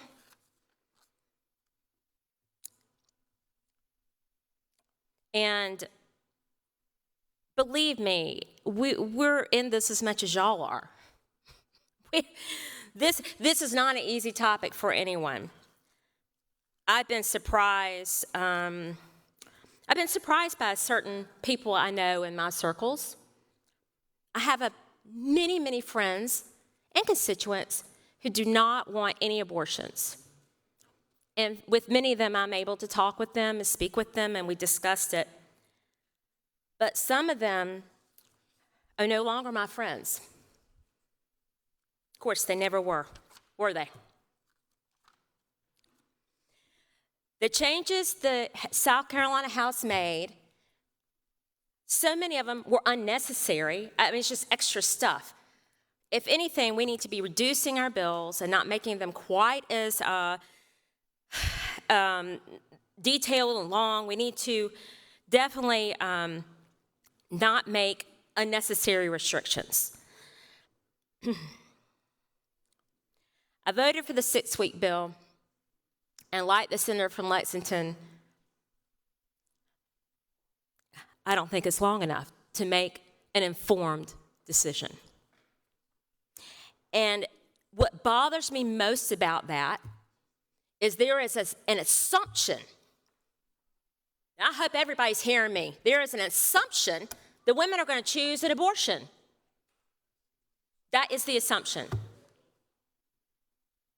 It's the go-to.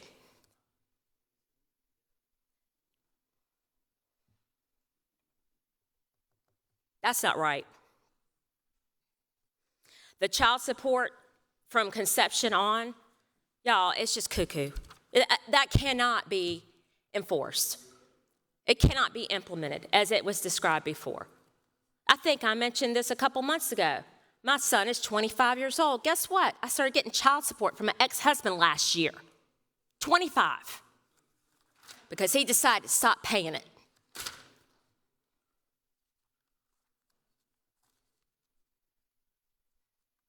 It matters what's in the bill. I've been told it doesn't matter the changes because it's an abortion bill. It matters. The language matters. It matters that definitions were completely changed or eliminated.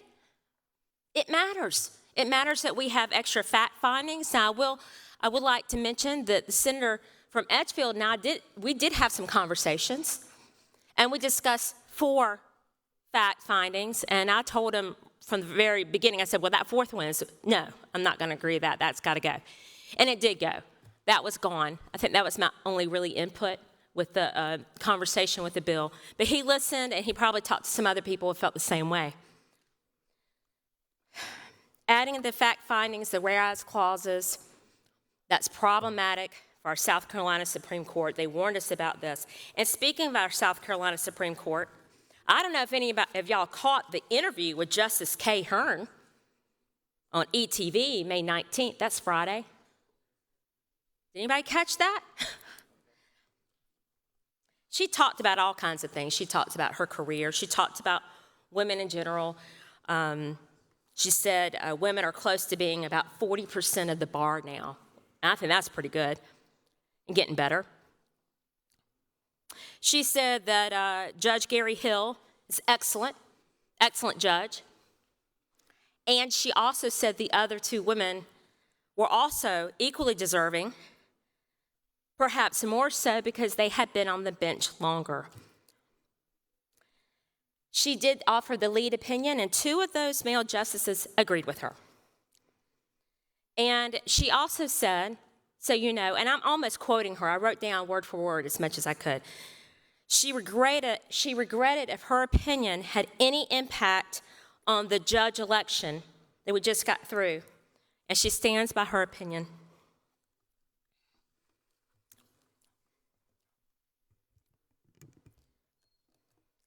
I'll end with this, and it's her quote. This is a quote. This is from retired Justice Kay Hearn of South Carolina Supreme Court. If you're going to pass a law, a statute dealing with abortion, you need to give women enough time to know they are pregnant. And 6 weeks is a joke. If you're going to pass a law, a statute dealing with abortion, you need to give women enough time to know they are pregnant, and 6 weeks is a joke. Yes. Senator from Anderson, Senator Cash, what purpose do you rise? See if the senator would yield for a question. Senator yields, I will. Senator yields for a question.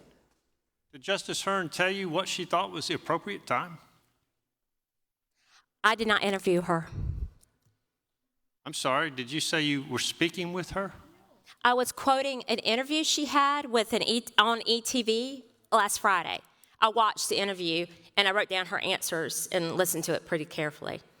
Do you think the Supreme Court justices are the ones who are in a position to decide legislatively what the abortion laws or regulations should be, including how much time someone should be allowed to have an abortion? I don't want judges legislating from the bench.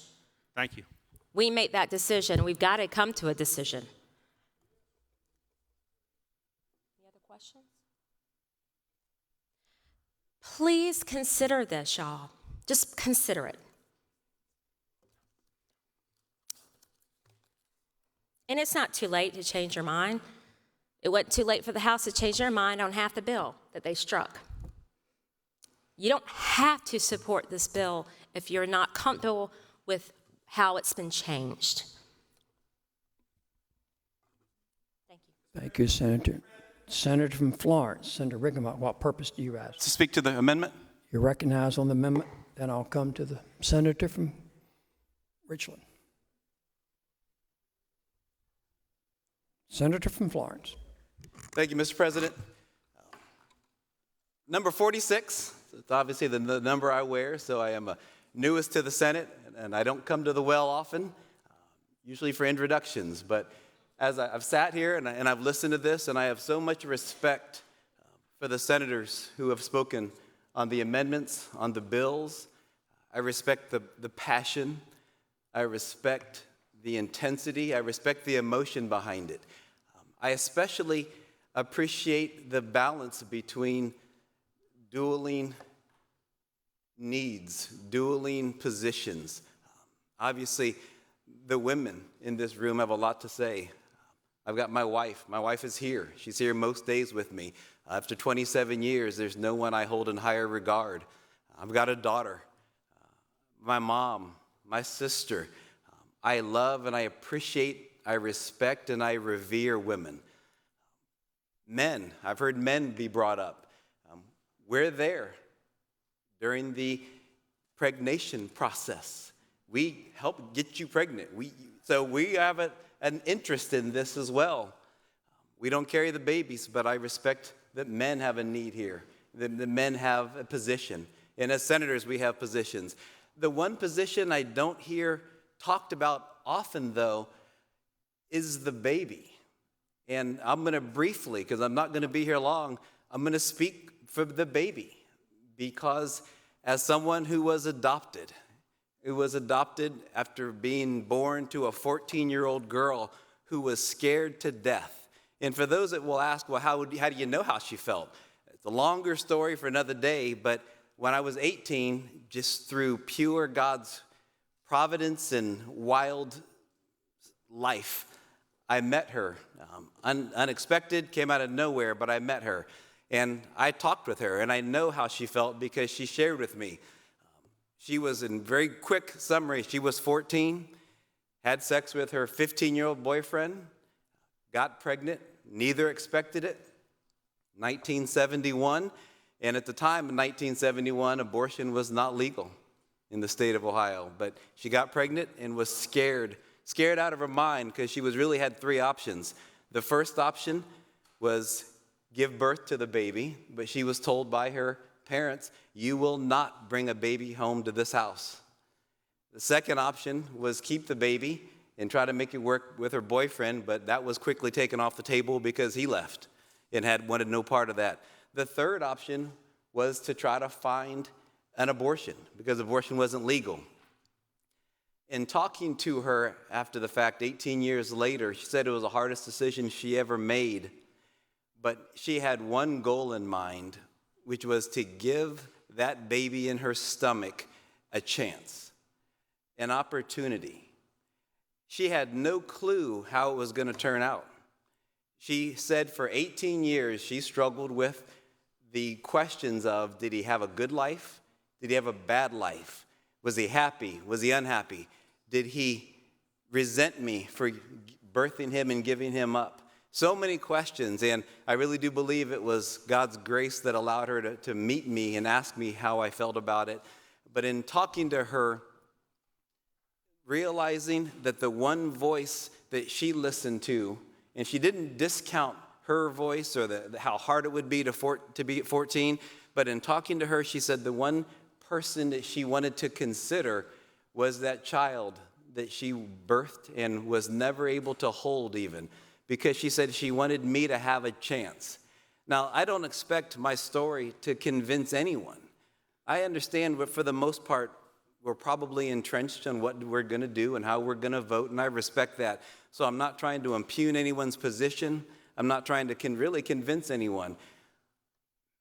The law that made abortion illegal in 1971 is probably why I'm here today, because she said, you know, there were friends who told me that I could find an abortion. It was dangerous, but I probably could find someone.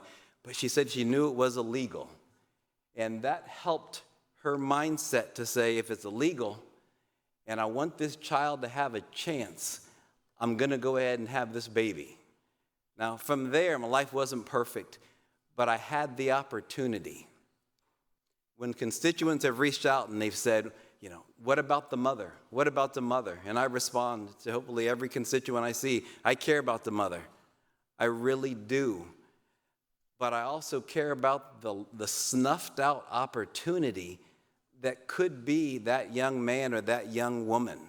Doesn't mean life's going to be great, but don't they deserve the same opportunity that I received? And when I tell the constituents that I vote for pro-life legislation, it is in no way an indictment or demeaning or taking away or trying to disparage the challenging position that women are in when they're pregnant and have an unwanted pregnancy. But I simply am here to advocate on behalf of that child, because they have an opportunity, if they're given birth, they have an opportunity to become something wonderful in life. And as I vote pro-life, I ask those here in the chamber to also consider the opportunity of that child, because they are a component that we're not talking about enough, in my opinion. That's all, Mr. President. Senator from Charleston, Senator Sin, what purpose do you rise? The kind senator would yield. I sure will. Senator yields for question. Thank you. I think I heard you say that in, was it Ohio? Ohio, yes. That there was no opportunity for abortion. So she did not have a choice. There was no opportunity for a legal abortion. A legal abortion. But she could have gotten an illegal abortion? Yes. And she chose not to do that? Yes. And so I would assume that she needed a little bit of time. She talked to her parents. She talked to her boyfriend. She figured out she could get an illegal abortion. She turned inward, and she decided what to do. Shouldn't women have time to do those kind of things? And that's why I will vote to table this, because the 6 weeks, in my opinion, is enough time. What if your mother did not know that she was pregnant? Yeah.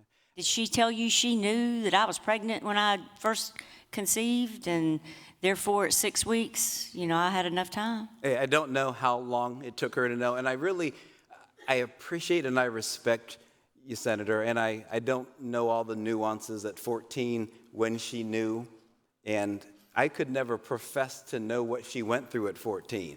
This really isn't to convince you or any other senator to change their position. I just hear so much from you and some other senators about the woman and the woman's position, and I respect it. I really do. And I think if you know me at all, I love my wife, my daughter, beautiful my mom, wife, my sister.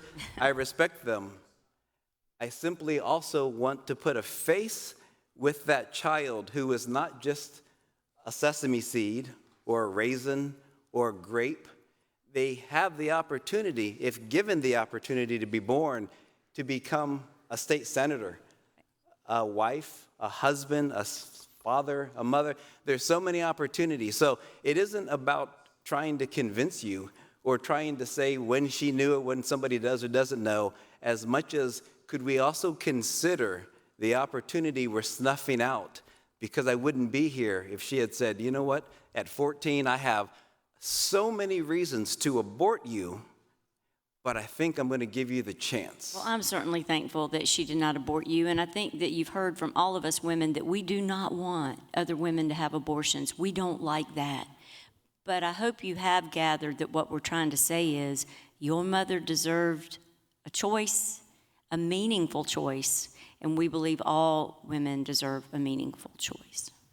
I appreciate that. I really do, Senator. Thank you. Senator from Spartanburg, Senator Kimbrell, what purpose do you ask? Mr. President, see if the senator from Florence would yield for a couple of questions. You yield for a couple of questions. Senator yields for questions. Senator, for starters, do you know that I'm really glad that your mother made the choice that she did, and I'm glad you're a colleague today?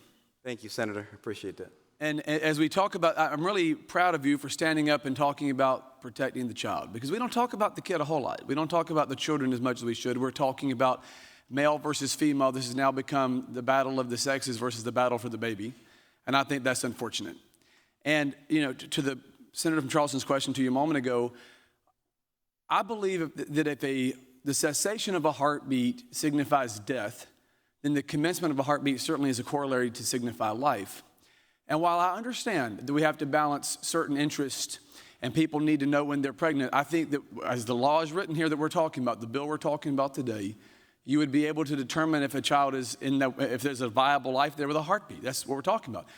Do you know that I'm actually glad that your mother did not have more time to think about trying to end your life?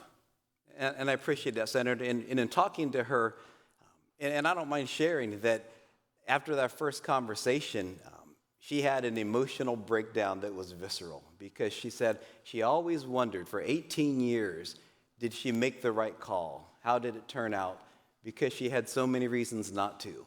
And while I felt so bad that she dealt with that for 18 years, she said, you know, don't feel bad because you're here. You had the choice, and I know I made the right decision because you in your life and the fact that you are here means that when I chose you, I chose the life, she chose somebody's potential that she would have never had the opportunity to see. And Senator, to that point, I've actually had family members and good friends who've had abortions, and I can just speak from personal experience on those conversations. Never once, never has any one of those women come to me and said, man, I'm glad I had an abortion. In fact, every one of them's regretted having had one.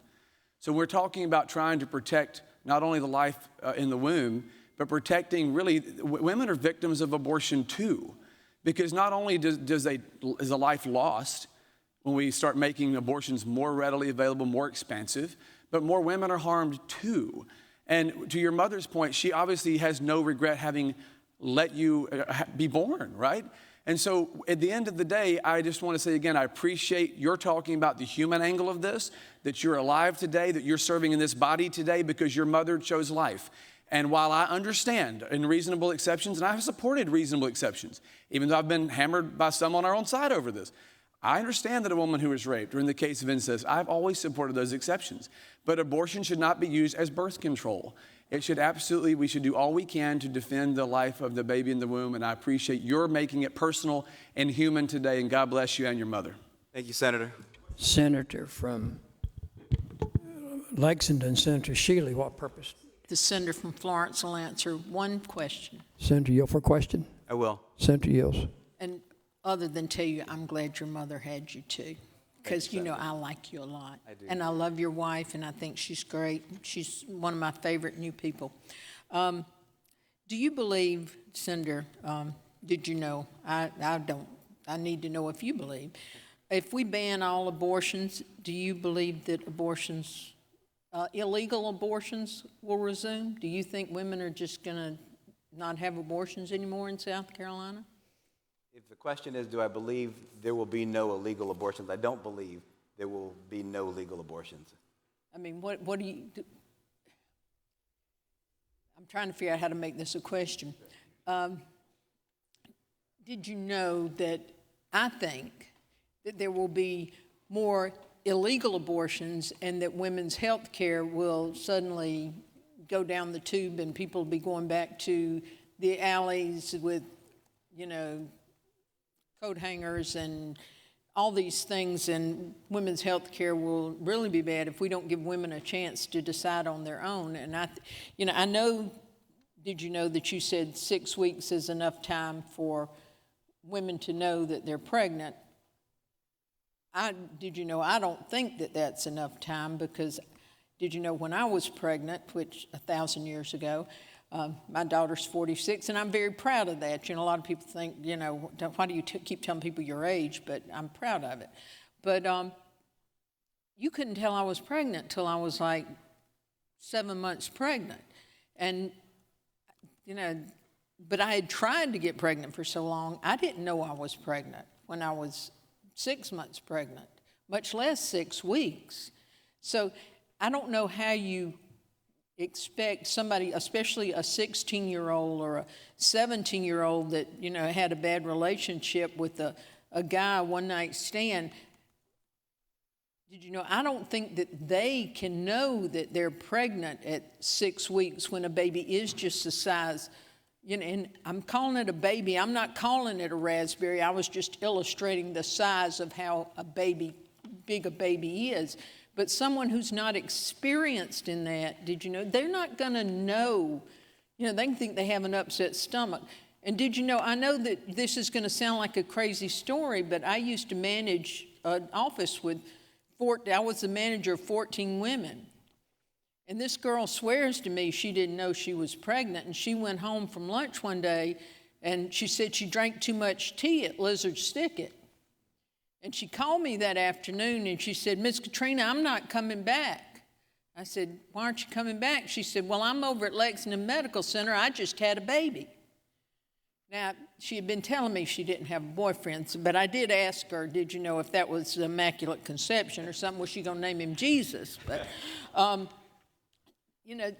people just don't always know. So I think that 6 weeks is too short a time, and I just wanted to reiterate that again, that I think 12 weeks is a more reasonable time. I'm not saying 22 weeks is the right amount of time. And, 0.0009% of abortions are performed after 22 weeks. It's some very few, really small number of abortions performed then. Well, first of all, Senator, thank you for your comments. And I'm sorry, I cut you off. Go ahead. Did you know, I think illegal abortions will resume if we change this law. Well, I was just going to say, first of all, thank you for that point. I'm under no disillusion that making this law or this bill become law will stop abortions. In 1971, my biological mother had mechanisms to try to find a back alley abortion. Legislation doesn't change hearts. Bills don't change hearts, and they don't even necessarily change behaviors. The war on drugs, prohibition, we could go on and on. The behaviors aren't changed, and mindsets, patterns aren't changed just by law. But there are also times when laws can be a mechanism to help direct someone's behaviors. At 14, and she was able to say at 14, had abortion been a legal, easy, endorsed option, it would have been probably a very different decision, but she was scared at 14 to go get a back alley abortion. She was already in trouble. Her boyfriend had left. Her parents had essentially disowned her. She was alone. So the thought of then breaking the law and having a back alley abortion is the reason I'm here today. But do you know, Senator, I think her heart was in the right place, and that was a decision she made, just like my parents made the right decision. I think morality is what's going to make people make the right decisions. And did you know, I think that us putting a law out there that says you have to decide in 6 weeks, or you have to decide in, it's conception, or you have to decide, I think you put pressure on people. And then they might have an abortion in 6 weeks, where if you gave them extra time, they might think about it and decide, I really do want this baby. This is what, God intended for me. So that's my take on it. And I really do appreciate what you do in terms of espousing support for the foster care system, for the adoption system. As we talk about this, I will stand with you, I'll continue to stand with you on initiatives to make the foster care system better, the adoption system better. I was in foster care, then I was adopted, we've adopted. I'm with you on that. And again, I am under no disillusions that back alley illegal abortions won't happen. But does that mean we stand back and do nothing and continue to see us become a destination location for over 1,000 abortions? Those are 1,000 Mike Rickenbaugh. Now, I'm not wonderful, and I am fallible. You can ask my wife of 27 years. I'm no peach. She told me that. But and I would agree with that. I'm here because a decision was made. And how many thousands of Mike Rickenbaughs and others are we losing because someone like my 14-year-old mom said, you know what? If this was a legal option, it's a lot more convenient than carrying this baby to term and dropping out of school. Doesn't stop everything, but should that be an opportunity for me and those who are being snuffed out to still be here? But I appreciate you. Did you know I think the 12 weeks would keep us from being a destination state? And I'll sit down now. Thank you, Senator. Senator from Collington, what purpose do you rise? Ask the senator a question, see if he would yield. Senator yields for a question. He would. Senator yields. You know, I knew about your story and from when you were running, and I supported you from behind the scenes, and so I knew about it. And I appreciate you telling us about it and coming forward with it. But before you came to the Senate, I told my story.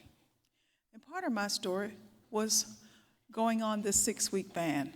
At 6 weeks, I did not know. I still did not know. And you know why? Number one, I'm one of those females, and it's hereditary, and there are a lot of women like me who don't necessarily have a cycle every month. And they don't have the same indicators because of my metabolic rate. And so that's why you would, do you understand that not every woman knows within 6 weeks? And do you understand that what this amendment does is it gives her 12 weeks, because there is a great majority of women who only have 6 menses a year. This 12-week amendment still would give the woman the chance to know. That's very important. I've had 4 pregnancies, and each time PIBA penalized me because I didn't advise them within the 6 weeks time frame that they had. Back in the day, I was pregnant in 85, 93, 94, and 2001. None of them did you know was I ever diagnosed, had any inkling, any change to my body where I would have known. And the story I told to the Senate, I'm not sure if you know about it, was the same time I figured out with my first pregnancy was the same week I received my acceptance letter to law school. And I made a choice. And because I had a choice, it gave me responsibility and determination to be a single mother and a good single mother. So my point is, we have to, and I respect you, care a lot about your pretty wife, but we have to find a way to protect women. We got 2 balancing issues. We've got to protect women and the children. I've been protecting women all my life, and I've been protecting children and fostering children. We've got to find a way to save children once they're born, and we've got to find a way to give women options. I know you, Senator, from our interaction, I know you don't believe that there are women out there that are so callous that they would use abortion as a form of birth control, do you? What I can speak to, Senator, and first of all, thank you. I did not know your total story, and I'm glad you went to law school, and I've been honored to work with you, and I mean that because you've been very, very kind to me as number 46. What I have found is that I'll receive emails from constituents that have said 6 weeks isn't enough. Some will say 12 weeks isn't enough. Some will say 20 weeks is not enough. I'm no doctor, and I've learned to stay in my lane, so I don't debate the number of weeks. There's nothing special between 6 or 7 or 5 or 10 or 11 or 12 that I know of because, again, I'm no doctor. What I know is that when we talk about the competing needs and the competing concerns, balancing the life of the mother, the needs of the mother, the needs of the born, there is also that unborn that if not born, they have no opportunity. So I do hear you, and we'll disagree on this amendment, we'll disagree on this bill, and I would never profess to be a doctor and speak to, okay, if the heartbeat is detectable around 6 weeks, why did you not know you were pregnant? I couldn't speak to that. That's why this is such an emotional and visceral issue, and I respect your position and every person's position in here. I simply wanted to put a face to the fact that that unborn egg, seed, berry, whatever you want to call it, does have potential as well. Could we consider that in the conversation? You're not going to change your vote, I presume, and I'm glad you made the decisions you did in law school and your children. But if we, in my opinion, don't consider that unborn child, we are going to lose a tremendous amount of opportunity that has been wasted because we snuffed them out beforehand. But Senator, aren't we considering it by the 12-week, you understand the compromise of what the senator was referring to, and she is considering those unborn children? Well, and again, that's where we would disagree. I really do hear you at 12. We would disagree on it, but I do appreciate you, and I hear you. I appreciate it. Thank you. Senator, I think Senator wants to be recognized. Do you have a Senator from Kershaw? What purpose do you rise? Will the senator yield for friendly question? Senator, yield for question. Friendly, unfriendly? I have raised my hand to be a senator, so bring Senator it. yields for question. Me too. Did you know that I want to thank you for standing up and talking about the baby? Because, you know, I'm focused on the bill itself. I'm focused on, you know, the dynamics of it, the legality of it. And you did put a face on it. And you made such, did you know, you may not know, but did you know what a strong argument you made for life right then and there? And by what you said, I think there will be women who will not consider abortion. I think they will consider having a baby with an unwanted pregnancy. You made an excellent argument for that. Did you know? Thank you, Senator. I appreciate it. And did you know that, of course, like, I don't think there's a member in this body who does not respect you and like you. And did you know, of course, I feel the same way. And I'm thrilled that you are here. I'm happy you're here. And I'm so happy that your biological mother could have you. Thank you, Senator. And I don't have any buts. I could talk to you about some things, but that's it. That's all I want to say was just a thank you for sharing your story, your point of view, and speaking for the baby. Thank you, Senator. Senator from Charleston, Senator Sin, what purpose do you rise? Kind gentleman would be willing to yield for just one additional question. Sure. Senator yields for question. Thank you. I appreciate what you said. You said that you are not under the impression that legislation is going to basically control a woman's decision as to whether to have an illegal abortion or not, that that's going to come down to the woman's morals and things of that nature, if I understood that correctly.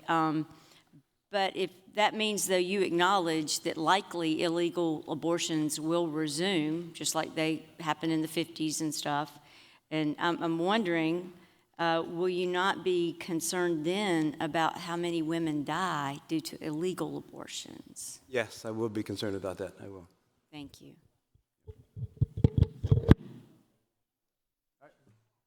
Oh, question? Okay, now, thank you, Mr. Senator, or Mr. President. Thank you. Thank you. Senator, you have a question for the Senator? What purpose? State your Senator from Charleston, Senator Campson.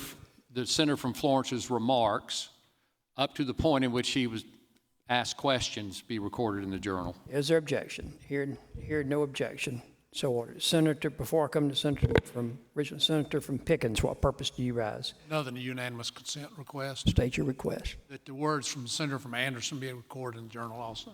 Without objection is so ordered. Senator from Richland, Senator McLeod, what purpose do you rise? I wish to be heard on the amendment. You recognize on the amendment. Senator from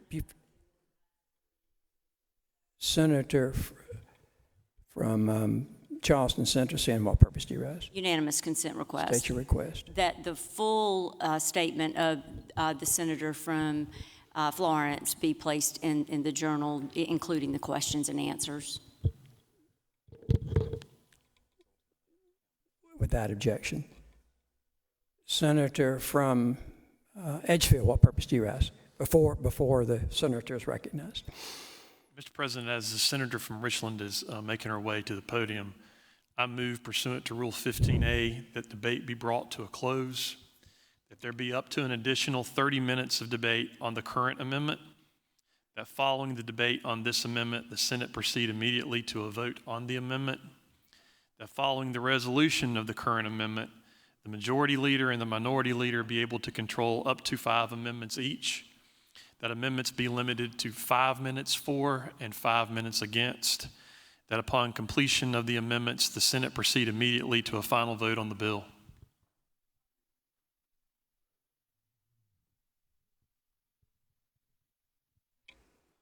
The motion pursuant to Rule 15A. The motion.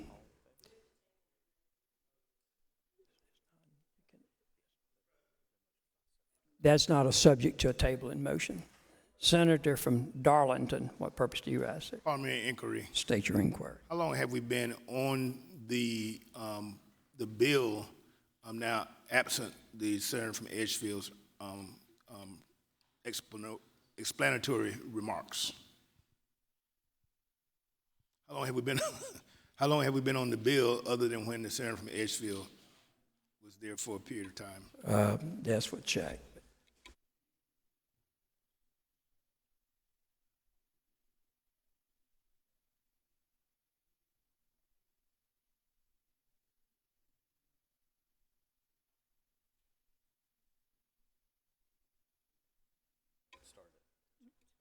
The overall debate started at 2:10.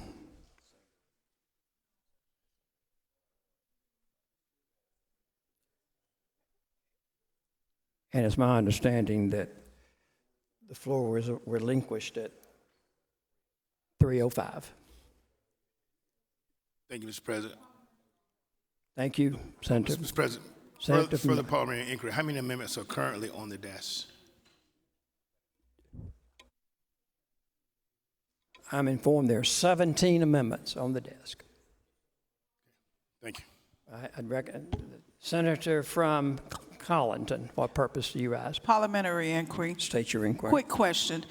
The response to the senator from Darlington, he requested the time when the senator from Edgefield, the time that we have debated this bill, exclusive of when the senator of Edgefield was on the floor, and I had it that he left the floor after 3 o'clock. Now, I stated it that we started at 2:10 and that he relinquished the floor at 3:05. Correct.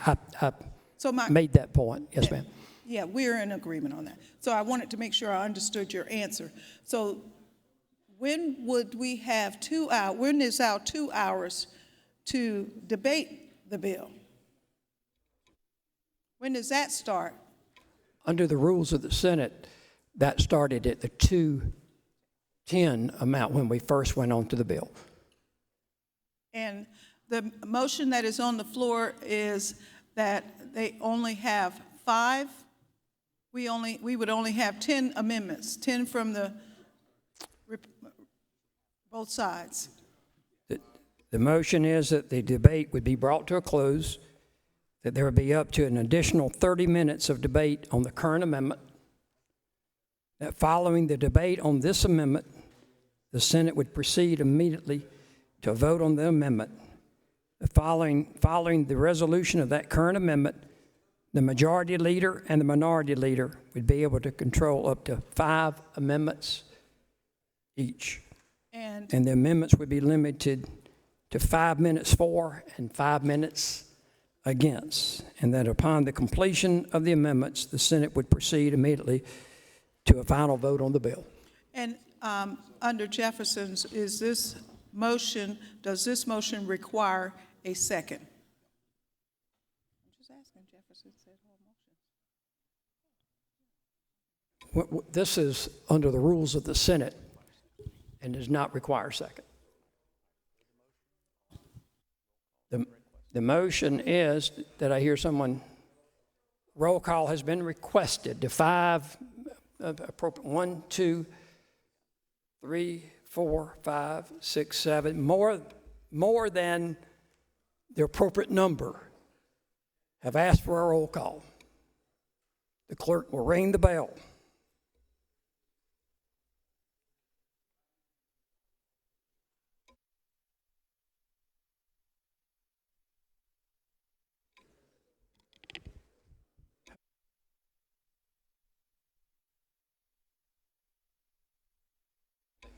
The reading clerk will please call the roll.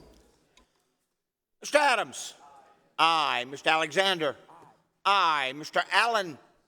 No. Mr. Bennett? Aye. Mr. Campson? Aye. Mr. Cash? Aye. Mr. Clymer? Aye. Mr. Corbin? Aye. Mr. Cromer? Aye. Mr. Davis? Not voting, Mr. Fanning? No. Mr. Gambrell? Aye. Mr. Garrett? Aye. Mr. Goldfinch? Aye. Mr. Grooms? Aye. Mrs. Gustafson? Not voting, Mr. Harpootlian? No. Mr. Hembry? Aye. Mr. Hutto? No. Mr. Jackson? No. Mr. Kevin Johnson? No. Mr. Michael Johnson? Aye. Mr. Kimbrell? Aye. Mr. Kempson? No. Mr. Loftus? Aye. Mr. Malloy? No. Mr. Martin? Aye. Mr. Massey? Aye. Mrs. Matthews? No. Mr. McElveen? No. Mr. McLeod? No. Mr. Peeler? Aye. Mr. Rankin? No. Mr. Rickenbaugh? Aye. Mr. Rice? Aye. Mr. Sabb? No. Mr. Scott? No. Mrs. Sin? No. Mr. Setzler? No. Mrs. Shealy? No. Mr. Stevens? No. Mr. Talley? Aye. Mr. Turner? Aye. Mr. Burden? Aye. Mr. Williams? No. Mr. Young? Mr. Young votes aye. Have all senators voted? Have all senators voted? Senator from Beaufort votes aye. Senator Gufferson votes no. Have all members voted?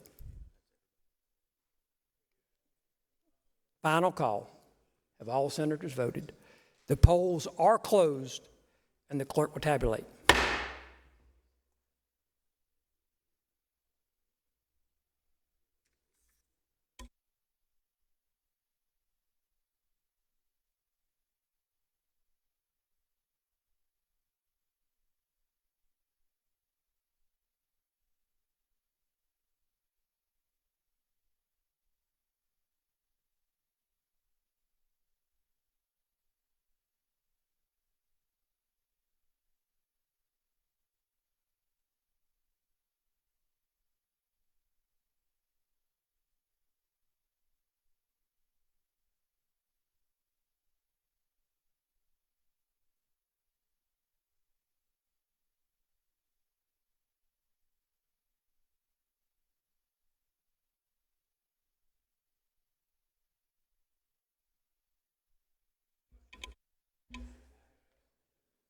The Senate will come to order. The Senate will come to order on a vote of 26 to 20. The motion carries. I recognize the senator from Richland, Senator McLeod. There is up to an additional 30 minutes of debate on this current amendment. Senator from Richland. Thank you, Mr. President. Colleagues, you know, there's been a lot, we've talked about a lot in a very limited, very small amount of time today. And I've heard some things that really just bother me. One is that we've got folks who are more interested in protecting a fetus or an embryo that is not even viable, but don't seem to be concerned about protecting the women and the girls who are carrying that fetus. So the senator from Anderson said that one of the key questions in this debate is, when is a life worthy of legal protection by the state? And if I were able to ask questions from the well, I would ask the very same question about my life, about the lives of other women and girls across our state. When will we be protected? We just celebrated Mother's Day a couple of weeks ago. And this year, you know, it hit me a little differently. I miss my mom every day.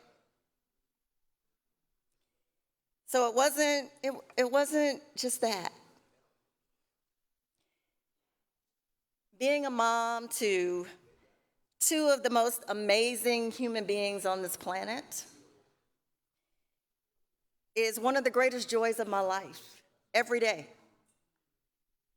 So it wasn't that either. But after debating and defeating a total abortion ban, I found myself thinking more about the women and girls across our state who will be forced to give birth if this bill passes. And I'm going to get to the amendment as well. Because it made me think about the fact that that will be the case regardless of whether they're mentally, physically, emotionally, or financially able to do that. I thought about how many... Senator from Fairfield, what purpose do you ask? Could we get some order? We cannot hear the senator from Richland. The Senate will be in order. I thought about how many more... Senator from Richland. Thank you, Mr. President. I thought about how many more women and girls will lose their lives trying. Like my friend and sorority sister, Denise Humphreys Huff, also from Anderson County, senator from Anderson, who died giving birth, leaving her daughter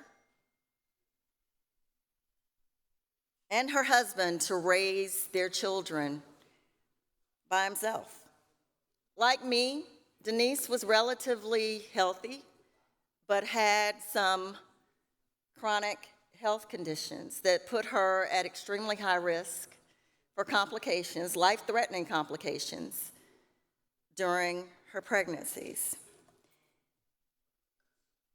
When she died during childbirth, while giving birth to her second child, where was the support from the state? Where was it for her husband, who struggled for years to be mom and dad to their two children and handle all of the responsibilities that come with that come with child rearing? Had to handle all of those by himself. So what's up with all of these empty promises and all of the love and the support for the women and the men who are left behind because women and girls do die, especially in this state, during childbirth?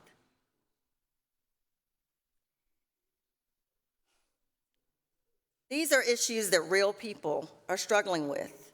Real people who are just trying to keep a roof over their heads and food on their tables. I thought about why this kind of political power and control in our male-dominated legislatures, I wondered why it's our priority every year, as it has been multiple times just this year.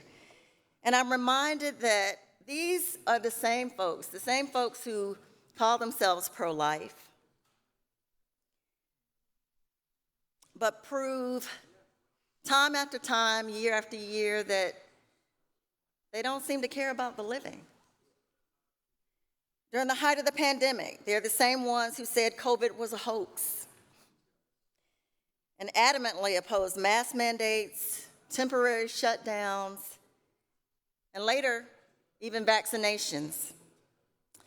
They're the same ones who continued to push people back to work before it was safe. For slave wages, knowing that nobody can live on and certainly shouldn't have to die or lose their life for $7.25 an hour.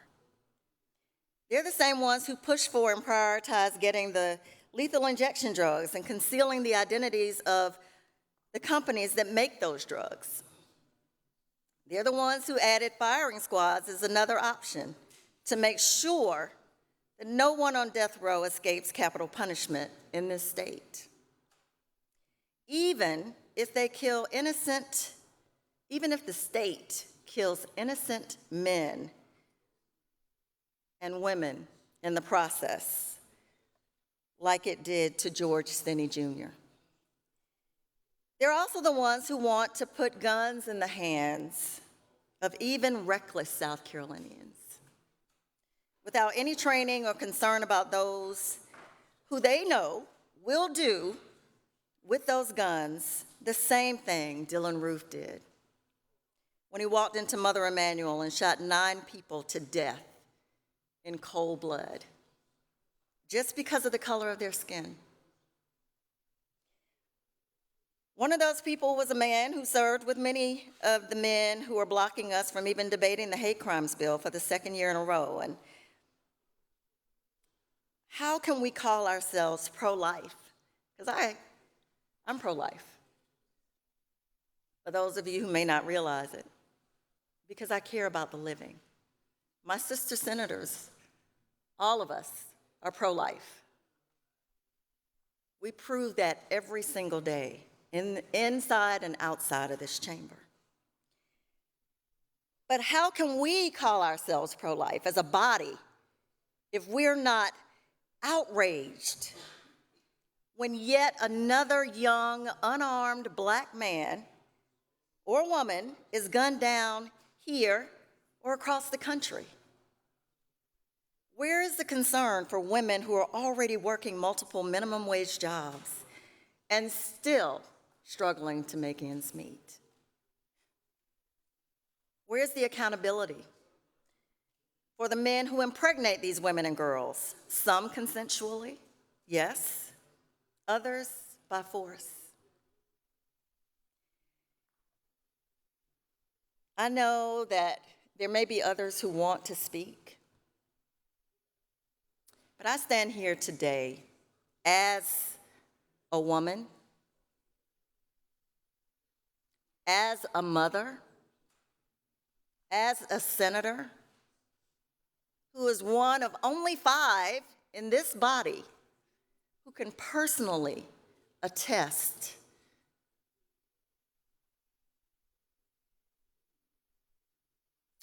to what it takes to give birth and to raise a child in this state. And yet, I've got colleagues who I respect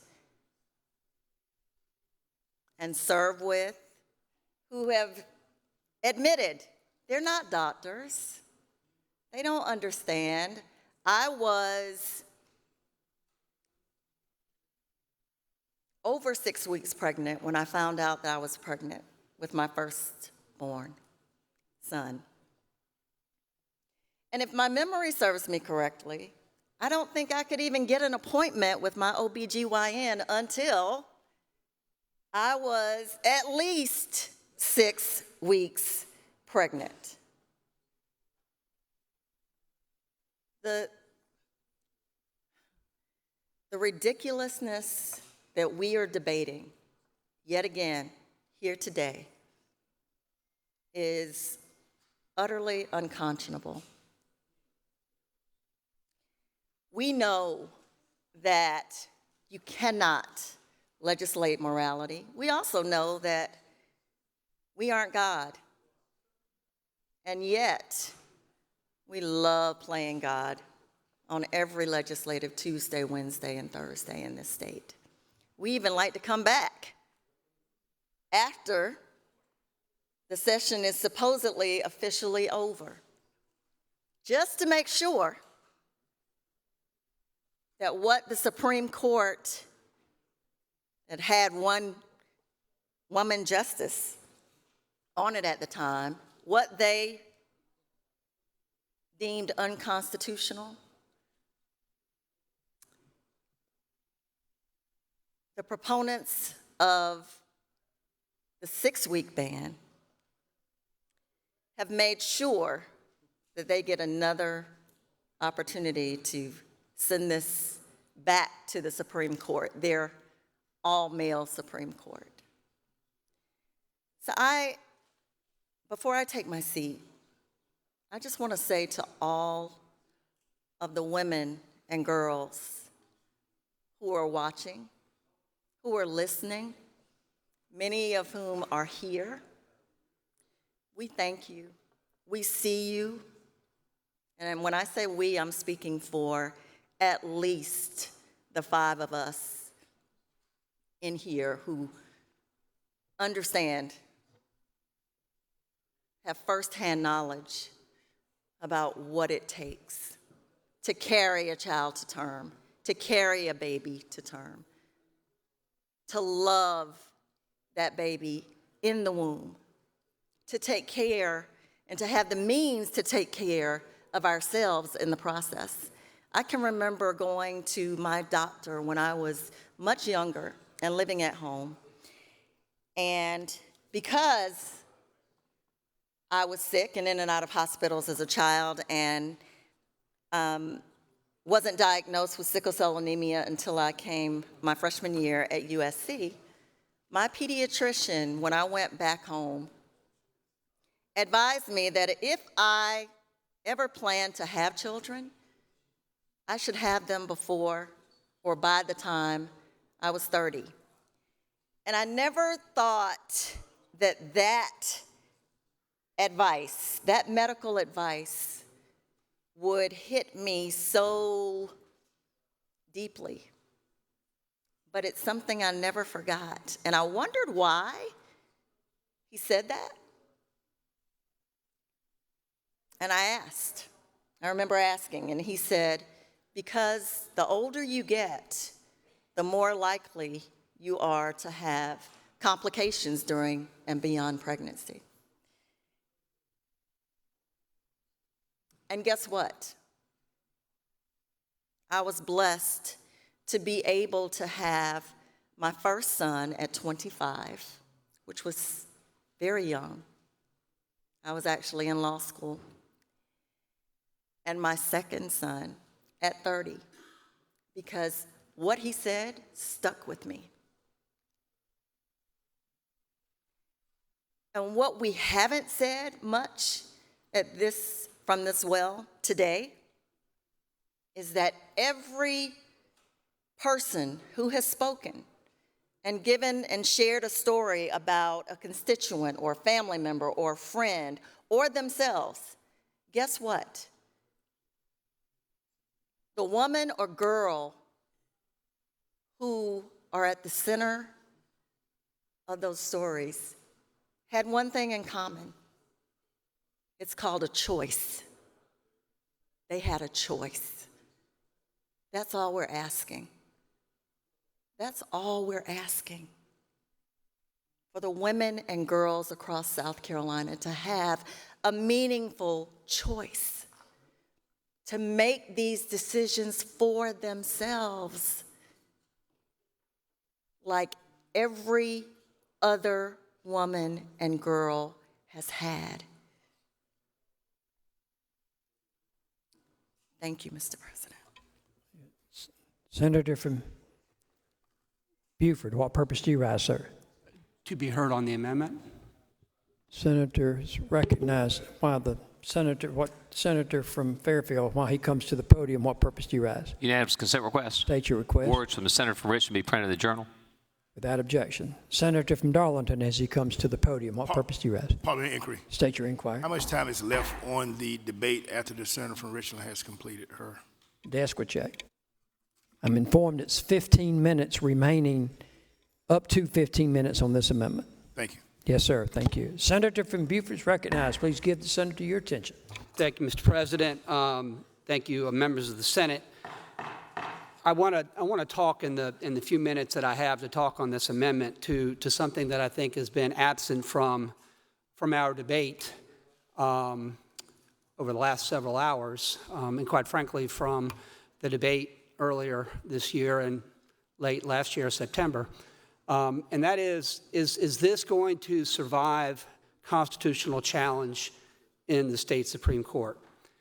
And unlike some of my colleagues, I respect the opinion that Justice Few wrote.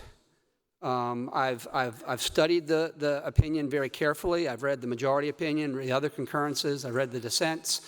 And I think that his opinion is well reasoned, and I think he's been unfairly maligned, quite frankly, in some respects. Senator from Orangeburg, he's been accused of engaging in substantive due process, which is the finding of implicit rights pursuant to the Due Process Clause. That's not what he's doing. He's trying to interpret what does the explicit privacy clause in the state constitution mean. So I think there have been a lot of cheap shots taken at him in that regard. I'm persuaded, moreover, by his analysis of how the right to privacy in the state constitution should be construed. I think he properly looked at the West report in its full context. I think he made some good arguments in regard to interpreting explicit text, and I wanted to make that point. I also think that he approaches this issue in much the same way that I approach it. He recognizes that we don't have one right at stake. We don't have the right of the unborn child at stake, nor do we have the right to a woman to sovereignty over her body at stake. We have, in fact, competing rights. And I think implicit in his decision, actually explicit in his decision, is that there is a balancing between those particular rights, the right to a woman's privacy and the right to a choice on whether to have an abortion, and the right of the state to ensure that an unborn child achieves a live birth. And that's always been the way I've looked at this. I've always looked at it as being a balancing of rights. And I've looked at it more generally in the context of, as you move along the 9-month continuum, that one right eventually yields to the other. I don't think that Justice Blackmun in Roe v. Wade was correct in finding within the penumbra of the rights in the federal Constitution a right to an abortion or a right to privacy that was inferred to include a right to abortion. But I do think that as a matter of legislative analysis, as a matter of public policy analysis, he engaged in the right exercise. He looked at two rights. He looked at how those rights compare with each other over time. And ever since I was in law school, I admired that approach because it wasn't absolute on one side or the other. I respect my friend from Anderson, Senator Cash, a lot, and he has moral convictions. He's intellectually honest. He's fearless. I think he's brought something to this chamber that was lacking, and I think the Senate has been better for him having been here, being here. But having said that, I fundamentally disagree with the proposition that there is a moral equivalence between the moment the sperm fertilizes the egg and a kindergartner sitting in a classroom. I do not believe that there is a moral equivalence there. I do not believe that the state's duty to protect life is equivalent there. I don't think that you can extend by analogy the state's obligation to protect the life of a child in a classroom to protecting a fertilized egg and making sure that it progresses into a live, born human being. I just fundamentally differ from him in that regard.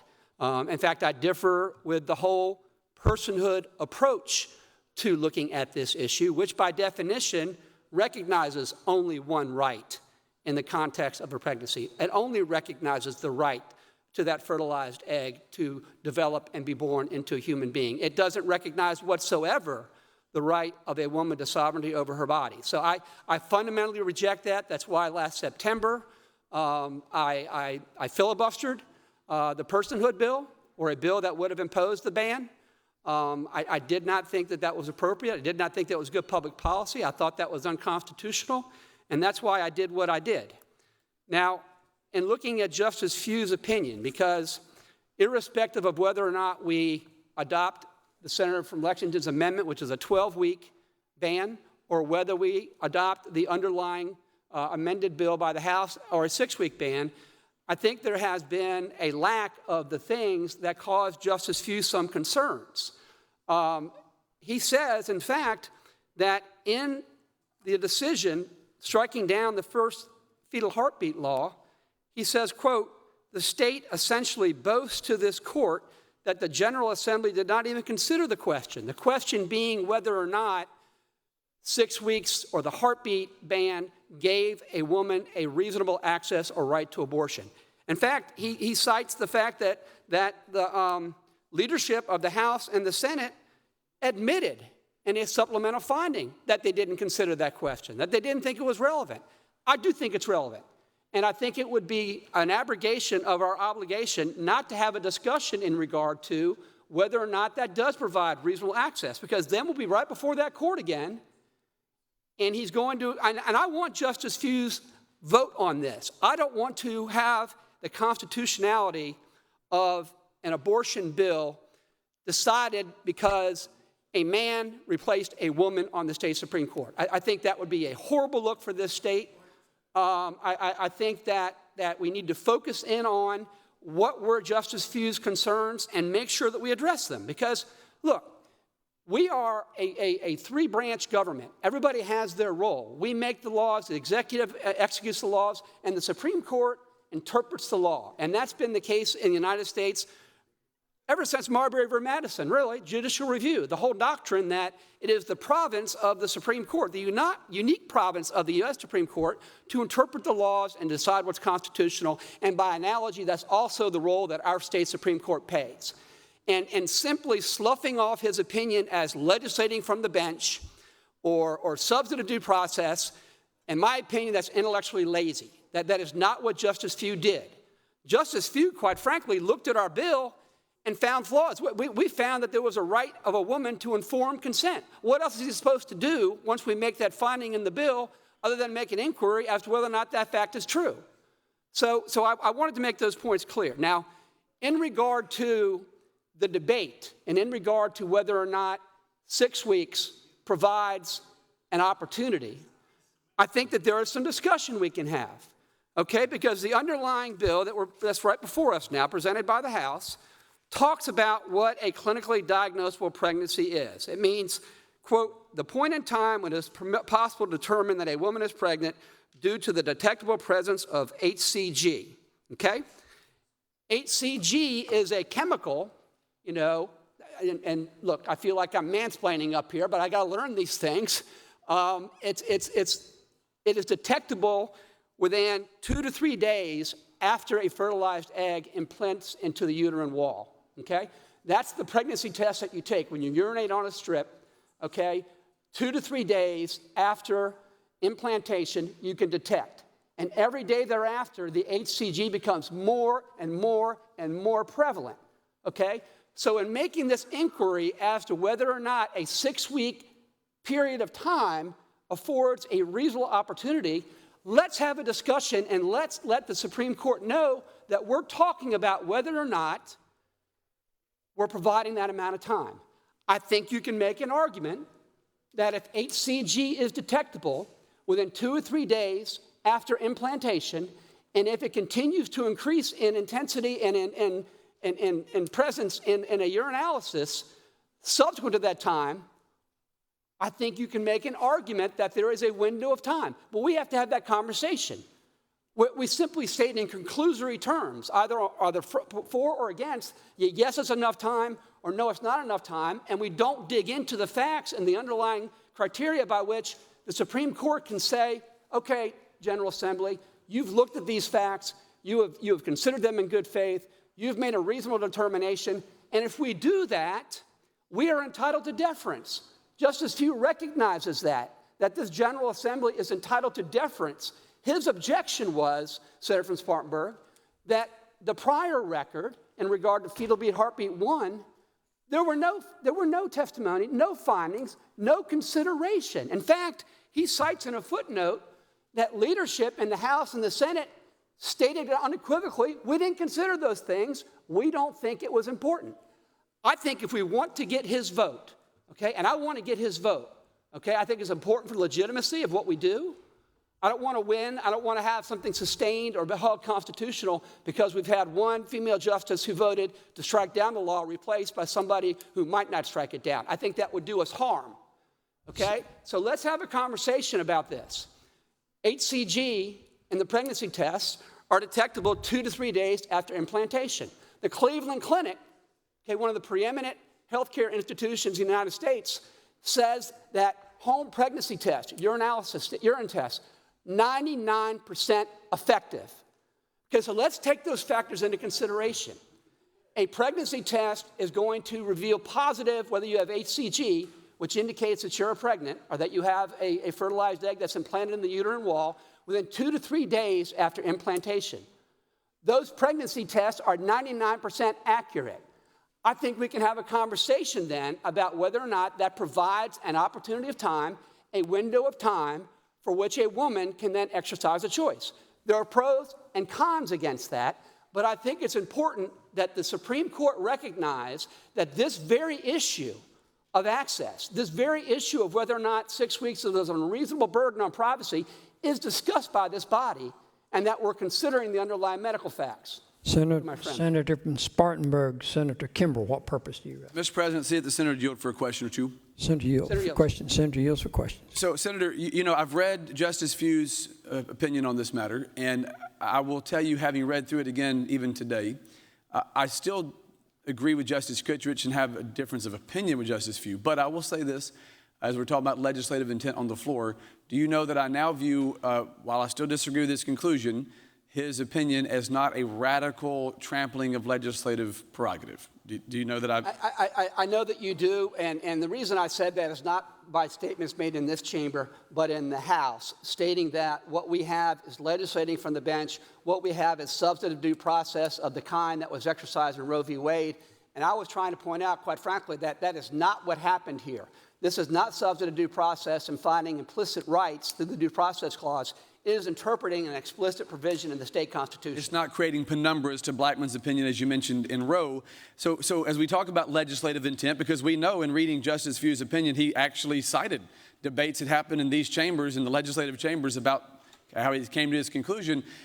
I think if we're talking legislative intent, do you now feel, because I think this is the point you're making, and I want to be explicitly clear, that defining a medically diagnosable pregnancy versus just picking a moment in time provides that balancing of rights you speak of in your remarks here today? That, in other words, defining a medically diagnosable pregnancy gives Justice Few some guardrails, if you will, to what our intent is, and provides a non-arbitrary definition that's achievable. And that's the key word. He objected to the arbitrariness of it, because he said that these decisions were made by the General Assembly in the absence of any discussion, of any consideration, and he said that is the very definition of arbitrary.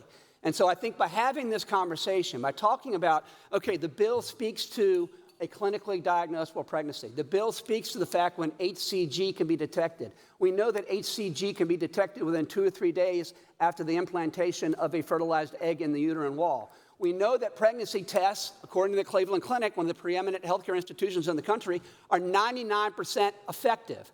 I think those are material facts for us to discuss and consider, and for the Supreme Court to see us discussing and considering them when deciding upon whether or not we have struck a reasonable balance considering the relevant factors. Well, and Senator, being mindful of the time drawing near, I would just say, did you know I appreciate your presentation you've made on this. I agree with you that I would rather have convinced Justice Few of the merits of this bill, and not win just by replacing a justice. I'd like Justice Few to be on board too, and I hope the discussion we've had today here and the changes in the bill achieve that goal. I appreciate your remarks. Thank you. The senator from Fairfield, what purpose do you have? Sure, Senator, you up for question? Senator, just a few minutes ago, did you say that there's some underlying facts that we ought to discuss about perhaps viability at certain levels of knowing whether someone's pregnant? Is that what you were talking about a few minutes ago? I think specifically what I was talking about is, in reading Justice Few's opinion, I recognize that there was a footnote referencing what the senator from Sumter, Senator McElveen, had some questions in regard to whether or not 6 weeks was ample enough time. Senator from Colleton, Senator from Matthews was also cited in that opinion in the footnotes.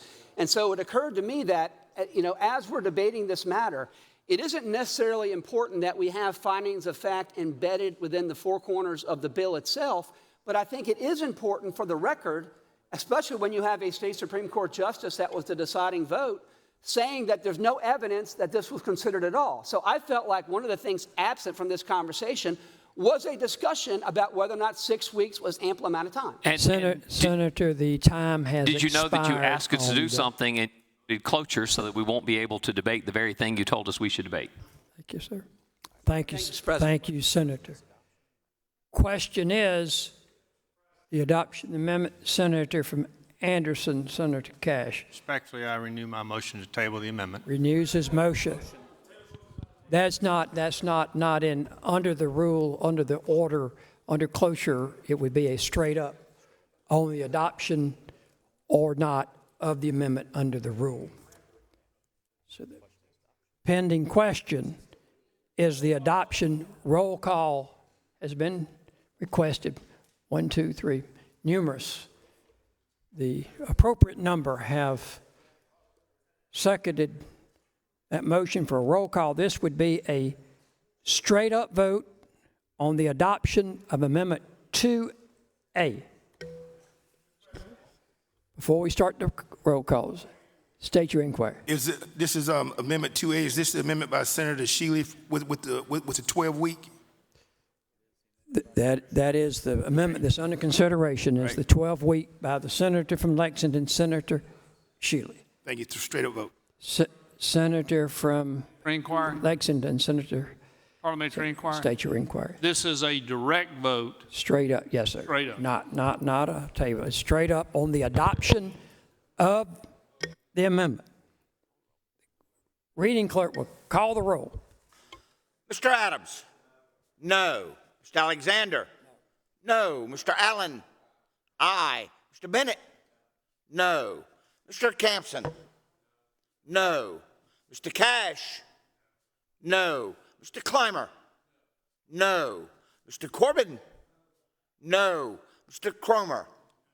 No. Mr. Davis? Aye. Mr. Fanning? Aye. Mr. Gambrell? No. Mr. Garrett? No. Mr. Goldfinch? No. Mr. Grooms? No. Mrs. Gustafson? Mrs. Gustafson votes aye. Mr. Harpootlian? Aye. Mr. Hembry? No. Mr. Hutto? Aye. Mr. Jackson? Aye. Mr. Kevin Johnson? Aye. Mr. Michael Johnson? No. Mr. Kimbrell? No. Mr. Kempson? Aye. Mr. Loftus? No. Mr. Malloy? Aye. Mr. Martin? No. Mr. Massey? No. Mrs. Matthews? Aye. Mr. McElveen? Aye. Mr. McLeod? Aye. Mr. Peeler? No. Mr. Rankin? Aye. Mr. Rickema? No. Mr. Rice? No. Mr. Sabb? Aye. Mr. Scott? Mr. Scott not voting? Mrs. Sin? Aye. Mr. Setzler? Aye. Mrs. Shealy? Aye. Mr. Stevens? No. Mr. Talley? No. Mr. Turner? No. Mr. Verdon? No. Mr. Williams? Aye. Mr. Young? No. Senator Scott votes aye. Senator Stevens votes aye. Aye. Have all senators voted?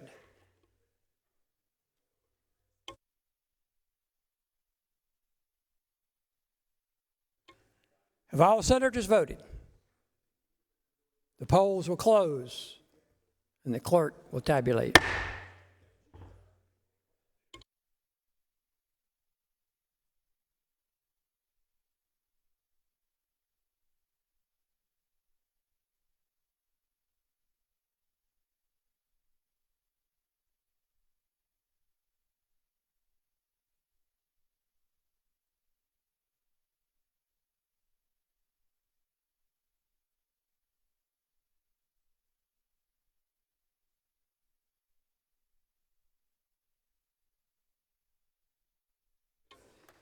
By a vote of 21 to 25, the amendment is not adopted.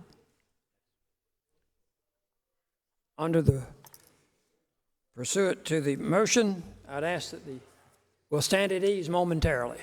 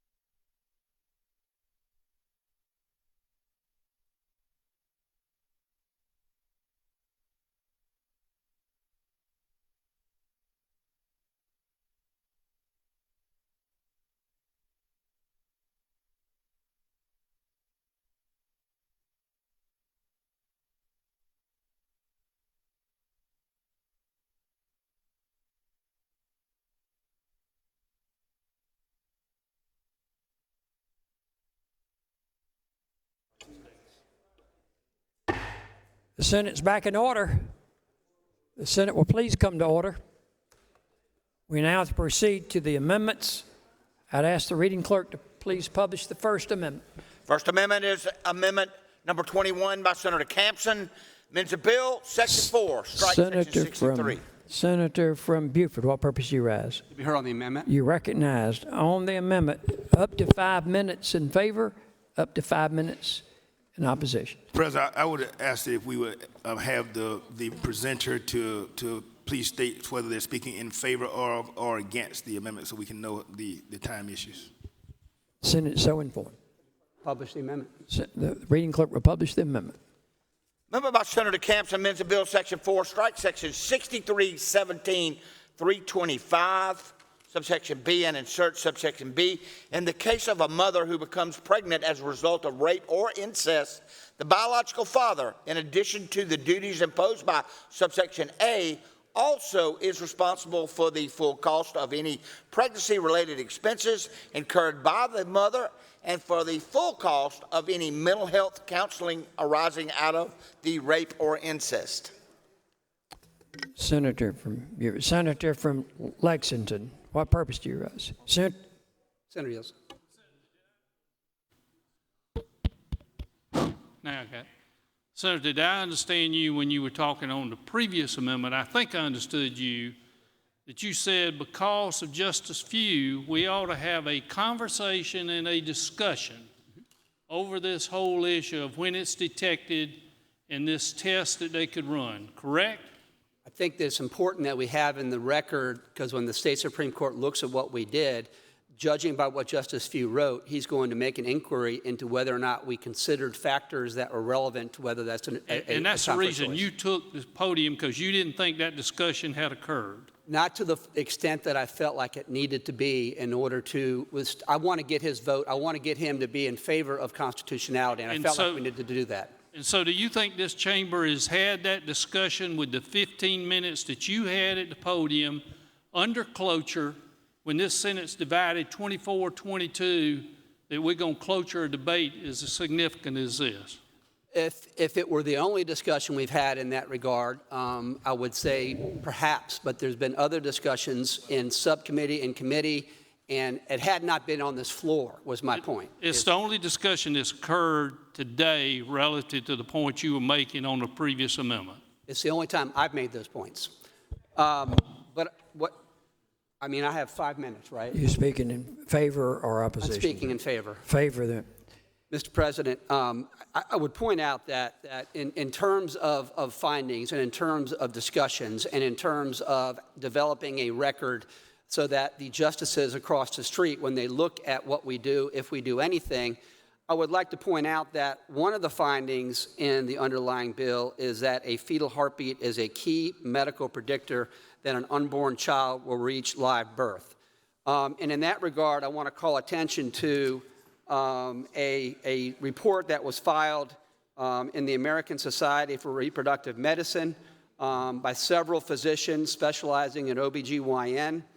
And they stated that their conclusion, after doing an analysis of women and also checking whether or not embryonic heart rates were useful in predicting a live birth outcome, that the conclusion was an embryonic heart rate is useful to help predict first trimester pregnancy prognosis. And so I think the point to be made here is that there is medical findings of fact that the presence of a fetal heartbeat is an indicator of whether or not a fetus will achieve a live birth. And so I felt like it was important that as we amplify and look at this bill and build the record for the state Supreme Court as to what we considered, to recognize the fact that this General Assembly has discussed and that we are aware of these medical findings, we are aware of this research, and we are aware of the conclusion that an embryonic heartbeat is in fact a useful predictor of whether or not there'll be a live birth. And so for purposes of this analysis and in weighing the balancing between the state's interest in ensuring that an unborn child can be born and weighing that against a woman's privacy interests, I think it's important to amplify that finding of fact and to provide some of the medical underpinnings for it. And that medical underpinning is the fact that studies have been done peer-reviewed studies indicating that an embryonic heartbeat is, in fact, a predictor of whether or not there will be a healthy live delivery. And so I offer that as way of evidence that we are considering relevant factors, we are considering criteria, we are accessing medical journals, we are making an informed decision on behalf of the people of South Carolina, and that's why I rise today, is to emphasize that point so that we have in this record, and so the state Supreme Court understands that we just simply can't make pronouncements and expect them to accept it, but that in fact there are underlying reasons for the findings that we may make.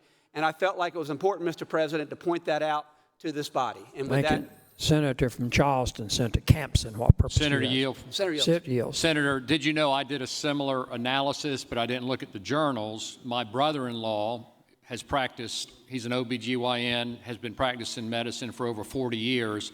I presented the same question to him. He said there's a 95% chance Senate that if a child, suspend. Senate will be in order, please. there's a 95 to 98% chance the child, if you have a detectable heartbeat, that child will come to term successfully. I think that's important for the state Supreme Court to see, that we recognize that being a key indicator, and that we recognize we're not picking out some arbitrary standard. We are looking at something that the weight of medical authority is saying, yes, in fact, this embryonic heart rate can be an indicator of whether or not it's going to be a live birth. In other words, it is a legitimate factor for this General Assembly to consider when we're weighing the competing rights. Senator, the 5 minutes for has expired. Senator from Charleston, Senator Sin, what purpose do you rise? To be heard against the amendment. You're recognized against the amendment.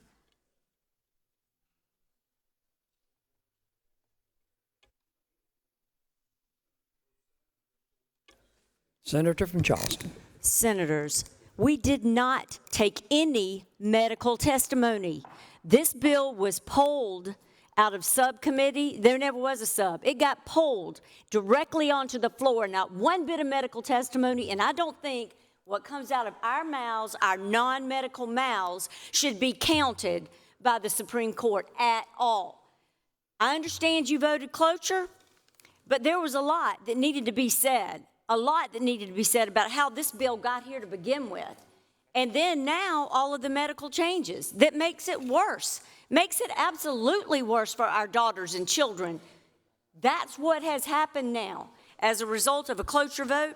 And I can tell you that just because Senator Campson, or the other senator from Charleston may have spoken to an OBGYN, I have spoken to so many OBGYNs, but there wasn't any testimony. The only medical testimony that these judges are going to have to look at came in 1 hour of testimony over in the House, and they didn't take any medical testimony. They had doctors that stood up there and said, I just am pro-life. I believe in pro-life. They did not talk about these definitions. They did not talk about what these findings of fact meant, which you know are crucial. And these findings of fact basically, are something that none of us ever really got to talk about. None of us.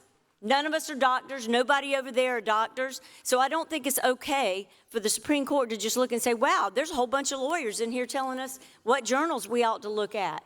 Nothing was ever stated as to what journals we should look at. None. And I don't think at this point, especially when we're on an amendment that doesn't even have anything to do with it. You want to be heard now? You want to be heard now when you cut it off?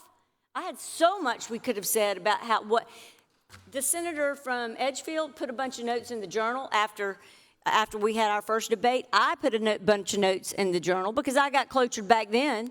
I put a lot in the journal because all these different things in here were not vetted, and it still doesn't count as being vetted when we've got a bunch of lawyers telling us what medical definitions mean. If there are no questions, yes. Senator from Williamsburg, what purpose do you rise, sir? See whether the senator would yield for a question or two. Senator yields for questions? Yes, sir. Senator yields. Senator, I appreciate the point that you made, because vetting is so important. Do you agree? I absolutely agree. And at our subcommittee hearings, anybody who is in favor of a position get the opportunity to question a witness. Isn't that correct? And in some instances, for those of us who are lawyers, we get a chance to cross-examine the witnesses. Right. And so that's the forum, Senator, would you not agree, where we get the opportunity to listen to our peers, question folks, and then we get an opportunity to follow up, and then folks get an opportunity to follow after that. Don't you believe that that's the best process? Correct. To determine the most reliable information that's coming forth? But it did not happen, and that's the point. We had, even in our version, we had all new medical definitions that needed explaining and that were conflicting and that are in the journal. And then we go to the House, what the House did, I mean, he's talking about HGC and and he was mansplaining on what pregnancy is and clinical diagnosis of pregnancy is. But unborn child, if you look at unborn child from conception, look at all of their other definitions, how they dovetail into these findings of fact that we never made. But they dovetail into it, and it totally changes everything. So now what we're really talking about is possible 4-week ban because of how they flipped fertilization, some of the definitions. And Senator, it makes it worse, absolutely worse. Senator, I totally agree with you. And do you know that I believe that the rule about opening statements that lawyers make and not being evidence, right? I think that holds true on this floor as it relates to what senators say. It might be their opinion, but it's not evidence. Thank you, Senator. Certainly should. And how are these judges supposed to know? That's one of the things they complained about last time, if you did read the opinion closely. If you read the opinion closely, they didn't know what to turn to. They had to go outside of the evidence, and that's what they had to do. Is it ACOG standard? Should be. But I've been hearing clinical, Cleveland. I mean, what, can they just Google? I don't know. Why should they do that? We should be able to make findings of fact. I'll relinquish the floor. Thank you, Senator. 5 seconds remained. Yeah. So that time is now expired. Question is the adoption of the amendment. Again, it's a straight up vote. Roll call has been requested. 1, 2, 3. More than enough have seconded the call. The question is the adoption, straight up, the adoption of the amendment. The clerk has please ring the bell. The reading clerk will call the roll. Mr. Adams? No. Mr. Alexander? No. Mr. Allen? Not voting. Mr. Bennett? No. Mr. Campson? No. Mr. Cash? No.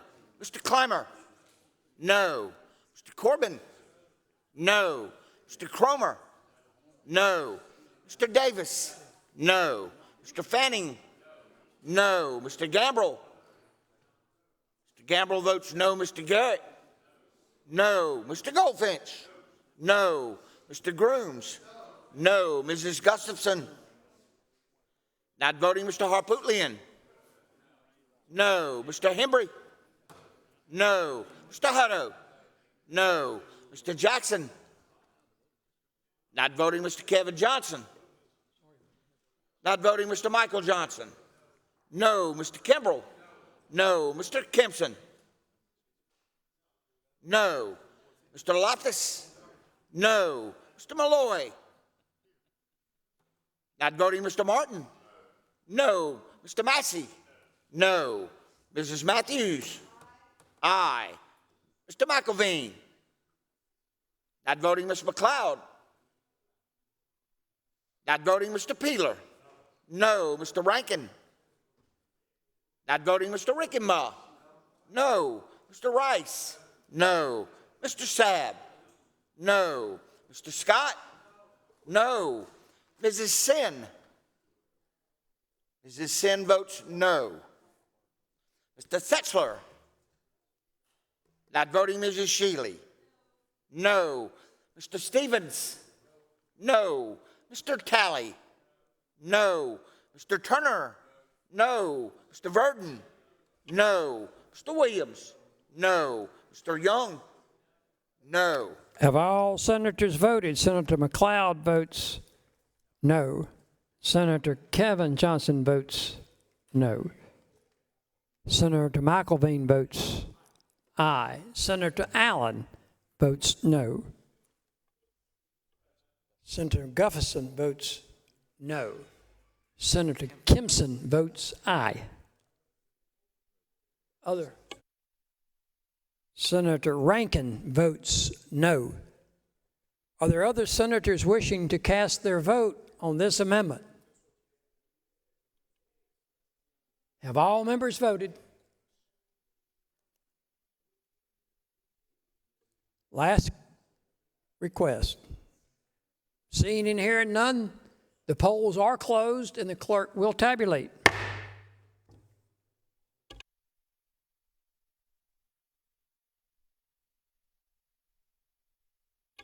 By a vote of 3 to 40, the amendment is not adopted.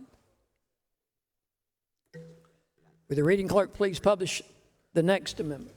Next amendment is amendment number 3 by Senator Gustafson, amends the bill, section 2, section 4441.610, adds a subsection. Senator from Kershaw, what purpose do you rise? To speak to the amendment. You're recognized on your amendment. Please give the senator from Kershaw your attention.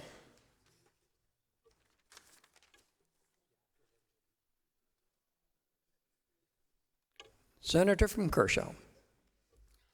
Thank you, Mr. President. I'll try to be brief. I'm having a flashback to fatal fetal anomaly, which is something we all know and understand now, which is a very good thing. But there's yet another exemption that was not considered throughout this whole conversation and from all the bills considered. And I brought it up before, and it's the multi-fetal pregnancy reduction. 1978, we had our first baby to be born from in vitro fertilization. That's just wild to me to think that that can happen. But and since then, millions of babies have been born through IVF. So, you know, it's an evolving science. It's an evolving helpful way for women to have babies. But sometimes they develop many fetuses in the womb through this procedure, and occasionally on their own naturally. So what a multi-fetal pregnancy reduction is, it's usually in the first trimester, and it's a procedure for reducing the total number of fetuses in the pregnancy by 1 or more. So, for example, a woman is trying to get pregnant, and 4 take, and she becomes pregnant with 4 babies. And she cannot carry 4 babies. What they do medically is, between the doctor and the family and the mother, they decide what's best for her and what she can carry or not carry physically. So this avoids the risk of high-order multi-fetal fetal pregnancies by limiting the number of embryos to be transferred. Like I said, there are spontaneous multi-fetal pregnancies, but this is just targeting women who have had, who have been pregnant with more than 1 baby, and it's not medically sound for them to carry. Hold on just a moment. Okay. So they do it to increase maternal and perinatal morbidity and mortality. Many medical benefits to MFPR, which is multi-fetal pregnancy reduction. And in Senator from Lexington, Senator Shealy, what purpose do you rise? Will the senator from Kershaw yield for a question? Senator, yield for gladly. Senator I yields. got nervous. I don't know why after all this time, but Senator, did you know, I think this is a very good amendment. thank you. I do too. I Thank think you for saying so. a lot of times women will, you know, they want to get pregnant, and then they have in vitro fertilization, and they have, you know, they might have 15, you know, eggs implanted, and it's very expensive. It's very expensive to do. But then when they implant the sperm, all those little sperm guys are running around in there, and they might find 15 eggs, and they might have 15 eggs get fertilized, and then the mother can't carry that many babies. I was just reading an article the other day, did you know, where a woman had, I think it was 10 eggs get fertilized, and then, you know, she didn't want to decide what to do about it, and so she tried to carry them all. Well, then what happened, none of them survived. So instead of having selective reduction, she didn't have any babies. But what this would do, I mean, you do this at the very first of the pregnancy when, you know, they're not a mature pregnancy. It's typically done during the first trimester, occasionally second trimester, but it's usually done during the first. But I think this is a very good amendment so that you can have healthy babies. So I appreciate you putting this up and finding it after it got left out of so many things. Yeah, thank you so much. Just trying to reduce or eliminate those maternal risks of carrying multi-fetuses. It leads to hypertension, preeclampsia, gestational diabetes, postpartum hemorrhages.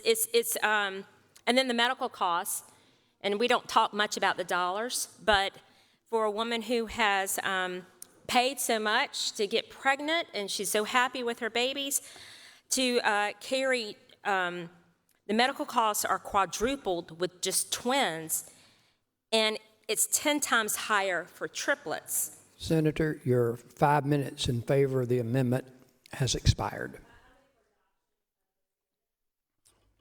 The pending question, Senator from Berkeley, Senator Grooms, what purpose do you ask? I wish to speak against the amendment. Senator from Berkeley is recognized to speak against the amendment up to 5 minutes.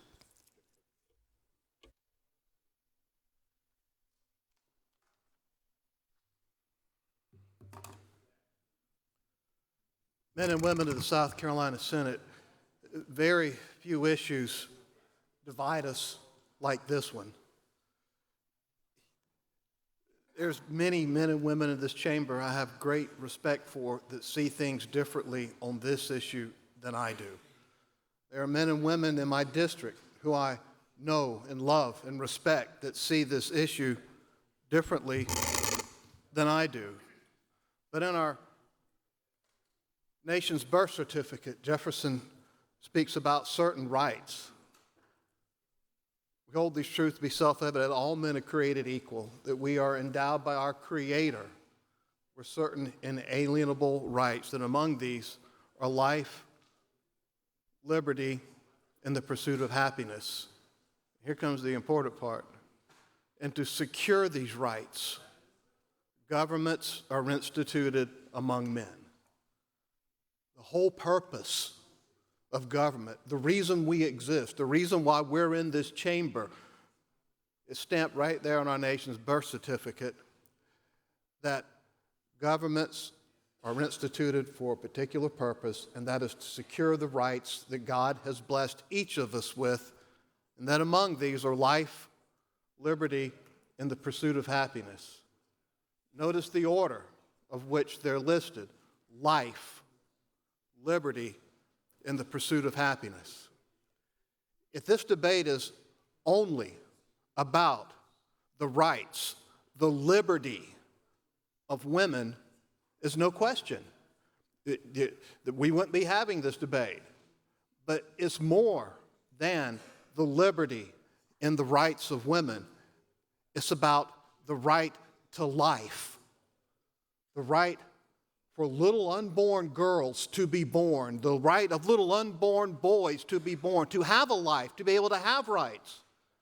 We've heard that it's about a choice. Well, human beings shouldn't be choices for someone to decide whether they should live or die. We've heard about, we don't take care of those that are born, so the answer is death. If our social system is not up to what we would hope it to be, if family court's not what we hope it to be, if foster care is not what we hope it to be, the answer certainly isn't death. We have a culture of life that we should be insisting on a culture that values life.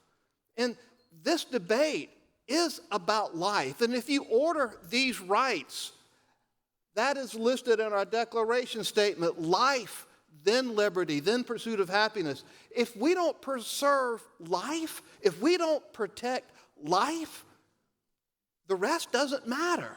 If someone can decide that you're an inconvenience and you could just go away, your life could then be aborted so it doesn't inconvenience us, so it doesn't hurt us, so it doesn't harm us, so it doesn't take away my opportunity for whatever in life. If you can just be exterminated for the convenience and for the purpose of others, then what are we about? What are we doing? Senator from Life Anderson. is important. Life is the most important, because without life, Senator nothing refuses else to matters. yield. Senator from Anderson. I Senator yield briefly. Cash. I've got just a few minutes to be able to convince you to vote no on this amendment, and I hope that you will all join with me in voting no on this amendment. Senator from Anderson. Senator Cash, what purpose do you rise? See if the senator would yield for a question. Senator, yield for a question. Senator yields. Senator yields. Senator, in vitro fertilization, embryos are transplanted into the uterus. And did you know, Senator, that different countries in the world regulate that in different ways? For instance, did you know in Germany, the maximum number of embryos that can be transferred is no more than 3 at a time? And did you know, Senator, that problems like having 6 or 8 embryos that begin to grow inside of the woman's uterus could be avoided quite simply by much easier means than simply perhaps the way some people do it and then turn around and kill what they consider to be excess babies? Senator, I was aware of some of it, but not all of it. But we're also here sometimes that if we pass this, if this becomes law, we're not going to stop abortion. There'll still be illegal abortions. Senator, well, if that's the basis for anything, then why should we pass any laws? Senator, there will always be those. 5 minutes against the amendment has expired. Thank you, sir. The question is the adoption of the amendment. Those in favor would say aye. Those opposed would say no. The noes have it. The amendment is not adopted. The reading clerk will publish the next amendment. Next amendment is number 19. It's by Senators Hutto and Shealy. It's a bill, strikes all after the enacting words. Senator from Orangeburg, Senator Hutto, what purpose you asked to explain the amendment. Speaking in favor of the amendment. Is that correct? Yes. Yes. Senator from Orangeburg. I want to use my time to thank the women of South Carolina who have come out over and over again to tell us that they don't want this, even though apparently the majority of us won't listen to them. I want to thank you for what you've done for yourselves, your sisters, your daughters. You have let us know where you stand, and by and large, you've been ignored. So I want you to remember, as you go forward, there were 5 sister senators who stood for you over and over again. There was a solid Democratic caucus who said, we will stand for the women of South Carolina and the doctors of South Carolina. And we have done that. And when time goes forward and you look back on this day and you want to know who took away your rights, when you wanted to know who said, we don't trust you, it was the Republicans who said that to you. They don't trust you. We do. And we will. And we will continue this fight as we go forward. But I heard just now the Republicans try and say, well, we are for life, but every single one of them voted for abortion to be legal up to 6 weeks. How is that? How can you possibly believe that and vote for that? And then tell us, oh, well, we're for life, but it's okay. It's okay as long as you do it fast enough. Let me tell you what. It's about being smart, about being constitutional. You all that voted for this know you voted for an unconstitutional bill. But you know who didn't? The 5 sister senators didn't, and the Democrats didn't. So when you wake up, when your daughters wake up, when your sisters wake up, and they want to know who took away their rights, it was the Republicans. Senator from Charleston, Senator Sin, what purpose do you rise? Heard in opposition, or how much time parliamentary inquiry?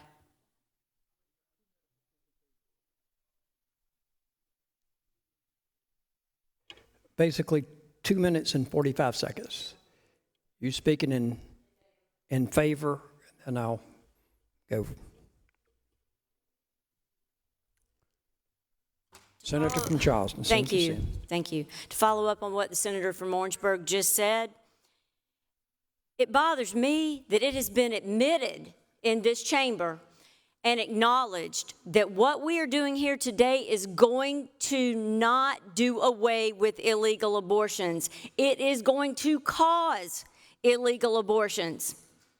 And so, women, everybody, when you look back years from now and your teenagers end up dying because they have gone to get an illegal abortion because they didn't know they were pregnant at 6 weeks, it is our fault.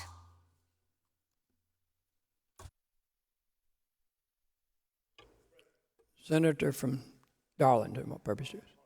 State your inquiry. How much time is left? 2 minutes in favor and 5 minutes in opposition. Mr. President, I'd like to be heard in favor. You're recognized up to 2 minutes in favor of the amendment. Ask unanimous consent with me holding the floor that we put the comments of the senator from Orangeburg in the record. Without objection, so ordered, with the senator from Darlington holding the floor. Thank you, Mr. President. Members of the Senate, this has been several times since we have discussed this bill, and what we've done today is right in the middle of the most critical part of the debate was when we cut off the debate. The rule is such that, which is allowed, but I just say that that's not the Senate. We've not had the requisite amount of comments that we probably should have to end up having a meritorious discussion on this debate. I agree with what many have said here on this amendment. I think on this bill, I do believe that, one, that we have to end up addressing the constitutionality of it. And I realize that during the same year that we've had this debate was when the Supreme Court has said that it was unconstitutional. And we changed judges, and we got a 100% male court. And so I tell the court, yeah, stand up. I thought we were a body of precedent. We're strict constructionists. And just because they promote someone to be over on the court, now we get a chance to see if we're going to have judges or political figures. And the political figures are belonging here in this body. Judges or judges that would end up handling the rule of law, giving us the blueprint for how we should end up acting, not to end up setting the policies, ruling on balls and strikes. And while I'm here, I would salute the senator from Anderson. There was a question that was posed at one point in time for some apparatus to be removed. He removed that in the sense of the Senate. I want to thank him for that, and we'll get a chance to end up having this discussion on and on. Time expired? Time has expired. Thank you, sir. The question is the adoption of the amendment. Those in favor would say aye. Opposed, no. The noes have it. The amendment is not agreed to. Reading clerk will publish the next amendment. Amendment number 7A by Senator Matthews amends a bill in Section 2, strike Section 44, 41, 610, Item 14, and inserts. Senator from Colleton, what purpose do you rise? Wish to be heard to explain the amendment. You're recognized on your amendment.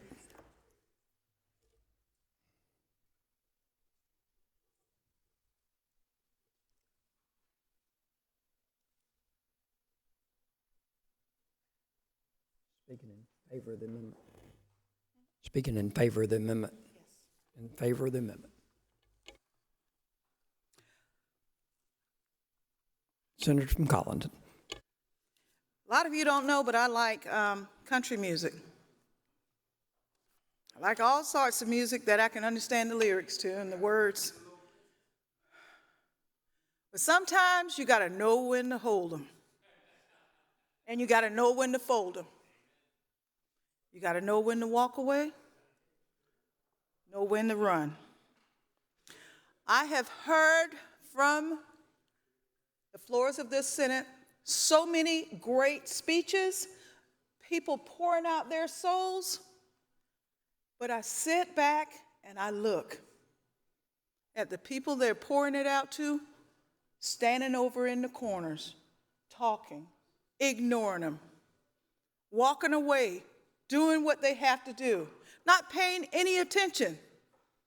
So, you know, there's a lot of things we all could be doing, but I do know one thing, 100,000 people per senator voted on us, and you won't give them the respect to listen to your co-senators. You won't give them the respect to hear or to consider. I understand it is what it is. I hear so many things from this lectern. One of those things is, oh, you know, government involvement, church and state, all sorts of things. You know, Jefferson's words, oh my God, I just came from my daughter's graduation at the University of Virginia, and that's all they talked about was Jefferson's words. They talked about those words, but you know, it's all in your point of reference of what life, liberty, and the pursuit of happiness is. You weren't worried about that life, liberty, and pursuit of happiness when my ancestors were being used. Life, liberty, and pursuit of happiness, you ain't so worried about it when you talk about what a woman's life, liberty, and pursuit of happiness might be. What's your point of reference? Everybody has a different point of reference of what equality is, what living out their pursuit of happiness is. When you, the man, impregnate a woman, it's her liberty that gets affected. And it depends upon where she is in her life, on whether or not that child will be born and how she will deal with that pregnancy. But you know what? I also agree, as it's been said, there's a balancing act. That balancing act is one of, when is that child going to be viable? Is that mother in the state of mind that she could nurture a healthy child? Because if you truly care about that child, you need that mother to be able to nurture a child. We don't even care, and everybody walks away every time we talk about it in the state of South Carolina, that we are number 4 in infant mortality. We have 16 counties with no OBGYN, but do you care? No. Life, liberty, and pursuit of happiness. We've asked you if you really want to do your jobs, and if you're so right, as you sit and ignore me, if you're so right and you care about the 51% of women in South Carolina, what do you got to lose? Put it as a referendum. Put this issue as a referendum. Let the women decide. Otherwise, you've done what you've always done, ignored women. How many of you have women in your family? Mothers? I hope you do. Daughters, granddaughters, sisters. I know they're telling you something. I just want you to, and how much time do I have? I'll use every one of them. When you start talking about this Constitution, I want the people of South Carolina to know that the same people who are advocating as pro-life, they're really just pro-birth. They're the same people that are supported by NRA, and they're playing politics with your children, with your daughters, with your sisters. They're playing politics. These are the same people that talk about the involvement of government. These are the same people that talk about their Second Amendment right and the right to bear arms. These are the same people who use that Constitution only when they want to. These are the same people who ignore the fact that the First Amendment says Congress shall make no law respecting an establishment or religion or prohibiting the free exercise thereof. In other words, the people have religion liberty, and the government cannot establish an official religion that favors one religion over another or even favors non-religion over another. Senator, your 5 minutes has expired. You've used every second. Can I speak against it? You spoke in favor. Senator from Darlington, what purpose do you have? How many amendments are on the desk? I'm informed this is the final amendment. Okay, we started off, did we have 10 amendments total on the desk? It was up, you could control up to 5 amendments. Mr. President? The question is, Senator from Collinton. Parliamentary question. State your inquiry. Can I speak against the amendment? No, ma'am, not after Under speaking in Jefferson's? favor. I get it. Yes. Thank you. Yes, ma'am. Senator from Lexington, what purpose do you rise? You're recognized against the amendment. While the senator comes to the podium, Senator from Fairfield, what purpose do you rise? Unanimous consent request. State your request. The words from Senator from Colleton be placed in the journal. Without objection, so ordered. Unanimous consent request. Further unanimous consent, Senator from Fairfield. The words from the Senator from Darlington be placed in the journal. Without objection. Thank you, sir. Thank you, Mr. President. Speaking again, yes, ma'am. Speaking opposition to the amendment, Senator from Lexington, Senator Shealy is recognized. As much as I love Please, my sisters. hold on just a second. Okay. Senate will be in order. Thank you.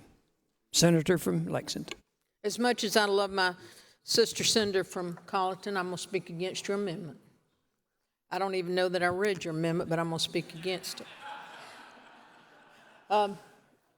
You know, we've had a long day, and we've listened to a lot of people say a lot of things.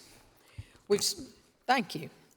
It's talking about an unborn child, and it's talking about what an unborn child is.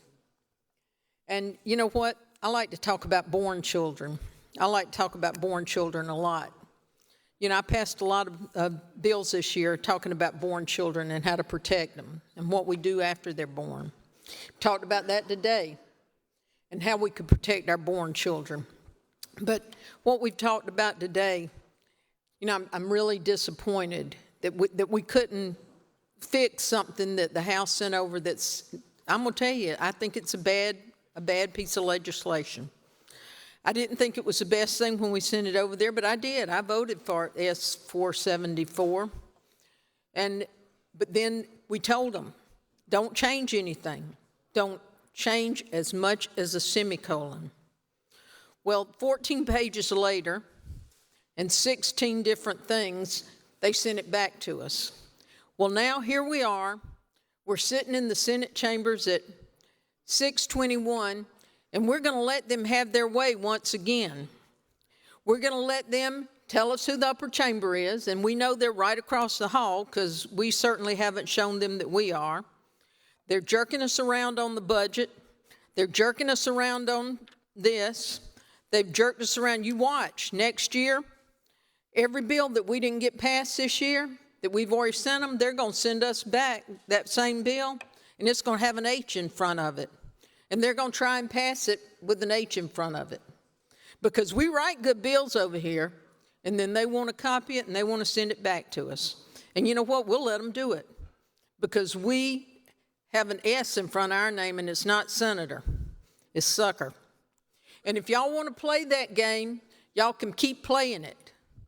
But we need to suck it up and start man up and do the right thing. We need to be the upper chamber. We need to write good legislation, and we need to show them who the boss is. And it should be us. It shouldn't be them. They got a job to do, but we have a job to do too. And it's time for us to do the right thing.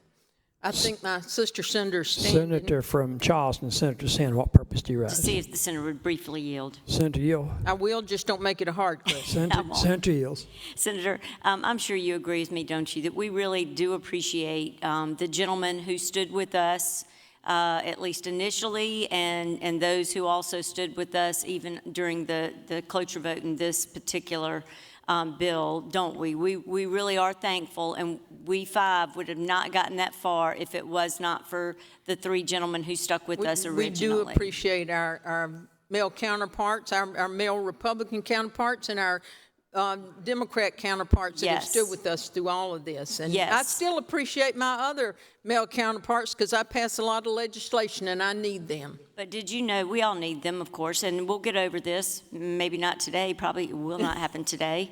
But I can tell you that because cloture was invoked this time, did you know that there was a bill that there was an amendment up there that would have taken this bill back to our original version, the version that the Senate passed and the House then hijacked? Did you know that bill was that amendment was up there? But the way cloture works, when we're here the last week, once it was invoked, then they get to pick the amendment. So we didn't even get to pick the best amendments to go up there. So that does say, I don't know if we're just a sucker, we're like double sucker. I don't know.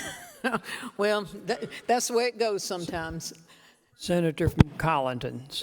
How much time is left first? 30 seconds. Okay, I'm going to make this quick. Did you know my bill basically said an unborn child? I changed the meaning of an unborn child from the time of fertilization until live birth, and the other bill has conception until live birth. In other words, fertilization. Senator from Richland, Senator Jackson. With the senator here for a quick question. Senator from Lexington, did you serve with the former senator from Charleston, Senator Glenn McConnell? I did. Do you remember his words when he talked about allowing the House to ever push us around? What was that? He was so passionate that if we ever went down that road where the House starts pushing the Senate around, has expired. They would never stop. I just thought that was interesting based on what you said. Time has expired. Senate, I've got a pending amendment. But Senator from Newberry, what purpose do you? Unanimous consent request. State your request. The words from the senator from Berkeley, Senator Groomsby, posted in the journal. Without objection, so ordered. Question is the adoption of the amendment. Those in favor of the amendment would please say aye. Those opposed. Those in favor of the amendment would say aye. Those opposed to the amendment would say no. The noes have it. The amendment is not agreed to. There are no further amendments. The question is concurrence in the House amendments. A roll call is required. State your inquiry. Senator from Darlington, what purpose do you ask? Since the question before us is concurrence, meaning that we agree with the House amendments, or no if we do not. Senate is so informed. The pending question is concurrence. Those agreed, roll call is required. No.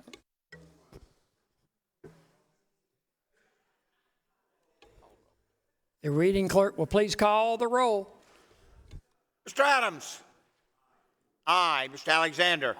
Aye. Mr. Allen. No. Mr. Bennett. Aye. Mr. Campson. Aye. Mr. Cash. Aye. Mr. Clymer. Aye. Mr. Corbin. Aye. Mr. Cromer. Aye. Mr. Davis. Aye. Mr. Fanning. No. Mr. Gambrell. Aye. Mr. Garrett. Aye. Mr. Goldfinch. Aye. Mr. Grooms. Aye. Mrs. Gustafson. Not voting, Mr. Harpootlian. No. Mr. Hembry. Aye. Mr. Hutto. No. Mr. Jackson. No. Mr. Kevin Johnson. No. Mr. Michael Johnson. Aye. Mr. Kimbrell. Aye. Mr. Kempson. No. Mr. Loftus. Aye. Mr. Malloy. No. Mr. Martin. Aye. Mr. Massey. Aye. Mrs. Matthews. No. Mr. McElveen. No. Ms. McLeod. Ms. McLeod votes no. Mr. Peeler. Aye. Mr. Rankin. Aye. Mr. Rickenbaugh. Aye. Mr. Rice. Aye. Mr. Sabb. No. Mr. Scott votes Mr. Scott votes no. Mrs. Sin, no. Mr. Setzler, no. Mrs. Shealy, no. Mr. Stevens, no. Mr. Talley, aye. Mr. Turner, aye. Mr. Verdon, aye. Mr. Williams, no. Mr. Young, aye. Have all senators voted? Have all senators voted? Senator Gufferson votes no. Have all senators voted? Final call. Have all members voted? The polls will close and the clerk will tabulate. While we're tabulating the votes, the senator from Georgetown. What purpose do you rise, sir? Unanimous consent request. State your request. I'd like to get unanimous consent for myself, for leave until January. Without objection. Thank you. So ordered. The senator from Georgetown has leave to January. Thank you for your service. Senator from Colleton, what purpose do you rise? Just unanimous. We were counting on the senator from Georgetown not having leave today, so he could have gone. We could retroactively let him go. Objection is heard.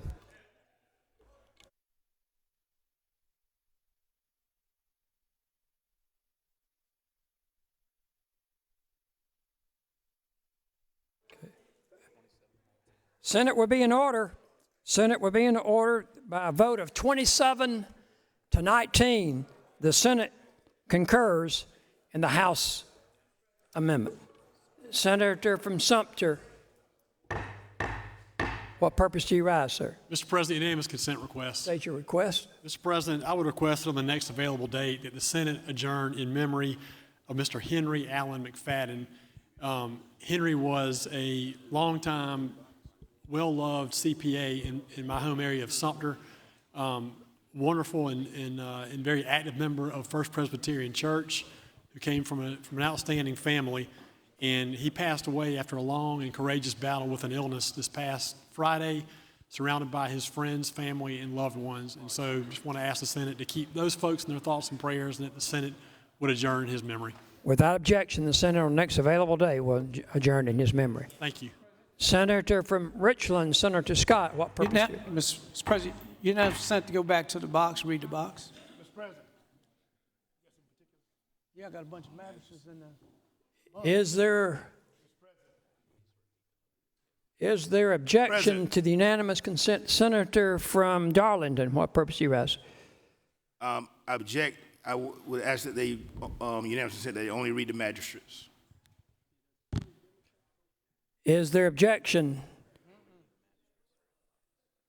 to the unanimous consent request that we go to the box for the purpose of reading the magistrates that are in the box? Is there objection to that unanimous consent request? Hearing no objection,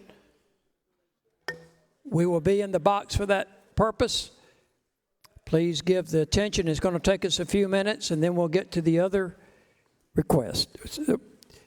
Senator from York, before we read the box, what purpose do you rise? Senator Clymer. To make a unanimous consent request. State your request. Mr. President, on the next available day, I ask unanimous consent that the Senate adjourn in memory of Miss Patty Wetzel of Greenville, who passed recently. Sorry to hear. The Senate's so informed, and without objection, we'll stand adjourned on the next available day. The clerk will read the magistrates. The Horry County delegation has reported favorable reappointment of the following Horry County magistrates: Mr. Gerald Whitley of Little River, the Honorable Benjamin C. Allen of Conway, Mr. Christopher Arakis of Myrtle Beach, Mr. Bradley Mayers of Conway, Mr. William Hudson of Aner, Mr. Marjorie Livingston of Conway, Manuela Clayton of Myrtle Beach, Mr. Mark Ashley Harris of Loris, Mr. Monty Harrelson of Greensea. The pending question is confirmation of the Horry County magistrates. All those in favor say aye. Opposed, no. The ayes have it. The magistrates for Horry County are confirmed. Reading clerk will continue to read. Sumter County delegation reported favorable reappointment of 2 Sumter County magistrates, Judge Cecil Jackson of Sumter and Mr. W. Madison Gamble of Sumter. Question is confirmation of the Sumter County magistrates. Those in favor of the Sumter County magistrates to say aye. Opposed, no. The ayes have it. They are confirmed. Reading clerk, please continue. Richland County delegation reported favorable reappointment or appointment of the following Richland County magistrates. Ms. Deidre Wilson Hightower of Columbia,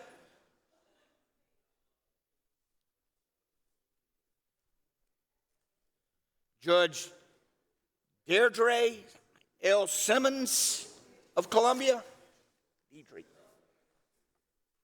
Ms. Barbara Jo Wofford Canwatt of Columbia,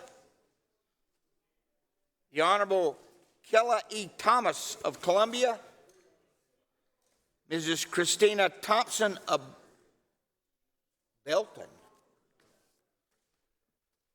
That needs to be changed, obviously. Yeah, that needs to be changed. It says Belton, but Richmond County. Reading clerk will continue to read. Miss Margaret Strom Williams of Columbia, we'll change it. Timothy Edmond of Columbia, Valerie R. Stroman of Columbia, Patience O'Brien Van Ellis of Columbia, Harold A. Cuff of Hopkins, Michelle Branch Howard of Columbia, Ms. Paulette Edwards of Columbia, Ms. Stephanie Bess of Blythewood. The pending question is confirmation of the Richland County magistrates as read across the desk by the reading clerk. Those in favor of the Richland County magistrates say aye. Opposed, no. Ayes have it. The individuals are confirmed. Charleston County delegation has reported favorable reappointment of the following Charleston County magistrates. Lauren Ellis Fox of Charleston, Mr. William Stephen Harris Jr. of Johns Island, golly, these papers. Go ahead. Stick that behind the last one, Mr. President.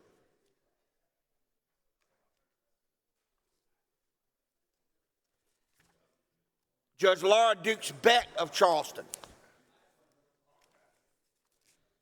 Judge Amanda Stilley Hasselden of North Charleston, Honorable Itris J. Jenkins of Charleston, Miss Amy Jowers Michael of Charleston, Miss Amy Rothschild of Mount Pleasant, Judge Joanna E. Summey of North Charleston, Judge James B. Gosnell Jr. of Charleston, Judge Cheryl Mitchell Perry of Hollywood, Judge Joy D. Stoney of Johns Island,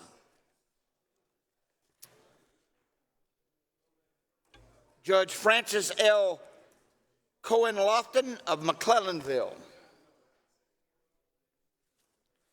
Judge Laura Campbell Waring of Charleston,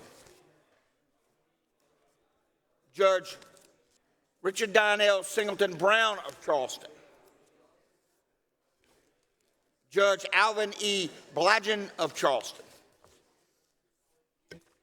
The pending question is the confirmation of the various Charleston County magistrates. All those in favor of those magistrates would please say aye. Opposed, no. Ayes have it. So ordered. Senator from Edgefield, we're clear of magistrates. Senator from Edgefield, Senator Senator from Orangeburg, what purpose do you rise, sir? Unanimous consent request. State your request. I'd like to get everybody's attention here. Senator from Georgetown. Senator from Georgetown. We want to all thank you for your service to this country, and we understand that you're leaving us to go overseas, and we couldn't be more proud of you. Thank you for your service. Thank you.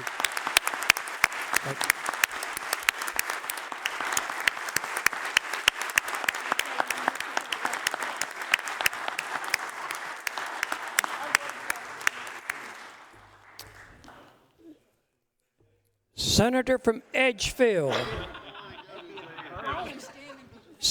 I'm sorry. Senator from Spartanburg, Senator Martin. What purpose do you rise, sir? Senator from Edgefield. What purpose do you rise, sir? Mr. President, we earlier made a motion that when we adjourn today, that we would adjourn subject to the call of the President, which I understand will not be tomorrow. So hopefully we'll have a budget agreement soon, and then you will let us all know as to when we might come back to address that. Certainly will give as much time as possible, but it could very well be on short notice. So please, we'll have communication for the membership as we have the information. Mr. President, with that information, I move the Senate do now adjourn. The motion is that Senate do now adjourn based on the previous motion that we'd stand adjourned to the call of the President. All those in favor would say aye. Opposed, no. The ayes have it. So ordered.